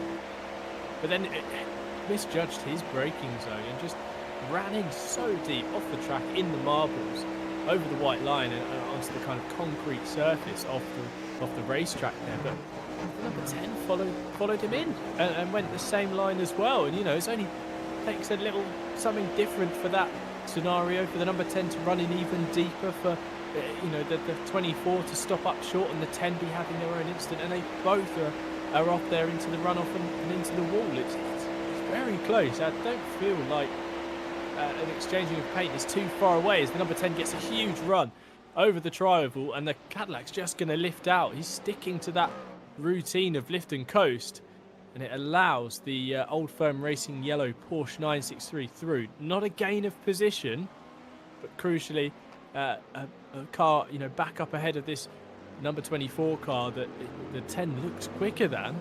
And just behind, there is that Phoenix Sim Racing Acura. So we've got this whole situation now again, David, as the 717 Carl Felvis, who's been really quick in that car, is going to be looking for a way past this 24 Cadillac, because he doesn't want the Porsche to get too far up the road. He needs to get the job done and get into the slipstream of the number 10. Yeah, and I think if I'm honest, Aaron Alexander will probably just decide to kind of let these two go and do their own thing here, because he's not wanting involved in it. But at the same time, he could benefit from this himself if he can get himself behind Alexander Carlier and possibly get a little bit of the toe there, get a little bit of that slipstream, and do a little bit of fuel saving here. The problem is that he's, you've got Kyle Felvis behind you who desperately wants to get past here, and 100% is. He's got the run right now, and he's going to have the slipstream of this car. So it's going to be surely into to turn one here, and I wouldn't be fighting this if I was Aaron Alexander right now, knowing that you're an hour and a half away from the race. And there we go. That's the kind of move over to the side there, and that looks like that is that's done and dusted. So Phoenix Sim Racing will be able to catch right back up to the tail end there of Alexander Carley, who did look like he went wide into turn one again here. Yeah, Felvis absolutely needed to get that done on Alexander, because that number 10 car, despite running deep at turn one, the Old Firm Racing yellow Porsche, but it cleared off down the road in just half a lap, really. So good to get past and be back into slipstream range. As here we go, Mikael Randlov up the inside, and that's a GTP car. I think the Punkaroo car has been turned around. Bit of an awkward one there. He went in so deep and kind of swung around the nose of the Cadillac in the international horseshoe. But yeah, look, I don't think Aaron Alexander's really got the pace at the moment. He's dropping off the back of those two cars. Look, they've gone through and cleared up down the road, but you can't really see them in the camera shot at all at the moment. The Acura and the Porsche have clearly got the pace on this number 24 at the moment. Have to absolutely agree. I'm just looking distracted slightly by the time screens there. 134.4 for Alexander there, and Alexander Carlier, and good lord, Kyle Felvis doing 133s that last lap round. They did 132s. But, I mean, they are significantly faster. Everyone's faster than Aaron Alexander. What I'm wondering, is he on maybe a different fuel strategy right now? Has he decided that he's going to try something different? Because surely it's too late. Surely you've got, 3 pit stops left to do. How much can you do? As that's a dive ball up the inside, and that is forward position. Great move there from Phoenix Sim Racing to snatch it away from Old Firm Racing Yellow. That was a fantastic move. We didn't see the start of that move there, but we already knew what was going to happen. Kyle Felvis then sends up the inside. P4 for for Phoenix Sim Racing, taking that away from Old Firm Racing Yellow, and that was a hell of a move. Felvis absolutely flying. That last lap of 32.7 really got the thing lit. That number 717.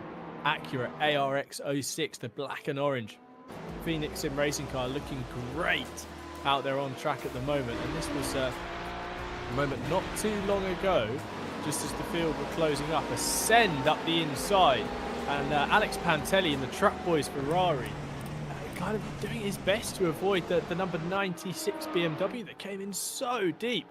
That was I think that was Alexi Bari in the Trident Motorsport car into the international horseshoe. But two very similar incidents, actually, not too far apart down there at that first horseshoe. But yeah, Felvis, David, is looking quick, isn't he? He's looking solid, and you could tell by the confidence in that pass and the lap times he's setting. I get the feeling he might just kick away now from the Old Firm Racing yellow Porsche. So I'm looking at the pit stops that just happened. 140 was the last pit stop for Phoenix Sim Racing, and 1:56. So it was much later in the pit stops for Old Firm Racing Yellow. That's why they're so far back there. But 1:40 for Phoenix Sim Racing, so they're going to have to come into the pits next time by. That's why they're so fast. So maybe Old Firm Racing Yellow kind of know that that car is going to have to pit very, very soon, as Pun Crew Racing into the pit lane as well there. So again, strategy is going to be a huge thing here. 420 Racing Team. So first, second, third and fourth all have to pit in the next sort of 4 laps, I think. 420 Endurance and Phoenix Sim Racing, they're going to have to pit in the next 2 laps. And I think Old Firm Racing Purple and ANSI 3D, they're then going to be in the next sort of within 2 laps of that happening as well. So we've got 3 pit stops, I believe, left to go, half an hour each, to take us through to the final of this this race here. But if I'm honest, I just don't see how anybody can bring. In fact, there we go, 420 Endurance Team into pit lane. God, it's almost like I know what I'm talking about here. I'm not going to lie, see, when something like that happens, I feel kind of happy, because it's like, yeah, I'm doing the numbers right here. There you go, Phoenix Sim Racing into the pits then, Old Firm Racing Yellow. That's why they didn't really fight that too hard, because they knew they were going to get that position eventually. So 2 laps time, we're going to have Old Firm Racing Purple and ANSI 3D Warriors Delta team into the pits as well. They lasted 1:32.9 for Old Firm Racing Purple. What has happened to that Aaron Alexander car? I'm really confused, because they're at least 2 seconds a lap, 1.5 to 2 seconds a lap slower than everyone else out there on the track. My concern... Oh, sorry, Tim. Yeah, I was going to say, David, I really think they are trying to make some sort of fuel number, trying to get into some sort of window or make this stint a certain length, because that lift and coast when we were on board with them, and I'm sure if we went on board with them down in towards turn 1 again, we'd hear it, but the car just went quiet down just before the braking zone, and I really think that they're working to try and extend the stint. Now, if you can do that really well, and it's an art in itself, somehow magically creating fuel. Scott Dixon in racing, so good at it. Richard Westbrook, another driver in the real world, that's so good at somehow making a stint go longer. But you do that by lifting off the gas and trying to roll the speed into the corner, braking later, and basically just kind of not having any input on the throttle. Less time on the throttle, less time burning that fuel.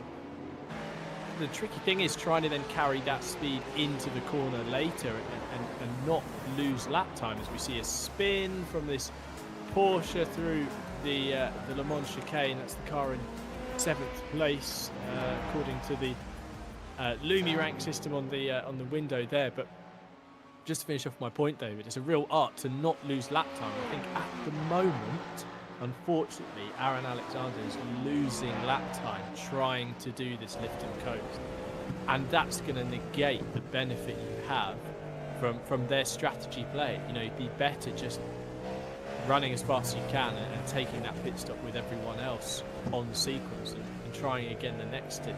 At the moment, all these 1.2 seconds, 0.8 seconds, 1 second kind of deficits are just going to add up to an entire pit stop. Amount of time lost really closer towards the end of the stint and of course towards the end of the race. Absolutely great. I just can't see where the benefit is on this one. Again, we're just in the commentary box, so we don't have the data that they have, we don't have the numbers that they have, and maybe they see something that we don't at the moment. Seeing that Adam Benjamin for British University Sim Racing is in pits, Kyle Felvis for Phoenix Sim Racing is in the pits. Is that car retired? He's going again. No, so he's got going again. It was just a very long pit stop, because I'm pretty sure that he was already in. I'm very confused. Phoenix Sim Racing, they were fighting with Old Firm Racing Yellow. They've dropped down 49 seconds. I suppose by the time they get in pits, that's absolutely fine. I was a little bit confused there. The other thing, that car that we saw into the wall there was the Ciderdyne Motorsports car of Byron Kotzer, who was in the pits, has now got back onto the track. This, though, is your GT3 leader right now, Jules Mullers, for Ryhs Engineering Esports, currently 1 minute 16 seconds ahead of second place at the moment, the Cooney Racing Team. That is legit, ladies and gentlemen. That is not an on-paper result. That is a legit, in terms of strategy, they've been absolutely faultless. Ryhs Engineering, you'll see that from the fact that their car is just completely unscuffed. And there you go, 2 laps later, Old Firm Racing Purple into the pit lane. I'm not sure if that was actually 2 laps later, but we'll count it as 2 laps later. And they are into pit lane. I've got no doubt they will come back out in the lead of the race, for sure, because that ANSI 3D Weekend Warriors car, I just don't know what. I don't know where the gain is going to come from with that, but let's say we'll wait and see with that. LMP2 as well is quite interesting. Is Esports Vicafez still in the lead of this one. Mateus Martinez Gallardo in the 47 car. Again, that car has looked splendid throughout the course of this race. And, well, right, here's a question for you, Tim. If that was about fuel saving, what's been the point? Because ANSI 3D's into the pits already. I knew that was coming. I knew it's like that gut feeling you get that you know you're going to be picked in assembly to do something at school. I knew. I saw it. Is it just pace? Is it just maybe that the pace isn't the same with this new driver in the car than it was before? I don't know. I think it was so clear audibly when we rode on board with that car down towards the Le Mans chicane in towards turn 1 that there was someone was lifting. You know, they were off the throttle lifting into the corner. But yeah, they were 3 laps later, I think, on the previous stint in terms of pitting compared to everyone else.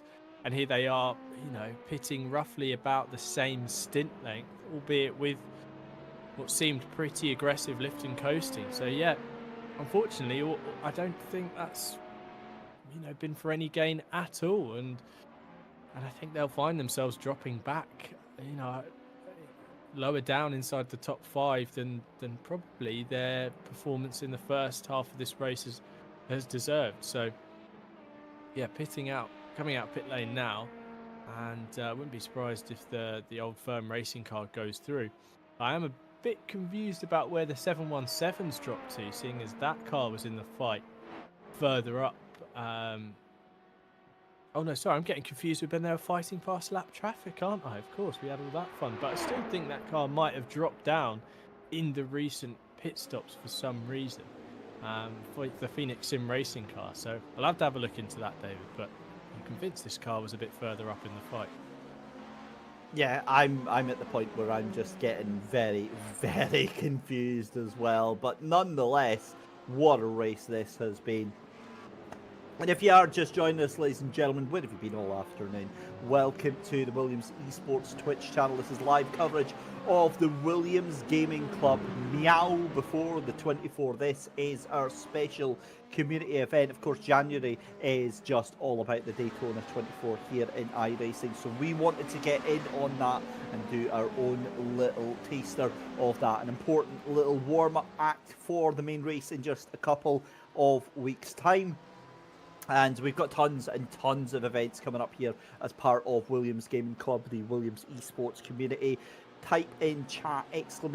Discord, get yourself an invite to the Williams Gaming Club and get yourself part of this fantastic community and get part of some of these brilliant races coming up over the next couple of weeks. You certainly won't miss it. Remember, we've got the Winter Cup Season 2 happening at the end of January.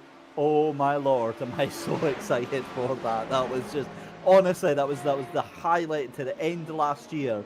It was just awesome stuff. Kyle Felvis, though, sending it up the inside. We've got cars going off left, right and centre here. An hour and 20 minutes left to go. Esports Vicafez going into the pit lane from LMP2 leads at the moment. There is the man, the myth, the legend, Eli Singh, aka Punju, in the Pun Crew Racing GTP coming through the Le Mans chicane. And he is catching up to the back of your second place. Is that Matt Brensater in the ITD Racing? That's a slowdown penalty for Eli Singh. That's what that is. Yeah, got it all kinds of crossed up in the Le Mans chicane in the transition between the second right, the first and second right. So he goes around the outside of the Porsche, which is then diving back up the inside, try and come into pit lane together. That was exceptionally touch and go there. They were so close to each other, down on the apron, slowing down for the pit entry line. Well, that could have gone very wrong, very, very quickly. Yeah, I was waiting for it to really go wrong as quickly as you said there. But into the pit lane comes Eli Singh from 6th position. I was thinking that he's already been in the pits, but well, we'll see as Kyle Felvis then is back out for Phoenix Sim Racing. He'll be retaking that 6th position, trying to chase down some of the other cars that are there. The Wizards Black Sapphire team, the 420 Endurance team that are there as well. And again, realistically for the GTP class, I get the feeling that this might be it. But my concern is right now whether or not Alexander Carlier is going to take that 2nd position. I've got a sneaking suspicion that the pace that he's got right now, given that last lap was the personal best, 132.483, they've got a big chance of making this happen. Let's work this out. Yeah, because they've still got another 8 laps before that car needs to... In fact, they've got, let's see, yeah, another 15 laps before that car needs to come in. So I've got a feeling that Alexander Carlier is about to mug and say 3D Weekend Warriors Delta and potentially take that 2nd place here. Yeah, this is endurance racing summed up. The way things can really ebb and flow, and into the second half of the race, kind of new challenges emerge, if you like, and new pace, and the swing can go away from you and go to another team. And I think the Old Firm Racing crew and of course Wizards Black Sapphire, who were leading early on, really need a nice clean remaining hour 20. They're going to have to make a couple of pit stops or so in that time, and just get it nailed. Bring yourself back into the fight, because they're fairly close together in the grand scheme of things. Look further down in the other classes where there's a lead of a lap or so here and there.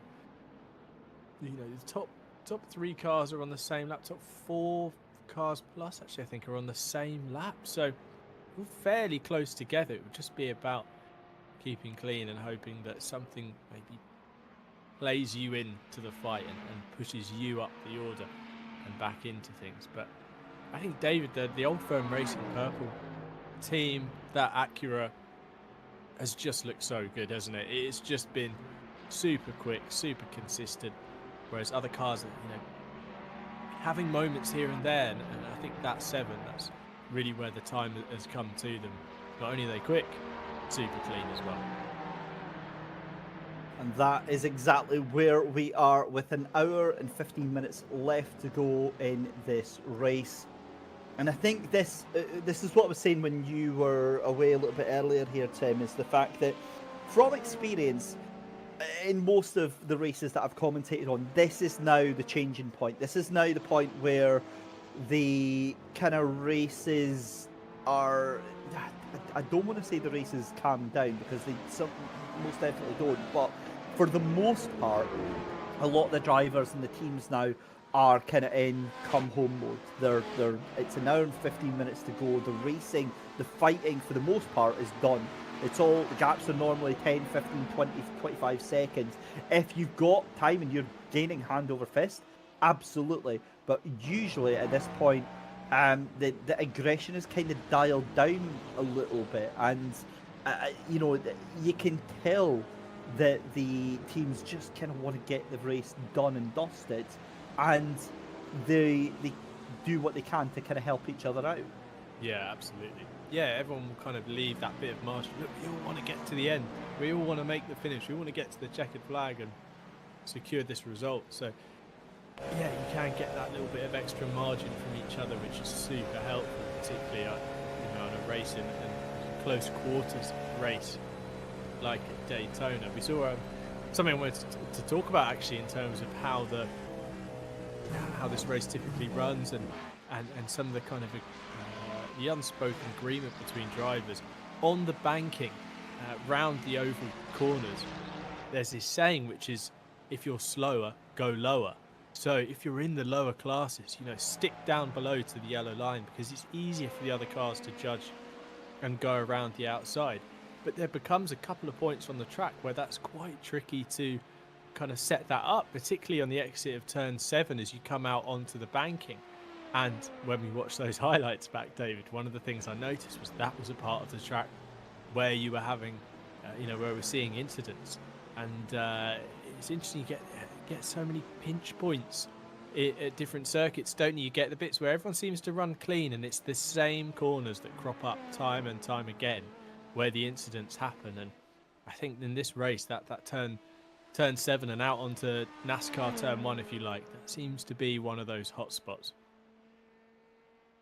Just watching as all this unfolds as well, we've had so many hot spots, as you were mentioning there, throughout the course of this track here, this 3.5 mile road course here at Daytona International Speedway, as Declan Bowler in the VGTR Esports GTP. Never mind the course being a hotspot, I think that car has been a hotspot for some of the chaos and the action, as we cut back to Gilles Muller's for Ryhs Engineering Esports in the pit from the leads of the GT3 class.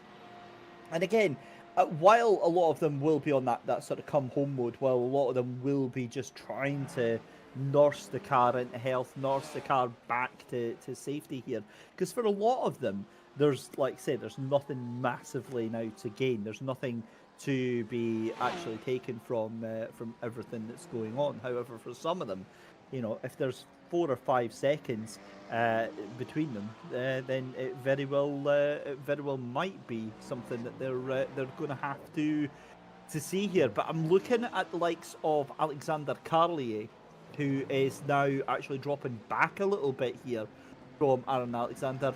Now, he brought out a yellow flag just a couple of seconds ago. He's way pit lane. He's in the pits, yeah. So Alexander Carlier has jumped into pit lane. I think that's a bit early for him. Yeah, I wonder if something's happened, Dave. This has got all the symptoms of let's a have a look spin if or he an goes instant. in. Might have a little bit of damage on the Is that a right drive-through? rim. It's a drive-through. Is it? Yeah. Yeah, that's what it is. I know exactly what's happened, right? He brought out the yellow flag, and it was at 3/4 of the way through the circuit. 100%, if we get a replay of this, I bet this is what it shows. I bet he's either spun it or driven straight across the track as Gilles Mullers comes out of pit lane. What's happened to your race-leading Porsche? Is he just letting all the cars go by there? Oh my God, my heart absolutely stopped there. That car was going so slow. It definitely off the road. I think he was off the road on the inside there on the grass and rejoining. So something's definitely happened to the number 23 Ryhs Engineering Motorsports car. And yeah, I completely agree, David. I think the Alexander Carlier in the Old Firm Racing yellow Porsche, I think he's probably had a moment at the bus stop, hasn't he? And picked up a, oh, there we go. Sorry, that's 10p in the jar, bus stop.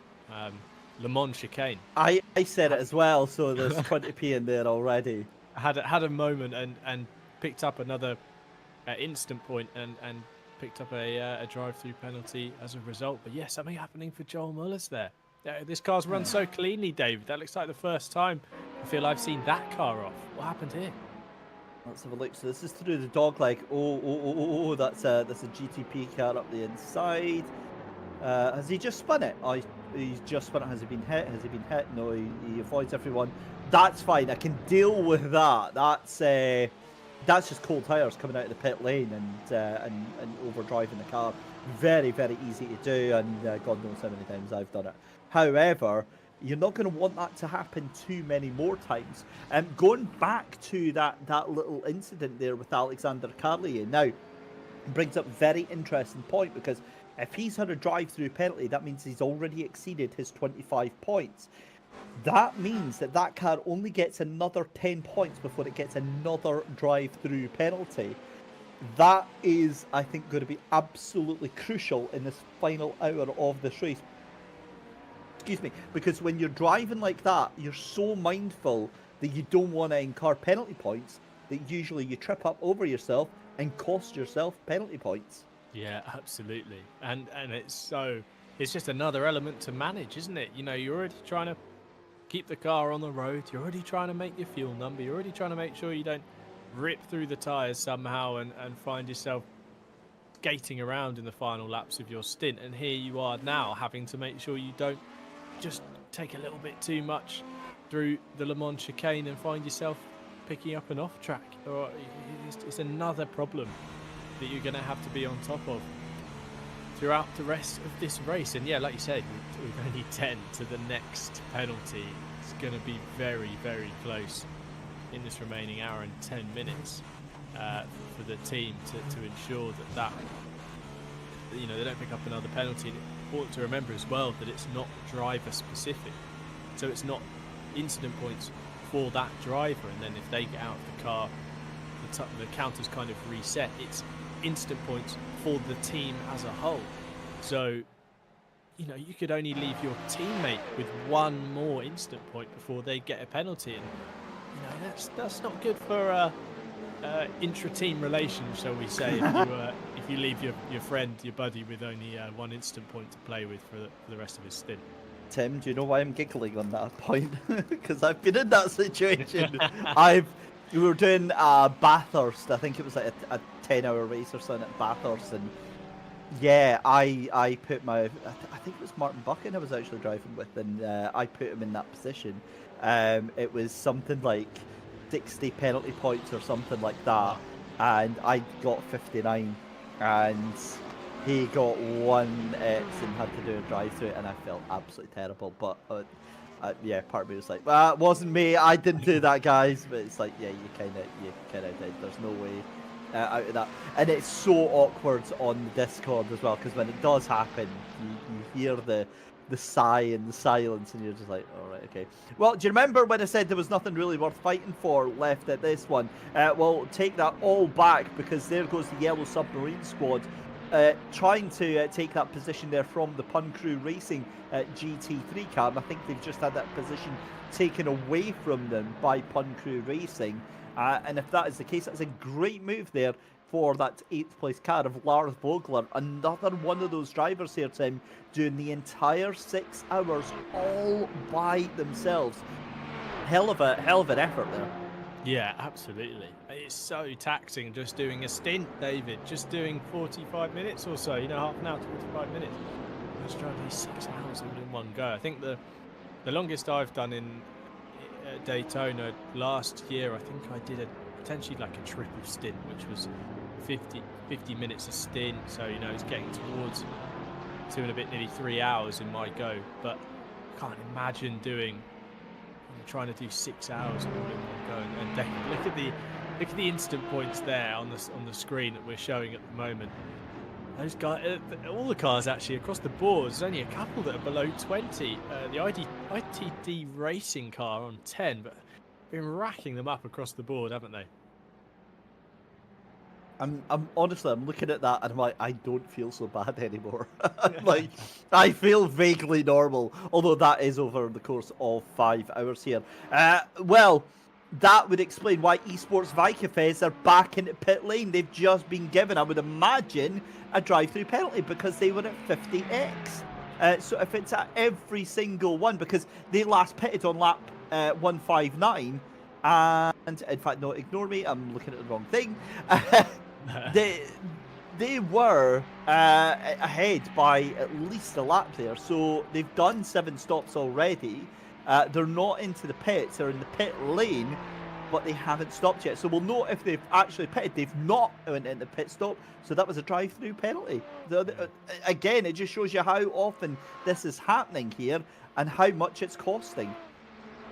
Definitely. And it will play in definitely to this last hour, because there will be teams kind of on the threshold of picking up a penalty that won't want to, because of, you know, the cars they're racing against and how close they are to the competition around them. Okay, fine, look, if you're 3 laps down on the car in front and you've got an entire 2-lap advantage over the car behind, then you might not be so diligent with your off tracks. But if you're in the thick of things, you know, if you're one of the cars at the front of GTP, if you're, you know, one of the cars, say like the ITD Racing LMP2 that's only 11 seconds off the G29 in second place, if you're any of really of the GT3s, they're all fairly together. You know, okay, there are bigger gaps here and there, but it's crucially still time that could be easily lost with a penalty. You know, you just got to be so careful of that into these crucial final moments of this race, and someone's got to be on the button telling their friend to be careful here and there.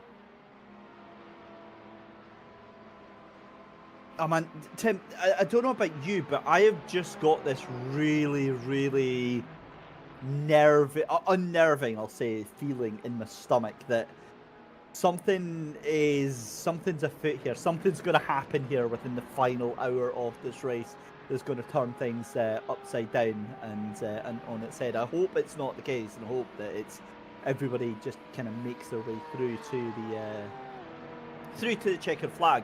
But yeah, I'm just saying that now, so it's on stream, it's recorded, and I have proof of it. Right, chat has gone so quiet. Where has everyone gone? The only person there is Redix, and there we go. Yeah, just saying that it's going to be close between ITD and G29, and I'm presuming it's for second place in that LMP2 class. I'm going to say that as well, yeah, because that ITD Racing car is starting to close down on them very, very quickly. Now, the difference being is that car did pit about 13 laps earlier. Anyway, we'll come back to that. Let us have a look. Oh no, it's James Portoles. Oh no. No, Tim, what's happened here? Hold my hand. Oh no, he's in the tyre wall. Oh, that's a monster crash. Oh my god, and that's into the GTP car, the VGTR Esports one as well. That was Declan Bowler that he hit on the way out as well. So tricky. We've seen James so unfortunate. You've seen him have a couple of moments, haven't we? Kind of locking up the rears and the car really rotating on him. And that's what happened down there at turn 1. Unfortunately, where he's had it in previous moments, he's kind of got away with it because there's been a bit of room either side of the track. On the inside of turn 1, you have this wall that is to stop cars running from pit lane, kind of across traffic on the exit should something go wrong.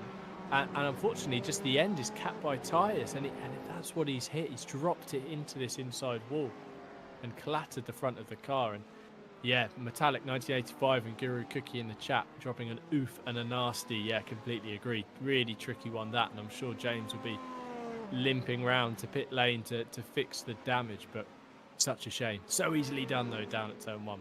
Yeah, and the car's just left pit lane as well, so he's obviously been in to get that damage repaired. But here we go then as we crest the hill of the final hour of the race. It's on the horizon. That is going to be very, very shortly. Hour number 6 is going to be pretty special as well. Let's take you through a rundown then of the order at the moment. Now, I've also noticed that Eli Singh is back in the pits again. That car was into the pits 10 laps ago. That's got to be a drive-through penalty, surely, for them as well. Keep an eye. In fact, no, they've been in the pits for 3 minutes. Well, maybe was it them that they got hit? I think it was, David. I think. Oh no! An Old Firm Racing yellow into the pits as well, but I think that's Alexander Carlier for a pit stop. Is it? Yeah. Either way, I mean, I do think, David. Yeah, you're right. I think that 31 car was the car involved with James Portalese's crash there, just getting collected late on. And yeah, close to 3 minutes in pit lane now. It's going to be a lot of time lost, sadly. I'm sorry, over 3.5 minutes actually. Yeah, again, getting caught out in someone else's incident. That's another thing to bear in mind in this final hour. Oh man, you hate to see it. You really hate to see it. Right, let's take you through a rundown then of your order so far, starting with GTP. In the lead is the Acura number 7 car, Old Firm Racing Purple. Randy Martin behind the wheel of that one just now, and second place currently is the ANSI 3D Weekend Warriors Delta crew, and Alexander currently behind the wheel of the Cadillac 24, and then it's Merin Hujevin in the Wizards Black Sapphire. God knows how this car is back up in the P3. A stellar recovery drive there from that Porsche in the number 9 up in the P3. We'll wait and see if that actually all holds out as it does. And then in 4th position is Dean Parry in the 420 Endurance team. Kyle Felvis is 5th position in the Phoenix Sim racing car in the Acura. Again, another car that's seen plenty of drama. Alexander Carlier in 6th position for Old Firm Racing Yellow. Adam Benjamin is in 7th position for British University Sim Racing, sharing that car with Alexa Gates. Zamfir Radu Olympiou in the QV Motorsports Right Twin Tail is in 8th position.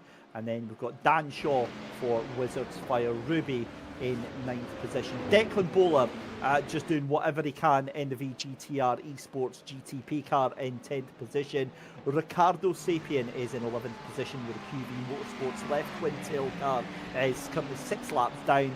And then it's Jake Hatton for the Truck Boys, extra fast car that's not really gone extra fast at all in P12 just now. They have been caught up in some miserable contact throughout the day. Over to LMP2s then, and it's Juan Paredo that is in the lead of the LMP2 class. Esports Vikafez leading from the start, and they have shown exactly how it is done. They have looked so good today.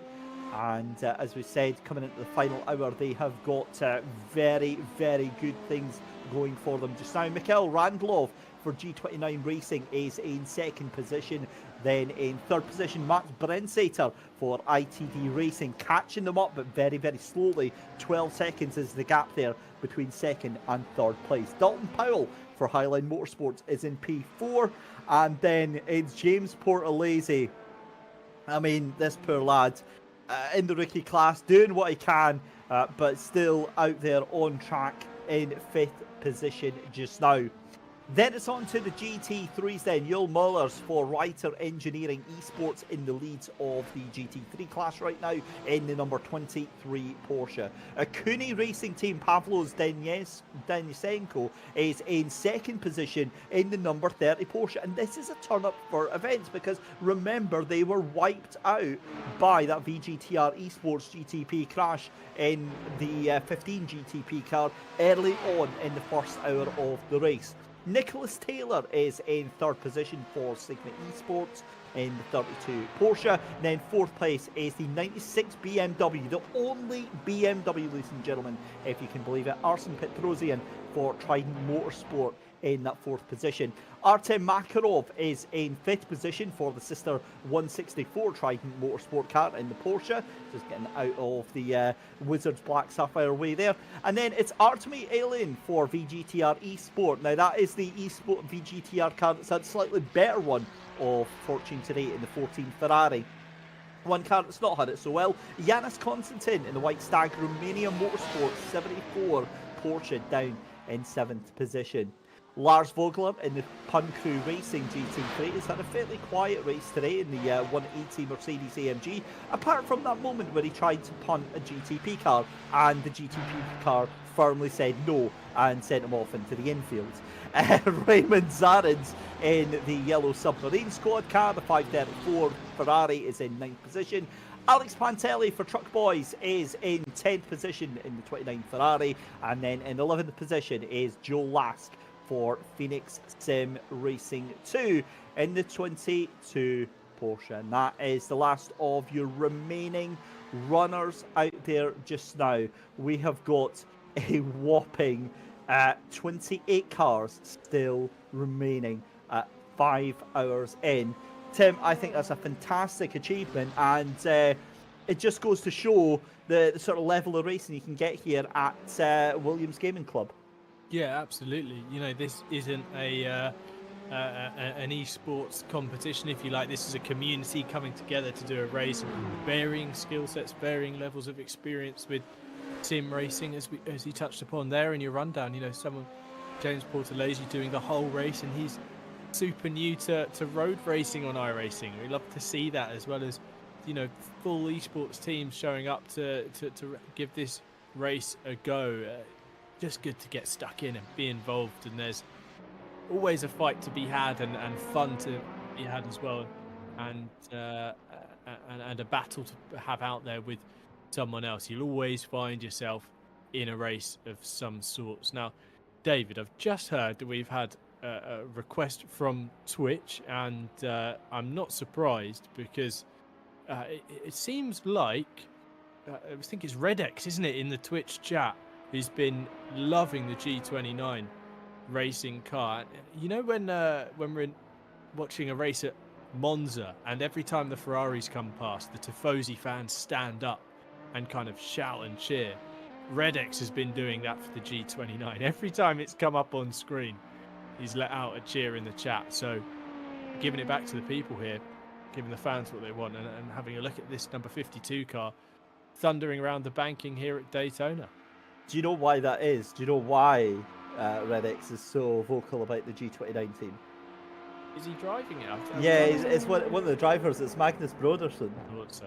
Yeah, he let that one out of the bag because he went very quiet when he was behind the car there. And so, oh my God, I swear I thought Mikael Randlov was the way to put that car into the tyre wall right as we were watching.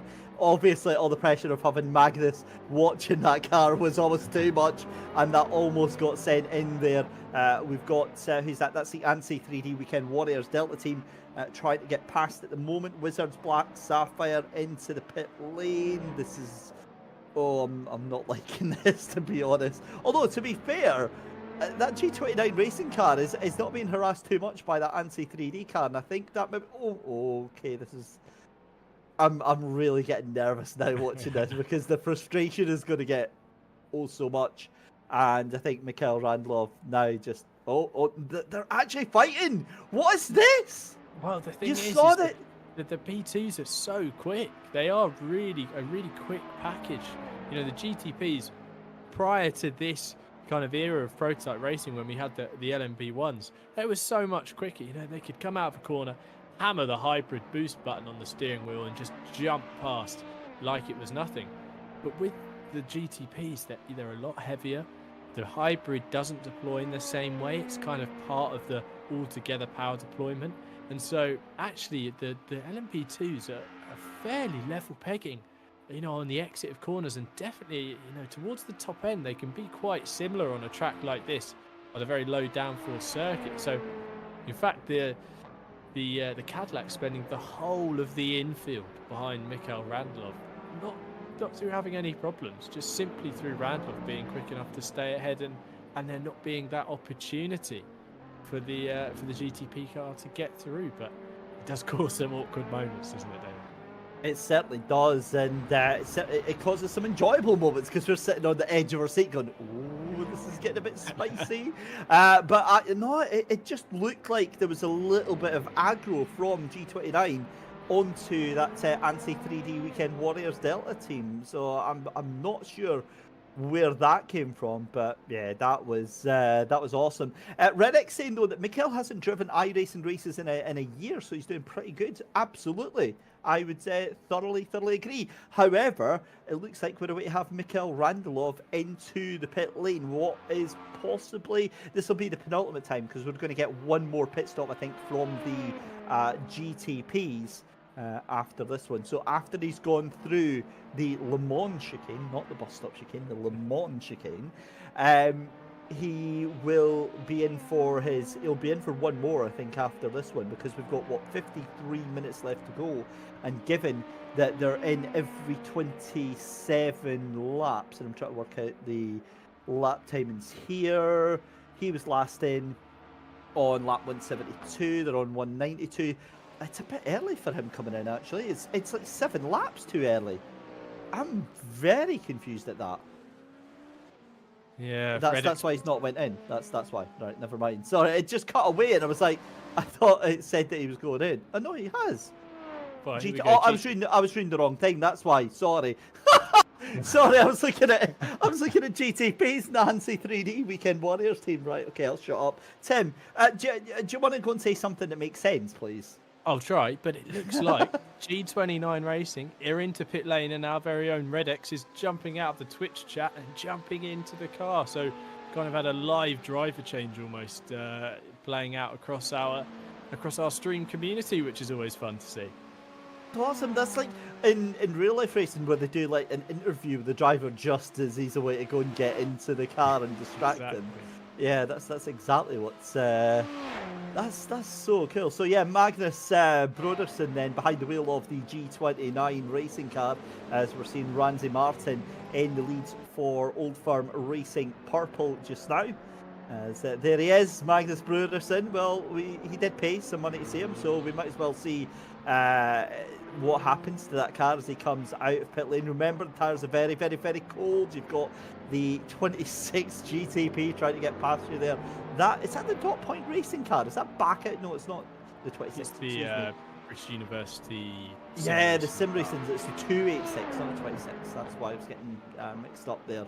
And they're on their way down into 5 just now. So, yeah, this is going to be very. Whoa, okay. That is. Oh, he's on. Don't do it like this, Magnus. He Come knows on he's now. on screen. He is. He's like, yeah, I'm going to make this entertaining. He's trying to show off for the cameras, trying to get all flashing the lights, trying to get past this Porsche. Did you see that? That Porsche came down. That Porsche totally came down. He was not having any of that whatsoever. A little bit overly aggressive there, I think, from Magnus. A little bit showmanship there. But interestingly, this is now where the battle is going to be, because what is Matt Brensater going to do in that ITD racing car that's in second place? Now, that car is 51 seconds up the road here, and it says to me that they're on the same pit stop strategy. However, well, they've done the same amount of pit stops. However, that can't be the case, because Matt last pitted on lap 167. So that means that car is, I would imagine, going to have to come in soon. And again, if you'll excuse me while I do my trusty calculator here, dividing 183 by 8, that gives us 22 laps. Or just under 23 laps for the LMP3s, and if they're on lap 185, then that means that the lead car and second place car are almost certainly going to have to come in the next 4 laps time. Look at that, quick maths, just off the top of my head, like that. And it's been right so far, David. You've called cars into pit lane as they've been arriving, so we're not going to question it at all. But yeah, the ITD racing car in G29, I think that's going to be the battle, isn't it, for that second and third on the podium in LMP2. The number 47 car, Joan Peredo, on board at the moment. That car's kind of cleared off down the road, hasn't it, throughout this race. It's been somewhat untouchable, and same could be.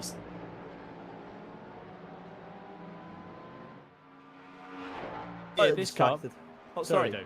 No, I was just saying I was slightly silent there because I was busy suggesting a poll on Twitch. I just realised you can do that for only 500 tokens. You can suggest a poll.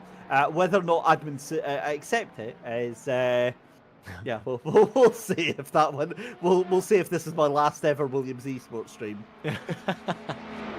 that could be a poll as well, David.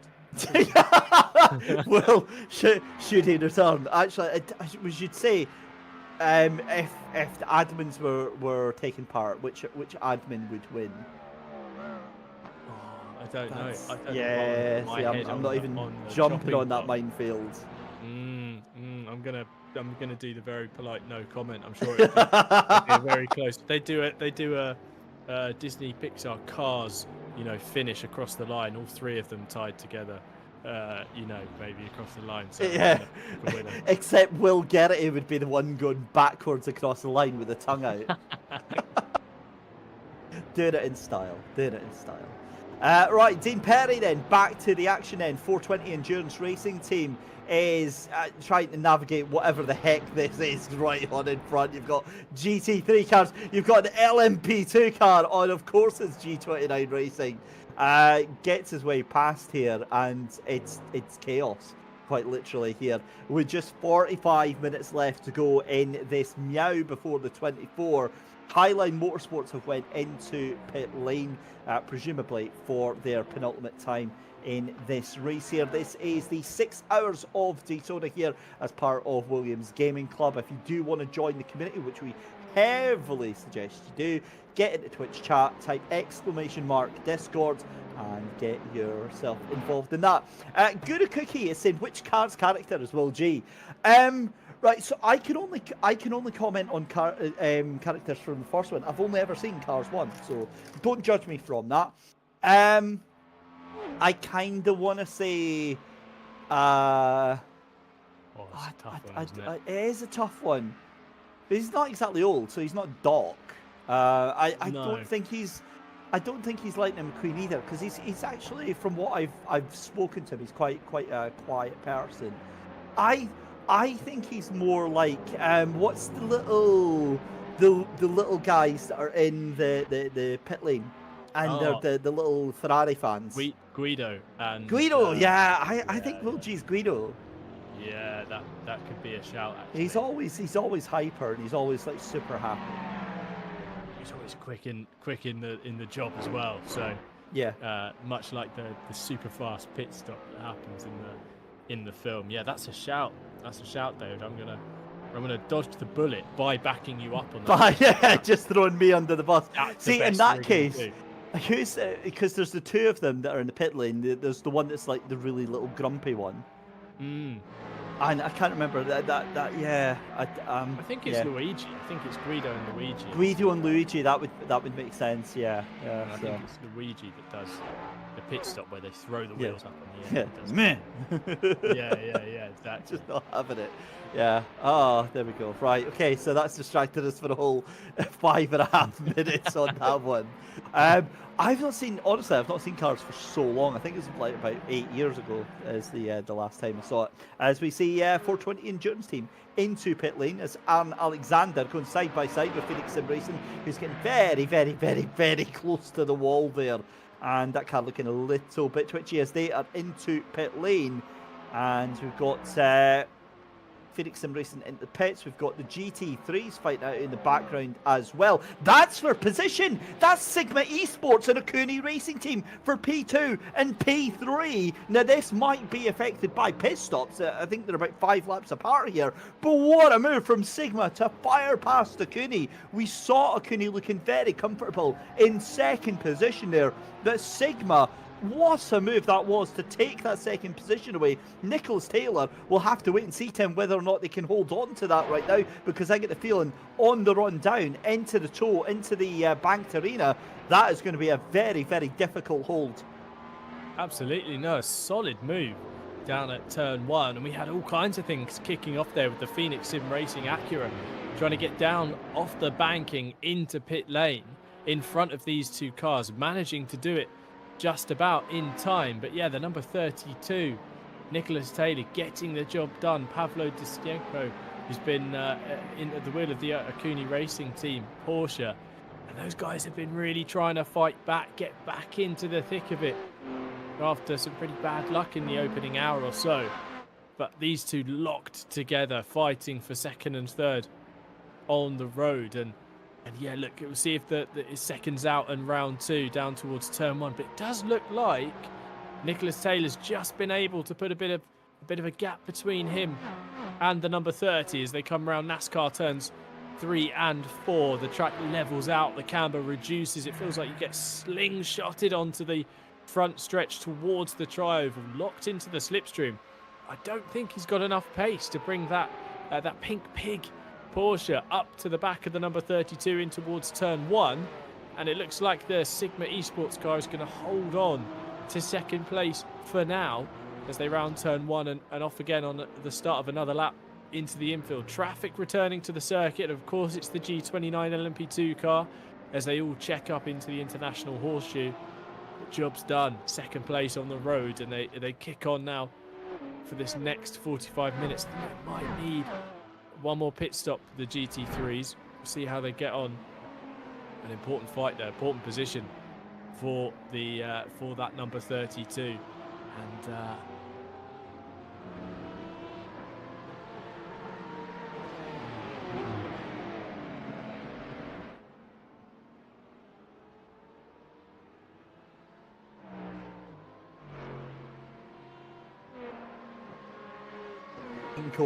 certainly hasn't done anything to,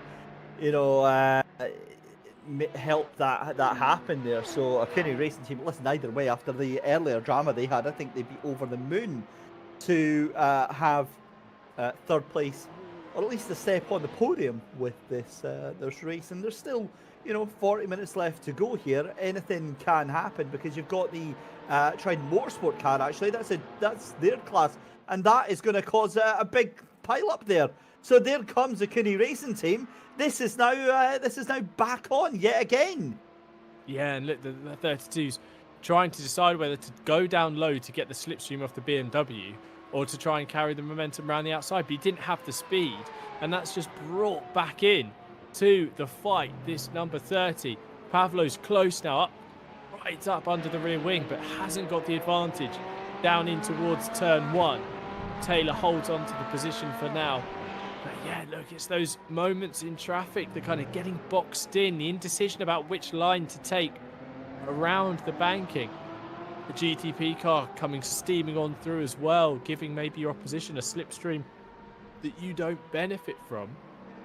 And it keeps these two cars together as their scrap continues for second place in GT3. And obviously Ryhs Engineering will be up the road loving this, knowing that their margins are going to continue to extend with two cars fighting away over a minute behind them. But great to see these two Porsche teams going at it. And yeah, it's all about who's got the slipstream, who's got that run down towards turn 1, and who can get the job done last of the late breakers into that tricky braking zone. But Taylor, deserved of the position, he's put up a good defence so far. 100%, and it's been a fascinating little battle. We were literally saying there's 40 minutes left to go, anything could still happen, but it was looking unlikely, and right at that it just all kind of kicked off a little bit there as well, as we've got a GTP car trying desperately to get past there. I think that might be the one of the Wizards cars trying to get past there. Indeed it is. It's Wizards Fire Ruby, Dan Shaw behind the wheel of that one. But again, I think that that damage has been done for that fight with the Porsches. Sigma Esport just able to run away with this one just now, and again it will be all down to the next bout of pit stops, you feel, as they cross the line to start lap number 178 now. They're just 1 minute behind Ryhs Engineering Esports at the moment. So again, a drive-through could massively change the complexion of everything just now. ITD Esports, ITD Racing 2, they're into pit lane as well. Old Firm Racing Purple, they go into pit lane, so that's going to be their penultimate pit stop of the race here, because you're certainly not going to manage to stretch that out for, I don't think you're going to stretch that out for 40 minutes. I think half an hour is going to be pretty much your tops in that one, but we'll wait and see. Maybe they're able to somehow time it just now, but this is now it. This is now a case of drivers and teams working backwards and now trying to get the strategy to be able to go to the end, as we see ANSI 3D Weekend Warriors Delta team into pit lane as well here, Tim. Yeah, definitely. This closing hour, these final pit stops will be crucial. These aren't the last. I agree with you, Dave. I don't think these will be the last time we see these cars visiting pit lane for fuel and tyres. But again, yeah, the strategy plays. Do you try and extend it, grab a couple laps here or there, and get ahead of on fuel in terms of the competition? Have a shorter stop at the end, or whatever it might be. This is where these kind of different routes to the checkered flag all play out and all start to come together. Here's the number 63 car running wide on the exit of turn 7, and actually drops it into the outside wall. Big ouch there. Going hard right. That was Agaton Olin, I think, in the number 63. They're in pit lane fixing that damage. And David, it's that corner. It's turn 7 again, the exit where there seems to be no grip, and these GTP cars trying to deploy all that power they've got locked up in the rear wheels. They've deployed all of the hybrid and the internal combustion engine power through the rear wheels. You don't get that four-wheel drive grip that you used to get in the LMP1 cars. It's so easy to spin up the rear, and he did so well to try and hold on to it, and actually just the snap right at the end sent him into the outside wall, and it looks to have picked up some significant damage. Over 3 minutes in pit lane for that car. David, how quickly things can change, right? You know, there's nothing to say that won't happen to those cars further up the order. the thing with that as well is that it's always a case of yes, yes, yes, yes, nope, and then you've got nowhere left to go apart from having to spend your time picking up your car pieces from the banking at Daytona here. It's unfortunate, but yeah, it's not going to be the last car that we see going into the wall there like that. But hey ho, that is the joy of multi-class racing here, as we have got only 35 minutes left to go. Can't believe we've already just panned through the entirety of a 6-hour race here, Tim. I know obviously you kind of went away for a little bit in the middle there, but I mean the action is exactly the same when you left as when you came back. It was just relentless. Yeah, relentless. That's the exact word I had in the front of my head to use, David, because it is, you know, that's what makes this race so great, and it's so great to see that our community here able to put on a show for us. It's been a fascinating watch. It's been great to have so many people in the chat watching along as well. Obviously, drop us a hello if you've made it this far, if you're still tuning in and enjoying this race. David and I will be here through to the finish and loving every second of it, and I hope Twitch chat is as well. This has been a fantastic race to be a part of, and we've still got time left to enjoy, David. Yeah, there's still plenty of time for stuff to happen here.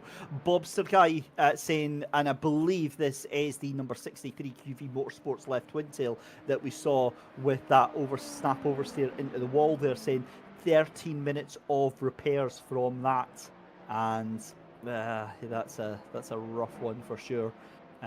So close to the end of the race. Right, this is Declan Bowler. Now, he is at the moment catching Patrick Janos-Todt in the QV Motorsports right twin tail car, catching up by about a second and a half on that last lap alone, and they're going to come across the line just now. What can Patrick do? Did a 1:35.3. Declan on that one did a 1:33.5, 1.8 seconds now. Gap 2.9 seconds. This is going to be like candy from a baby here, Tim. Yeah, absolutely. And you go from that pace difference, you know you're quicker to the car in front. There's a bit of a lock-up from Declan down at the hairpin, the International Horseshoe. And it goes from, okay, I've got the speed, I've got the pace, I can see the relative coming down, to then when you can see the car in front, somehow seems to unlock a bit more performance from your car. Don't know what it is. The gods of racing somehow deliver that extra bit of power, because when you can see, you've got that visual target to aim for, you can just pick up the pace, and it gives you that extra bit of confidence and push onwards. And Declan Bowler here, I'm sure, will be much the same. He'll see the Cadillac up the road and know that gap's just tumbling down. And again, through the first part of the lap, another 0.7 of a second coming out of the advantage the 263 has over this number 15 Porsche as they come up towards the Le Mans chicane. But David, that confidence, right, that you get when you see the car in front and you're catching, it's just, this is the place to be. What a feeling. It's an extra 5 to 10 horsepower easily, because that whole thing of like, oh, okay, let's go. The problem with that is that confidence that it does give you can lead to you overdriving the car in some situations and in some circumstances, if you're someone like me who finds it very easy to overdrive the car in these situations. But nonetheless, Declan Bowler, listen, if anyone deserves it on the recovery drive, you've got to say Declan does deserve it, because that car has had their fair share of absolute nonsense today. Fair enough, Declan may have overcooked it going into turn 4, but we'd be silly if we'd be saying that we didn't have all been there ourselves. But the incidents later on, they had nothing to do with it. And now, given that they're catching QV Motorsports right twin tail handover fest, this is surely going to be P8 on a platter for them just now. The other car that I'm watching just now, as all the cars, actually I've just noticed this, all of the cars seem to be kind of easing off 133s, 134s and the GTPs. but Merlin Hugvin in the Wizards Black Sapphire. Now, that car pitted on lap 190, so 14 laps ago. That did a lap 0.3 of a second slower than its fastest lap. So that car is absolutely on it right now as your race leader, Randy Martin, into the pits for what could be the final time as we go and check a previous incident. Let's have a look at the replay then. This is the leader. David, I was looking at this on the timing screen. Something happened to the leader. Contact there. That is the Old Firm Racing Purple Acura. That's G29! It's the G29 LMP2. Down at turn 1. Can't believe it. We were talking, Dave. You were talking about something. I was looking at the timing screen going, where has 10 seconds gone? What has happened? But this throws this race completely open because that gap has been decimated by that incident. Now with the pit stop, the ANSI 3D Cadillac Weekend Warriors car, that's back into the race lead. Okay, albeit it's got a pit stop to make. But this has really changed how this race is going to pan out in this remaining half hour. I can't believe that these are the two cars that get together at turn 1. Oh my God, Redix, what have you done? Oh my Lord. Right, okay. Now, let's try and look at this on terms of the positives then. One is that Old Firm Racing Purple, they would have had to go in for a pit stop anyway to get them through. Now, do they have enough time, do they have enough in the tank to get them through to the end of the race? I think they should. I think pit stop wise, 27 laps at 1 minute 33, they should be okay fuel wise. The other question is, do they have damage? No, they don't, and I'll probably tell you why. They've had a fairly clean race, so they had one fast repair. I think they had still their fast repair, so I think, as bad as that was, I think they're still in the prime seats to win this race right now. I don't know how they've done it, but my God, that could have been so much worse. I mean, we saw just how quickly an incident at turn 1 can just change the race. James Portalese, the solo runner in P2, hitting that inside wall. Could have been two cars there, both on the podium, a race leader and a car competing for the podium in class in LMP2, in that inside wall and out of contention. But they're kind of lucky to get away with what they did have to deal with there. That could have been so much worse. And for the Old Firm Racing Purple car, if that is their bad luck, if that's all the bad luck they're going to get this race, I mean, I'd take that. Okay, lost a big chunk of time, but they're still on pit strategy. They're still within touching distance of the leader. I think that Cadillac needs to pit soon as well. Tim, so, look at Randy Martin and look at who's just in front of him. Gonna have it again. We're gonna have it again. Yeah, Magnus Broderson. What is 0.70 of the lap? Right there he is, and this is. Oh God. Oh, this is gonna. No. We'll yeah, right. He's right up there. He's literally 4 cars ahead. I just saw him in the tail end. I'm sure it'll be absolutely fine. But also, I've got no doubt Randy Martin's going to get this position before it even comes to pit stops. But I would love to know if that ANSI 3D car is still lifting and coasting, because the gap has really come down. And look at down in turn 1. It dives up the inside of the White Stag Porsche thing. But a couple of cars ahead is that Cadillac, is the race leader, and the gap's just kind of disappears at turn 1 so quickly. So they're still trying to do something with the lift and coast, or maybe they just don't have the performance in that part of the track. Could be. That is what we're going to find out in the final half an hour. Do not go anywhere, ladies and gentlemen. If you wanted drama, if you wanted excitement, well, we're giving you it in bucket loads here for the final half hour of this Meow before the 24 here on the Williams Esports Twitch channel. Almost lost for words here. This is a Williams Gaming Club community event. If you want to get involved with the community events, type !Discord in chat and you can get an invite into the fantastic WGC Discord channel. Alright, this car in front of us is Patrick Janus Toth for QV Motorsports Right Twin Tail, who moves to the side, and there is your race leader in the ANSI 3D, Weekend Warriors Delta team. Was that a car parked at the wall there? I'm pretty sure I just saw one, but we'll ignore that for just now. This is it. This is going to be for your race lead in just a couple of seconds' time. As you can see, the two leading GTP cars catching again on Magnus Bruderson. In fact, Bruderson into pit lane. I need to check that that penalty thing. No, nothing's been updated on that. So that car is into pit lane, and I wonder if they're going to be jumping out and swapping driver for this last stint here. But yeah, well, there you go. That's avoided one drama. Goodness me, that is... I've got no idea how this final 25 minutes is going to go out now. That's how quickly things can change, right? Just takes that moment like that. Just takes one misread of traffic, one miscommunication between drivers passing, being passed, and the whole race can be blown wide open. And yeah, like I said, both quite lucky to get away with how that incident played out. You know, that could have been a lot worse. And so...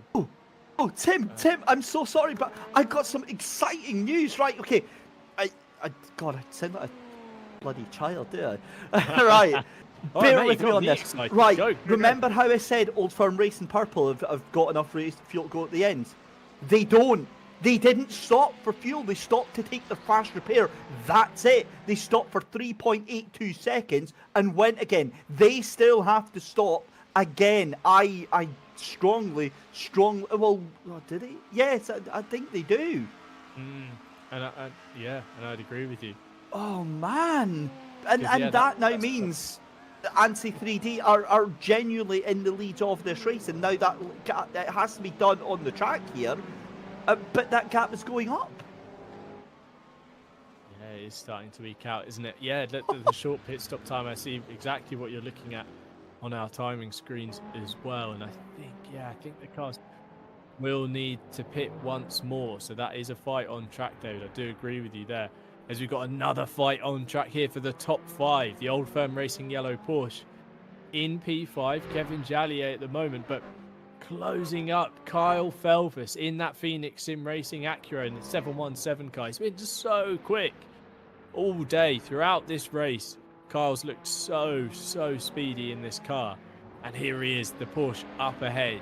That's a position inside the top 5, which it's one of those tricky ones, Dave. Both cars, I feel, deserve to be in the top 5. Both have had kind of up and down races, but crucially have looked quick enough and deserved of being in that position.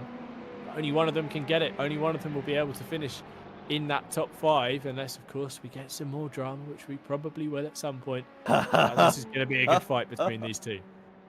Oh my goodness me. Right, so Phoenix Sim Racing catching up to the tail end of Old Firm Racing Yellow. Meanwhile, the gap to your leaders now come down to under a second. Here comes Old Firm Racing Purple here. Now, again, this is going to be touch and go. The last pit, both of them came on, if we remember rightly, they both came in on the same lap last time. That was 201. Now, if they are doing 27 laps, that is going to be lap 228. They're on lap 210, which means they've got 18 laps to go with just 23 minutes left to do it in. It's going to be very, very tight to see whether or not they've got enough fuel to go to the end here. That might explain why Aaron Alexander is lifting and coasting so much, but he's also trying to cover off the leader, who, let's face it, is not lifting and coasting right now, who is absolutely charging, but then again might have just realised that that's exactly what they need to do instead as well. Yeah. Oh, it's a head scratcher, isn't it, David? This is 3D chess. It is. It really is. And this is what we love about endurance racing. It always seems to come down to the final half hour. No matter how a race is run, it all seems to happen. It's like a 5.5 hour qualifying race just to get into these final 30 minutes, it seems. But the top two separated by under a second, under 9/10 of a second, and Old Firm Racing Purple, they'll want the lead back on the road. And yeah, with pit stops still potentially to play out, they'll want that track position. Crucially, they'll want to lead from the front, as they have been doing for for so long in this race, for so much of this race. They've been the car out front. They just need a few opportunities here or there. And get up the inside of the Sun Crew Racing, the Mercedes there, the Sun Crew car in turn one. That was so close. Randy Martin clearly pushing on. He's desperately trying to make up that time and was trying to squeeze through a closing door there. Lucky to get away with that, I think. Another life used up in this situation, in this fight for the lead, and the gap that was below a second now up over 1.5 seconds. Every single pass matters. Every single look up the inside is going to cost you time or give you a position. Every single move needs to be calculated in these closing stages. And in a fight for the lead, David, it counts just that little bit more. It really, really does. It's, wow. It really, really just makes or breaks your entire race. Crazy to think that it comes down to the final 20 minutes of the race. Metallic saying would be so painful if you run out of fuel. The horrible thing is commentators, Metallic, we've both seen it, both Tim and I in separate races. We've seen that happen. We've seen cars run out of fuel in the final 10-15 minutes of a race. I mean, goodness me, real life. Let's look at Le Mans and Toyota, wasn't it, a couple of years ago? What was it, 2016, 2017? Ran out of fuel on the final lap. I don't know if it was quite fuel. I think there might have been a mechanical. Oh, was it electricals? Yeah, but still, look, your point remains, David. It's not over till it's over. You're not done until you take that checkered flag, and especially if you're trying to do something different and you're trying to push that fuel. As the broken mirror returns on the Acura there, really going to push it, and it's, a lot of teams will be looking at, is that an option? Is that something they can do and extend the fuel stint, lift and coast, push that out so they can avoid another stop? But I don't think they'll be able to do it. They've got to do something special. These top two, though, will play any card they can to hold on or reclaim the race lead. And at the moment, Randy Martin's closed that gap up again through traffic. There's been a couple of moments that have slowed up Aaron Alexander on that previous lap, a traffic through the bus stop. Cars to deal with on turn one, and now the Acura looks to have the upper hand again. And again, look, this will be traffic into the bus stop, albeit the same class. Hopefully won't cost Alexander too much time, but just having that dirty air, having that car in front, blocking your sight lines and your apex points and things like that, just cost you a little bit of time as they head round past traffic. Look, swooping up and down the oval, trying to pick up any slipstream they can. The two leaders, David, dancing through the traffic. This wild stuff as second place weaves his way through a GTP car and through a GT3 car into turn one then. Very, very tight for Randy Martin, but close within half a second onto your race leader. I tell you what we need right now is if we can get broadcast production to put up the off tracks or the incident points that they've currently got against them just now.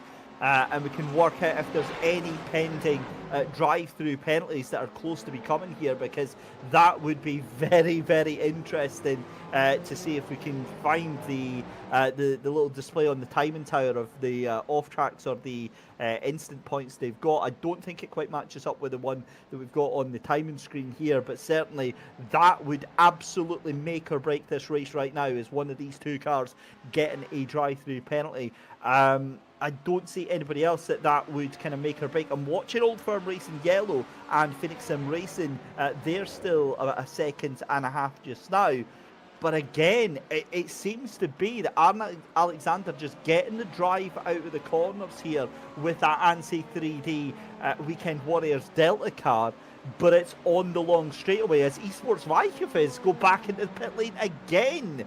Now they were into the pit lane. That's been their, third stop in, I think, about 10 laps here. I mean, so they're on.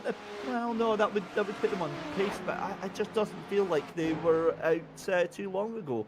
And here we go into turn one. David, oh no! The number 7 the D29 car. They're side by side on the exit. Huge slide from Magnus into the corner, so nearly connecting the Acura once again, as the two leaders are leaving nothing on the table as the G29 P2 sliding into the International Horseshoe. I think making contact with one of the GT3 BMWs, but Randy Martin is pushing so hard and he's actually within slipstream range. We saw it on the run across the tri-oval that time to start this lap. He gains now in the slipstream. He's picking up a toe from the race lead. He's going to lose a bit of time here through turn 7 with the traffic. That's the Acura Racing Team Porsche. Just going to drop him now back outside of real slipstream range, getting a real advantage. But, oh, David, it's getting close. These two are leaving nothing on the table. It seems that Aaron Alexander's able to just kind of pick his way through the traffic. And Randy Martin is desperate to follow him through and just sends it into the gap that Alexander has kind of made and just hopes that he can get through. He's really putting this race on the line with some of these moves. But David, he's kind of got to at this point, isn't he? Because he's got to get back past it and get back into the lead and kind of reassert this car's position, because I'm not sure how things are going to play out with pit stops. He does now, because we're, what, 15 minutes away. Honestly, it's touch and go, and I think that is exactly why Aaron Alexander lifting and coasting as much, and we were making comments on that as well, wondering if it was just a pace difference from Aaron. But I mean, look, if Aaron wins this would be just a sensational performance. But let's not count our chickens too soon, because we've got several cars to get past here. We've got 2 GT3s in the space of the dogleg left here into turn number 5, into the West hairpin. That car is literally doing everything it possibly can. Poor Randy Martin. I mean, throwing the car into left, right and centre. Right, we've got a replay here of the G29 car. I've got a feeling this is going to be the incident we saw into the BMW of Trident Motorsport. Let's have a look here. It is. So it's into, this is the one we saw in the background, into the International Horseshoe here. And honestly, just way too late on the brakes. The car slides bang into that poor BMW, and well, it's safe to say they've not had the best day at the race. Has also seen that Team James Portales has retired from the race. Got to see that.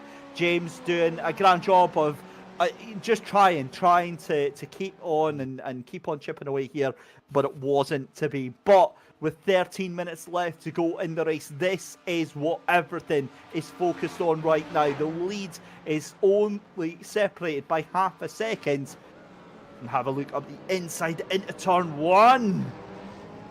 Oh my goodness me. Right, we've got another replay to show. I'm hoping this isn't with the G29 Racing. We'll double check here. No, it's not. It's Eli saying, no, Punchy, what have you done now? Right, through 2.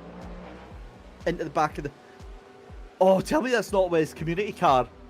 Oh no, that's the VGTR car. Oh. That's just one of those iRacing instances there. That's really difficult kind of dragging of the 2 cars when they get connected and spins them around. It's a real shame there, but yeah, a difficult one. And David, I was just going to say, we're watching our 2 race leaders battling around on track, and you said about James Portalese dropping out of the race. A real shame, a mammoth effort from him to get this far in the race on his own, but I wouldn't blame him for pulling up a seat, getting a nice cold glass of water with him and sitting back and watching this one now, because we got such a good fight for the race lead. These 2 cars together, locked together on track. Now it looks like the Cadillac, the number 24, does have the legs in a straight line, but this gap just decimates down at turn 1. Randy Martin's just able to close up so much under the brakes. I think there is still that lift and coast going on. He's just able to eat into this gap, and I hope we see it happen again here down at the start of this next lap. No traffic around to cause problems, but looking towards turn 1, look, it just kind of closes up enough to just make a real difference in the lead. And actually there is traffic. That's the Phoenix Porsche there as they run through the turns 2 and 3. There's a car on the outside and in towards the International Horseshoe. Randy Martin looking for a way round the outside. Alexander able to hold the inside line and keep the Acura at bay. Lead intact, but the gap has been halved just through a couple of corners. They're going to be running nose to tail throughout the infield, and you get the feeling, David, that Randy Martin wants to get the job done soon. Oh my lord, this is absolutely spellbinding racing going on here. You would never say that this is a community race. You'd say that this is top tier professional level esports going on right now with the fighting that's going on here. But what a fight we've got on our hands with just over 10 minutes left to go. ANSI 3D Weekend Warriors Delta versus Old Firm Racing Purple with just 10 minutes to go, 0.3 of a second separating us in a 6-hour race, ladies and gentlemen. This is the battle of the GTPs, Acura versus Cadillac. Cadillac currently has the upper hand at the moment, but you get the impression how long is that going to last, because it's been closer now than it ever has before. 0.4 of a second, and now suddenly Aaron Alexander ratcheting up the pace here. But is it going to be enough? 0.3 of a second here, weaving, bobbing left and right. They're going to be side by side coming across the start finish line here. We've only got 8 laps to go. Up to the inside goes Randy Martin, but it's covered off there by Aaron Alexander. He goes wide, has to compromise his line out of there.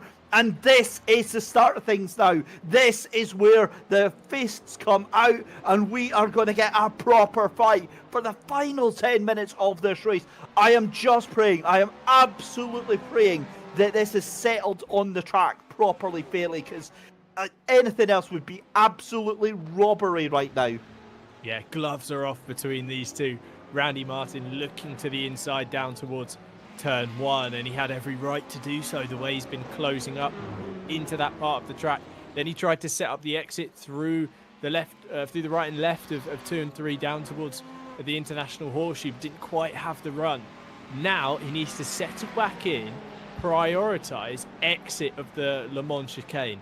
That is the crucial part of the lap for this number 7 Acura. Get that nailed. Okay, yeah, we're going to see Alexander bobbing and weaving, like you said, ducking and diving, trying to break the slipstream.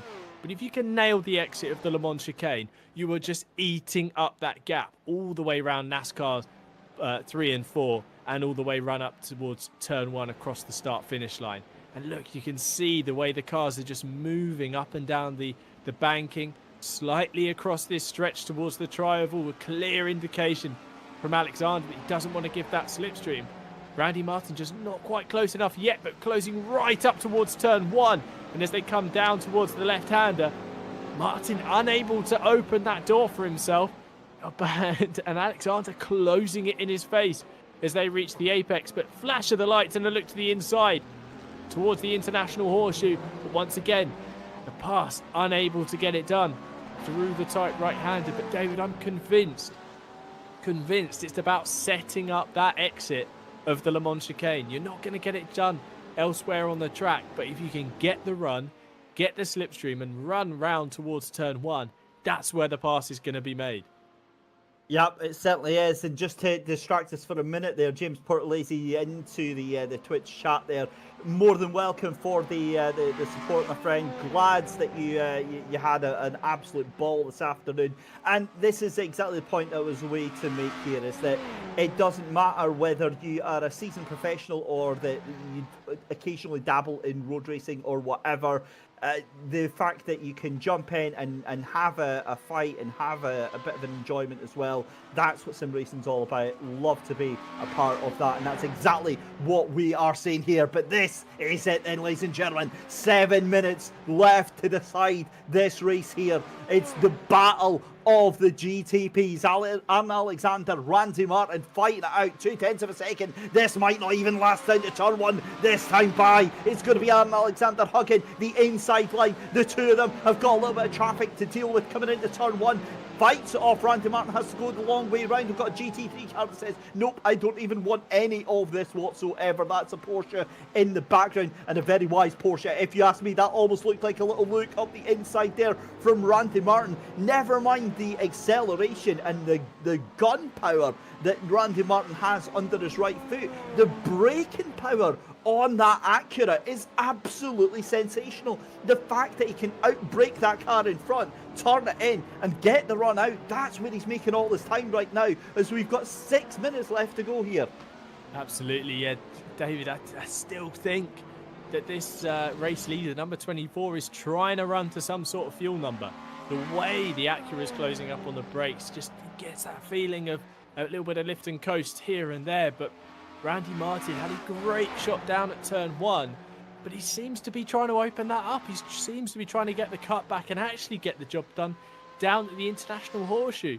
But that all starts here at this part of the track, through the Le Mans chicane, over the curbs, get a good run. He's done exactly that. He's so close up the back of the Cadillac, under the rear wing. Alexander can't really weave to try and break the slipstream because he's so close. Round NASCAR 3 and 4, they're going to be side by side. Who's got the ponies in the straight line? Who's got the top speed advantage? It looks like the Acura's drawing up alongside. They're neck and neck across the line. Down towards turn 1. Alexander on the inside. Randy Martin trying to go the long way round. Can he do it? They're still going to be side by side by the apex. Alexander able to just run out wide on the exit, close the door and retain the position. Traffic ahead. That's the Ryhs engineering car as Martin round. He's dropped it into the International Horseshoe. David, the battle comes to an end. Wow. Wow. Drama, intrigue, chaos. It all comes to a head. It always was going to come to a head. Hold your horses, though, because watch the pace from Randy Martin. I've got no doubt that he is going to charge. And think about it. If he was able to bring that gap down repeatedly, lap after lap after lap, what can he do in the final 5 minutes here? We've got, what, probably 3.5, 4 laps to go here in this 6-hour race here. It's 4.5 seconds, 4.3 seconds to be fair here. Again, has Randy Martin cooked those tyres? Has he done it in for himself? Let's have a look here. Was there anything at all? He goes across to the inside, to the outside, and then again just... Oh, he tried to avoid hitting that car in front, flicked the car, and that was it. It was an avoidance measure from Randy Martin, and that gap's going up. That's it. And the thing is that Aaron Alexander, if he was fuel saving, that's what he wanted. He's like, yeah, I can boot it now. I've only got 5 minutes left to go here. He's got margin to play with, crucially, and to the pit lane. The number 7 comes to pit lane. David, we were talking about whether there would be enough fuel to make it to the end, and this is our answer. But does ANSI 3D? Because they came in at the same lap. So that's my question. If they came in at the same lap and took, I'm presumed they take the same. It's not. It's a drive-through. Because he lost control. That's a 2X. Oh, that is heartbreaking. Oh, you hate to say. Well, that's it. Definitely done now. So congratulations. Well, I'm saying that is that we can get to the end on the fuel for ANSI 3D. So at the moment, it's GG to Aaron Alexander. But my God, I don't think I've ever seen a 10 minutes to finish the race here, Tim, that has been quite that dramatic. That was incredible. 2 things, David. When it rains, it pours sometimes, and that's exactly what's happened for this Old Firm Racing purple car. But we've still got 3.5 minutes, and it still could happen. It changes so quickly in this 6-hour race, and it could all change again. And a car that's kind of looming to pick up the pieces should something go terribly wrong is that number 9 Wizards Black Sapphire car that's just been kind of out of the picture. But the pace has been unbelievable from Marin Hogeven in that number 9 Porsche 963. Setting the fastest lap of the race, a 32.0 in his time in the car. His pace has been quicker than the leaders, lap after lap. Yes, he's 50 seconds back, but Old Firm Racing Purple just dropped 25 out of nowhere. So it's all still to play for. This top 3, all of them have a shot at a great result, but sat in the hot seat in that position to take this victory is Aaron Alexander in the 24. Just the question mark is, can he get to the end? Has all that lift and coasting been paying off? And I think it's going to be close as to whether this Cadillac can make it. Looking at the times here, yeah, he can comfortable. The pit lap difference from what I can see is about 3 or 4 laps in terms of but fuel. Remember, that's when they had to go for their pit stop after they got crashed into by the G29. They both pitted on lap 201, and then they had to pit again 4 laps later. Yeah. That's why that reads the same. But the thing is that if they're doing 26, 27 laps there, they've got at least another 4 laps of fuel. We're on our penultimate lap. We've got, well, yeah, we'll have maybe 2 more in here, so I think they're safe by at least 2 laps here, and that's on top of whatever fuel saving Alexander has been doing here. What I would say though is I am worried that he's going to start coasting a little bit here. 23.3 seconds. That was a 1:34.1, and we're normally seeing a 1:32 sort of 5 or 6 here. So again, it's just about those penalty points. But we've got 1 minute left to go, so this could be, this actually could be the last lap of the race here then.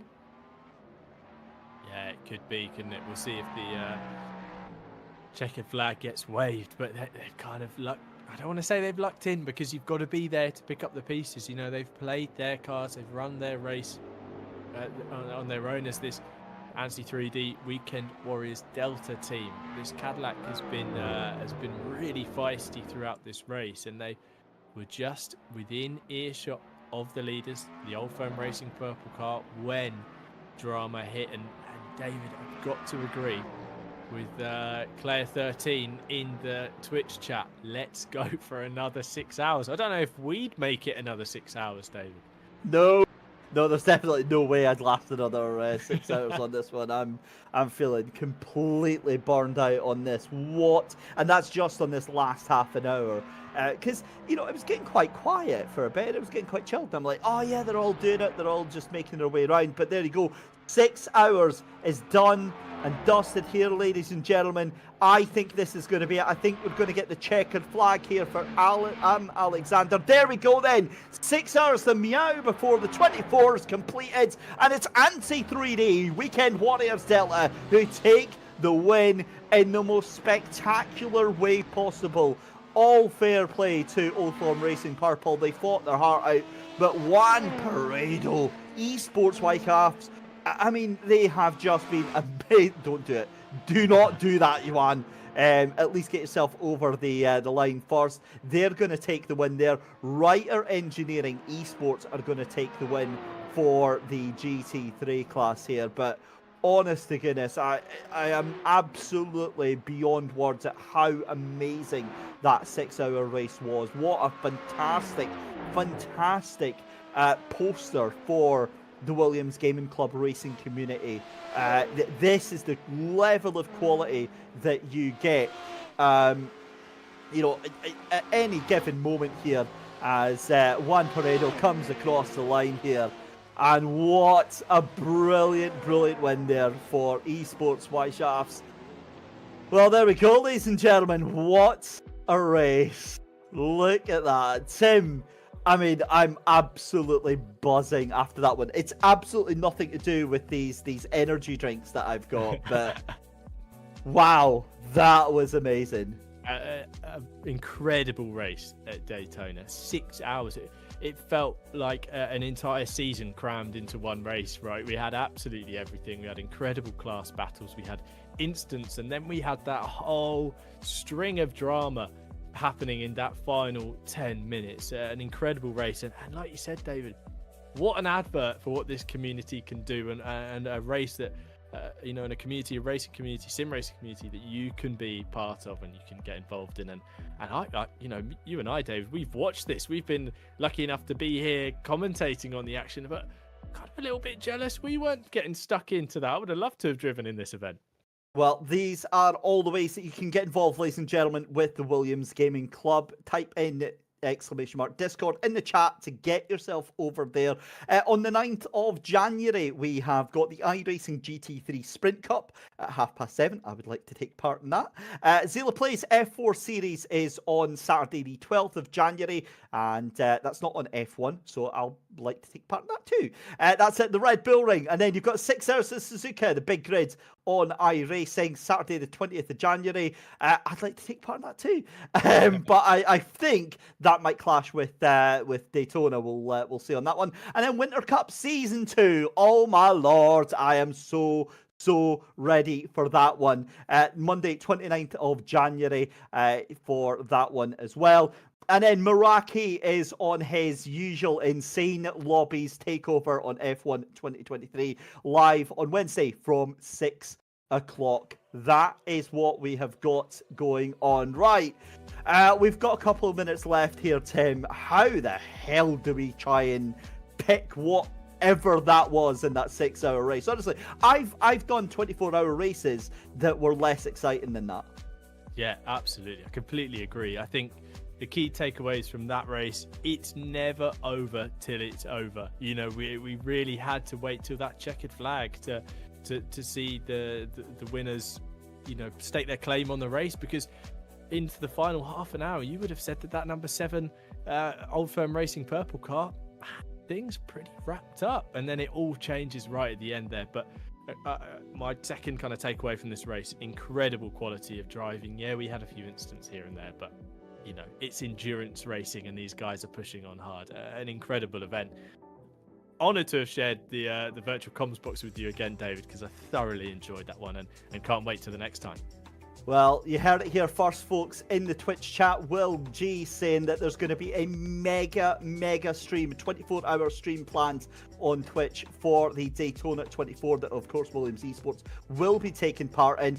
I'm going to be taking part in that as well, so I'm going to beg to try and be part of that and take part in my own team race as well as that. That'll be fun. I will be absolutely knackered by the end of that. As always, a huge thank you to our broadcast team behind the scenes. A huge thank you to the wonderful Tim Philbrick for joining me here on commentary today. Thank you very much for that, Tim. And as always, a huge thank you to you at home, the Williams Esports audience, for watching today. We would be nothing without you. Hit that follow button and we will see you very, very soon for another quality Williams Esports stream. Until then, take care.